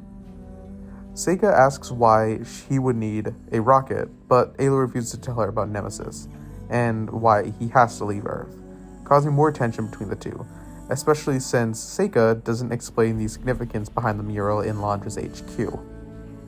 They arrive at the coordinates that the signal went to, which just so happen to be under a metal devil.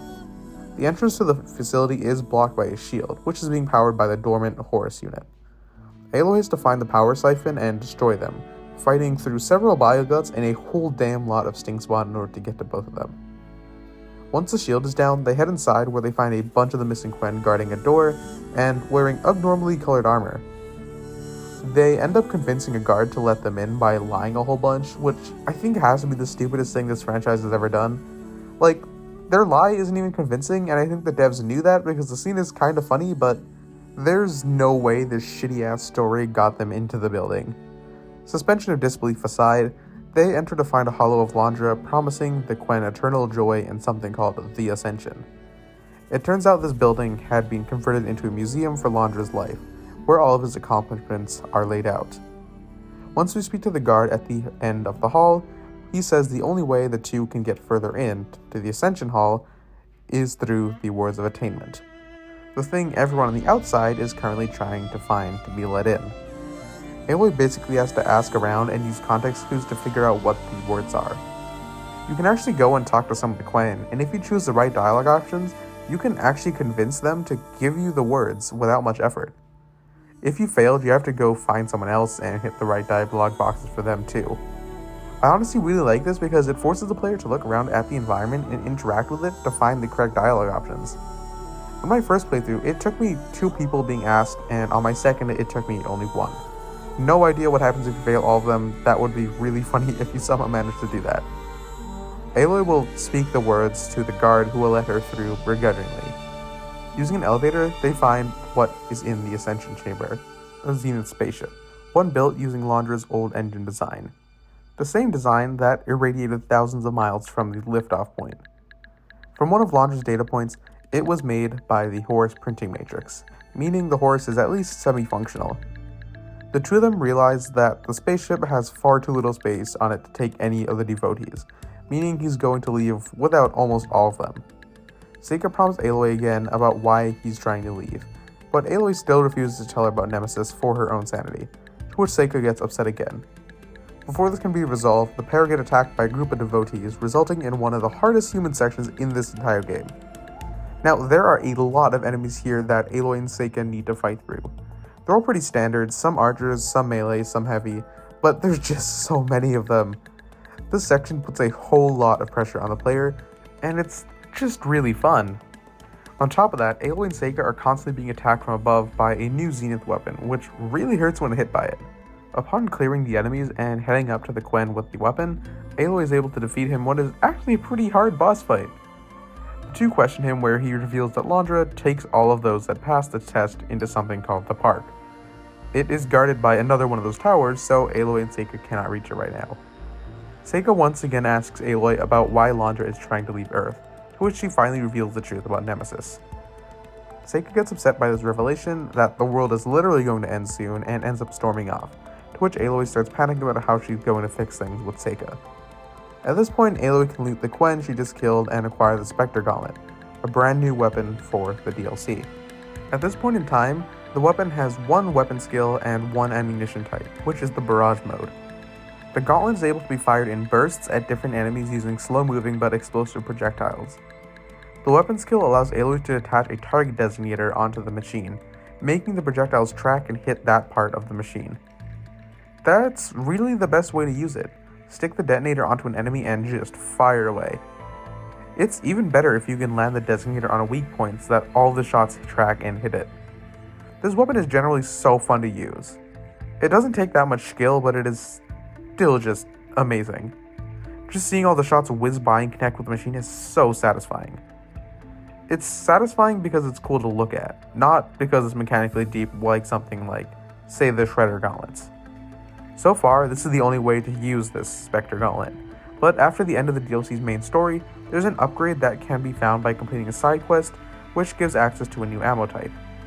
I feel like calling it an ammo type is almost a disservice to what it is. It's a lot more like a new firing mode, this being the Railgun. The Railgun is a charge-up shot that does a massive amount of damage to each target hit by it. It takes a decent amount of time to charge, in which Aloy is almost completely immobilized, so it is much better used at range, contrary to the Barrage mode, which is best used close up. The Railgun's projectile speed is incredibly fast as well, making it even better at range. Now, the damage on this thing isn't too good on the base Railgun, but can be improved. The designator from the Barrage ammo can still be used here, except with a different functionality. Now the designator acts much more like a resonator from the spear. Hitting the area with a charged up railgun shot will deal double damage and will stagger most machines, cancelling their attacks and opening them up to even more hits. The only problem with this is that the Barrage designator is on a timer, so you can put a shit ton of damage downrange. With the railgun, the designator has to be reapplied every single shot, making it a drain on the stamina meter unless you've had a build designed for high stamina regen. This incentivizes the player to swap more between both ammos, since you gain more stamina back from using the Barrage mode than it originally took to activate the designator, meaning the player has to constantly keep swapping ammo types or just use a different weapon entirely. I think this works remarkably well because it encourages synergy between its different firing modes, and it makes it feel so satisfying to constantly get a railgun shot, close the distance to get a barrage, and retreat to get another railgun shot. Using the gauntlet this way just feels so good and actually needs some amount of skill to use. At this point in the story, however, Aloy just has access to the Barrage mode, and can only get the railgun after the main quest, meaning she's stuck with this kind of shallow weapon at the moment. The only thing this is useful for is with one of the new skills introduced, which allows Aloy to use a gauntlet while the shield wing is deployed, or to be able to deactivate the shield wing to use another weapon and then quickly reopen it. This is most useful for the gauntlet because it actually allows Aloy to keep gliding. The other option just makes her enter a freefall while aiming, which generally isn't helpful. I know what the intention of this was, to give the shield wing more of a function in combat rather than just positioning, but I don't think it works. This is just one of a slew of skills introduced in the DLC. Each skill path has 2 new skills as well as a Valor Search. These new ones change the game up in a significant way that's more than just buffing percentages, but they are really all situational. One of these is the Elemental Spear mode, which allows Aloy to attach an element to her spear attack and apply it during every hit. The only problem is that the melee is most commonly used for human enemies, and this late in the game, they die within a combo or two. Certainly not enough time to apply the full effect and make it actually matter. I don't really know what the intention was here because the elemental buildup is just so low. They did something like this with Zero Dawn and Silence the Spear, which applied electric damage to enemies, but it seemed like that had a much higher buildup compared to this new skill. Maybe the intention was to encourage players to use melee on larger machines, but if that was the case, it largely fails because there are way better ways to apply damage buildup, such as using arrows or shredders. One of the other skills introduced a drop shield, which Aloy can use to block projectile attacks from enemies, but will eventually break with enough sustained damage. Unfortunately, both machines and humans love to close gaps, making this largely useless. I have no idea why these skills are just so useless. It just seems like bad planning. I will say there was one skill I found myself using a whole lot even in the base game, with this being the grapple launch. When an enemy is knocked down, instead of landing a critical hit on them, Aloy can do a grapple strike which can be performed at distance, and upon performing it, it will result in Aloy sticking a resonator blast on the spot, which can be blown up during the jump back regardless of the spear's initial charge up status. This works for the melee playstyle and makes it so much more viable for melee players to take on larger machines, especially if they're using weapons and ammos with high knockdown power to constantly trigger this. I absolutely love this ability and I got it almost immediately on my last full playthrough. Continuing with the story, Aloy and Seika meet up on the other side of the water from this so-called park. They chat briefly about Nemesis when Seika apologizes for not telling the full truth earlier about the mural they found. Apparently, the art style was the same one that her sister paints in, meaning that she's a follower of Londra. Aloy gives her a bit of a pep talk with a bit of on-the-nose flirting, and eventually decides that they need to find a way to get to the island. Seika mentions that if Aloy can override a water wing, the final new machine added to the DLC, they will be able to duck below the water every so often and avoid the tower's shots. Aloy contacts Beta and asks for her help finding an override for the water wing. Beta says she can reconfigure the Sunwing override to work for the water wing, but she'll need a few parts to analyze this before she can actually do it. In order to get their parts, Aloy has to dive underwater in several locations and loot the water wings previously shot down by the tower in order to get the parts. She eventually does this and is able to craft the water wing override. The water wing functions very similar to the Sunwing, and by that I mean basically exactly. It flies the same way, it's really just a reskin. The only difference is that the water wing, as the name would suggest, can also go in the water, which is a neat gimmick which is only really necessary for the upcoming story moment.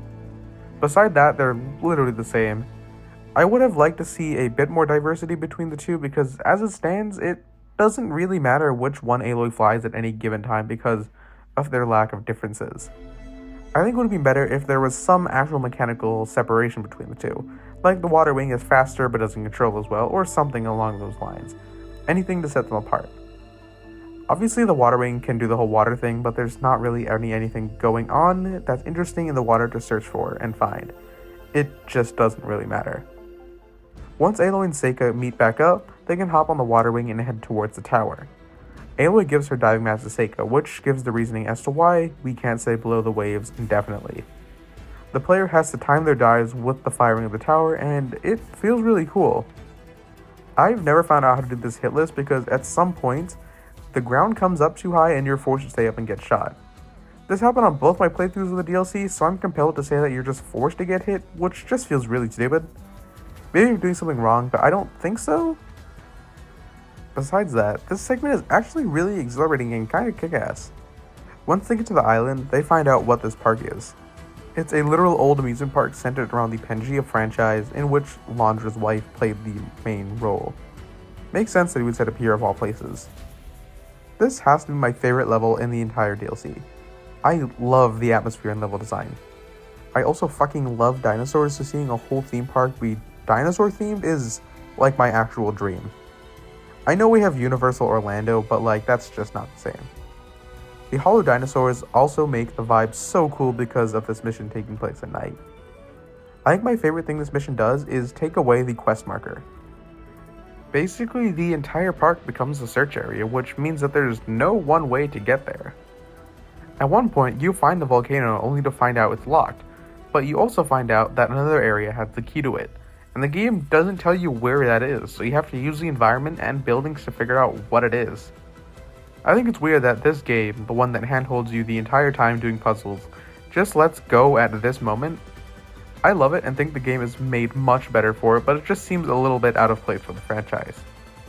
If this is a sign for things to come, I am very glad that this is the path that the game is taking.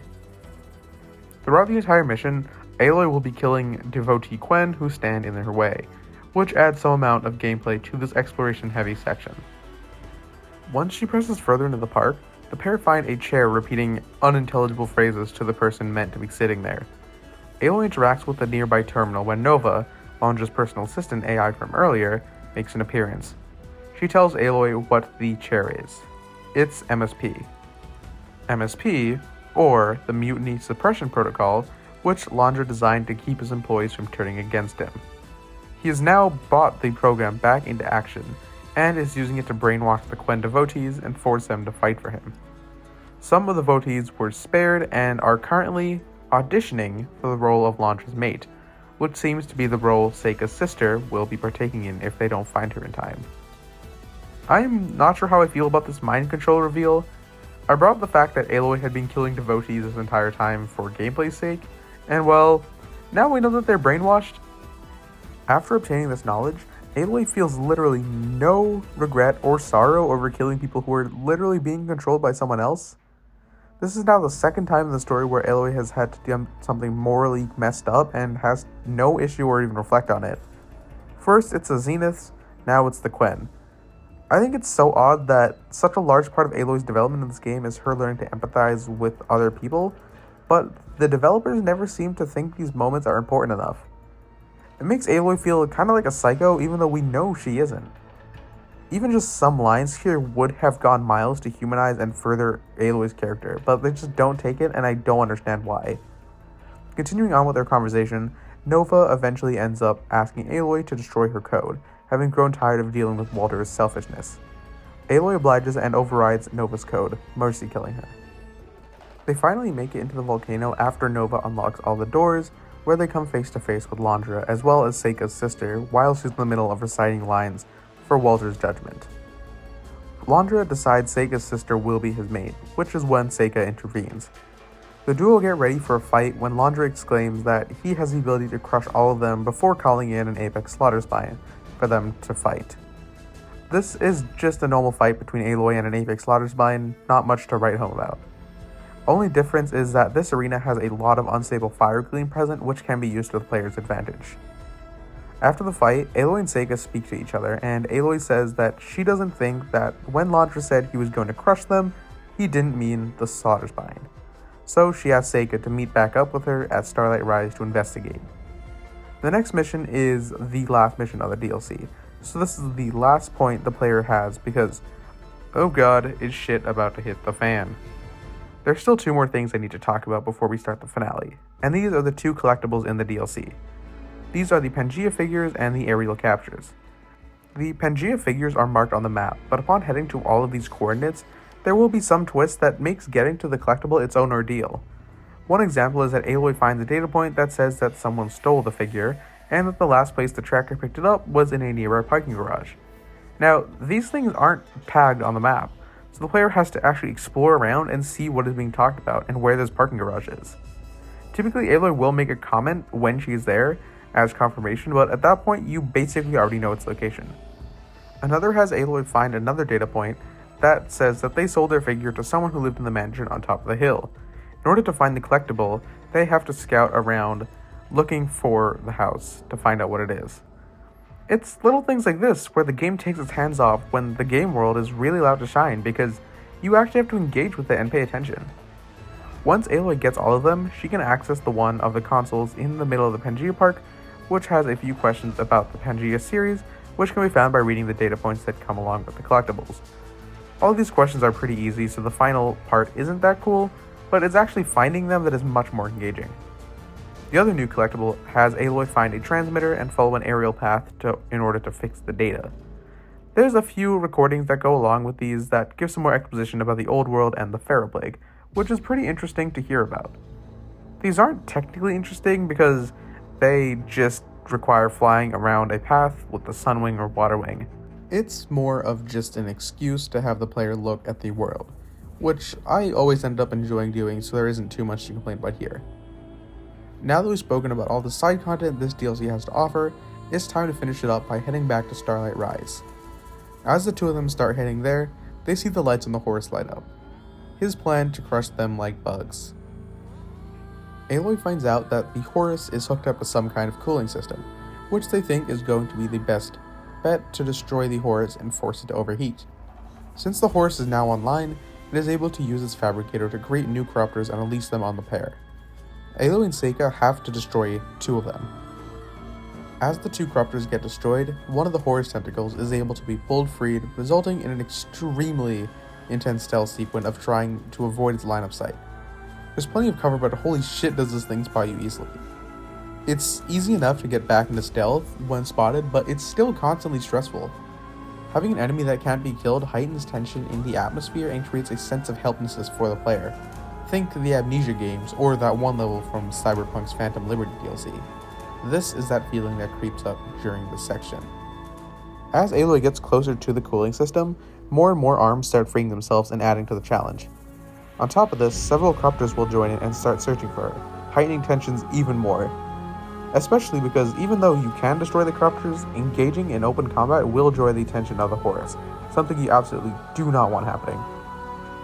I remember playing this section for the first time and having the biggest smile on my face the entire time. It's just so much fun.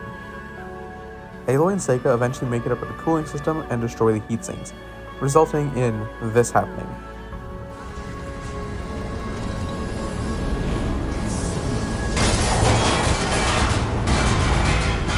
Alert. Temperature critical. It's working! Emergency heat sinks engaged. Uh-oh.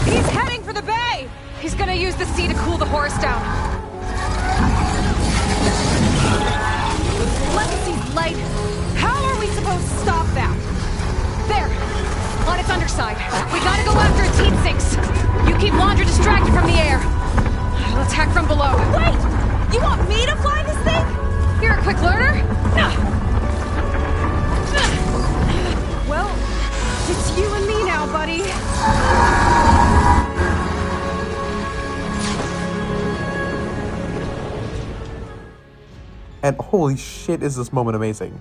I've been waiting to fight a Horus for years, and now it is finally happening in one of the coolest ways possible. Aloy has to chase the Horus down to the beach, which has the players soak up the atmosphere, because, again, holy shit is it good. The absolute fielding dread is second to none in this game. Having to chase the Horus is 100% the best moment in the entire series. This moment feels like it's the end of the world. This is also probably the reason the DLC is only available for the PS5, because I think my PS4 would have just exploded right then and there. When the developers said they didn't want to have to handicap their vision to work on the PS4, I can absolutely see why. This moment absolutely would not have worked if it was any less bombastic, and dumbing down the fight would have been a huge disservice to the machine, which people have been wanting to fight for years. Once the Horus is down on the beach is when things get a bit awkward. Aloy has to destroy the heat sinks around it in order to overheat it, but because of the size of the machine, it becomes very unwieldy to fight. The first heatsink is on his back, meaning Aloy needs to stay there the entire time. But anytime the horse moves or turns around, Aloy needs to run for a long time to catch up, which results in a lot of downtime, which really kills the pace of the fight. Occasionally it will spit out a corruptor or two, but those are really just annoying when Aloy has to run around this much. It also has this large area of effect attack, which has you run away from it and move a really large distance away from the horse so it doesn't hit you. Literally most of this portion of the fight is just running around, and it really sucks to see it land so flat. This part of the fight is decent. It's not terrible, but it's not really good either. The game is able to capture the scale of the horse really well, even if it is to the detriment of the gameplay itself. Once the back sink is blown out, Aloy has to destroy the side ones, which involve her climbing up the leg of the horse, Shadow of the Colossus style, which is just so sick. Once she destroys all the main sinks, this is where the fight gets good. The horse creates an arena using its own tendrils and forces Aloy to fight it from inside. The way to destroy the horse from here is to destroy more of its heat sinks on its arms, which are only able to be taken out during its attack, reminiscent of the Spectres, and literally any other Xena technology in the game. This thing literally throws out all these stops at Aloy, and it is such a blast to fight. It is enough attack variety that it doesn't even get stale, and it's just so kick-ass the entire time. It's able to do this absolutely insane attack with its machine guns, which isn't hard to dodge mechanically, but does make the fight seem like absolute cinema. Or just a single frame from Helldivers, but we aren't really comparing. Once the sinks on the arm are destroyed, its final primary heatsink on its chest is opened, allowing Aloy to put shots into it while dodging its other attacks. Once the final sink is blown up, Laundra begins to flee into the water to prevent it from overheating, to which Aloy follows suit. She has to swim behind it in what is, again, absolute cinema, as this rock bed is just destroyed around her and the horse moves through the water. It's so fucking sick. She makes it inside, where she has to go through several platforming sections, which isn't anything to write home about, but it is serviceable. She's able to make it to Laundra in the processor when the final fight of the DLC kicks off. Laundra is completely stationary during the fight while he dishes out attacks, but he's also invincible, meaning Aloy has to destroy the links that attach him to the processing orb. Problem is, it only becomes vulnerable when Laundra attacks, making this fight much like the other Zenith fights in the game. He has a handful of attacks he can whip out, and they're all pretty easy to dodge. Once she's able to sever him from the orb, she reaches the processor and shuts down the horse, in the process somehow killing Laundra. As the horse crumbles around her, Seika comes to the rescue on the water wing and is able to drag Aloy out before she is crushed. Aloy and Seika now head back to Fleet's End, where they can talk to the Admiral about the events that just expired, ending with Aloy telling the Admiral that she found the other half of the fleet at landfall. Seika then says she has something to talk about with Aloy, but she wants to do it where they first met after Aloy's crash landing. Once Aloy makes it there, the two of them have a heart-to-heart, with Seika revealing she feels out of place with the Gwen after all the events that transpired. Aloy tells her that home isn't a place, rather the people who you choose to be around, so which Seika responds that she wants to be with Aloy, which is where the player has a choice as to what to do. Two of these options result in Aloy not embracing this, while one of them does. In this playthrough, I chose the reject option because I really wasn't feeling their relationship. One of the ending results is them kissing and fully embracing one another. I feel like this is where the game wants you to pick up the romance option, especially considering the way Aloy has been acting up until this point around Seika. I just decided to go with the rejection option because I really did not believe these two make a good couple, at least with what was shown. I already made it plenty clear that I do not like the relationship between these two. It just feels too forced and unnatural because of their characterizations. As stated earlier, there's this constant one-upping that Seika does with Aloy that comes across as artificial, and I'm just not a fan of it. I will say this is the one cutscene I think actually had believable interactions between the two of them. I think their relationship just moved way too fast and wasn't built for a DLC. I know other people had had issues with this relationship, namely with Aloy being gay, and to that I say, what? She is one of the most obviously gay characters I've ever seen. Funny story, when I was writing an early part of this video, the part where Avad asks Aloy out, my roommate walked past my screen and I made a comment about the rejection. For context, my roommate doesn't know anything about Horizon, he's never seen gameplay, never seen any part of the story, and never heard Aloy speak. And he responded, "Of course she would reject him. She's a lesbian." And I turned around with my jaw dropped and I was like, "Did I tell you that?" And he was like, "No, she's just so obviously queer-coded. Just look at her." And I guess I should have expected him to have a god-tier gaydar, considering the fact that he himself is gay, but goddamn, that was an unexpectedly quick catch. Even I caught the fact that she was gay. I have no idea who these people are who thought her being gay was unexpected, because have they ever played the game before? I highly doubt it. That being said, my main issue is with their relationship's development, or lack thereof, present in the DLC. I mentioned in my non-spoiler review when the DLC first came out that the emotional crux relies on you caring for one of the characters, and if you don't, then the story will fall flat. And that's the situation I found myself in. Regardless of which option you pick, the two realize they have to go their own separate ways, doubtful if they'll ever see each other again. Cut to credits. After this, there is a short epilogue where Silence meets Aloy in her room and discusses some new information he gathered from Londra after his death. Namely, weapon systems from before the Fair Plague that he believes could be used to stop Nemesis. Silence does reveal that there will be a long time before he can fully unearth all of these.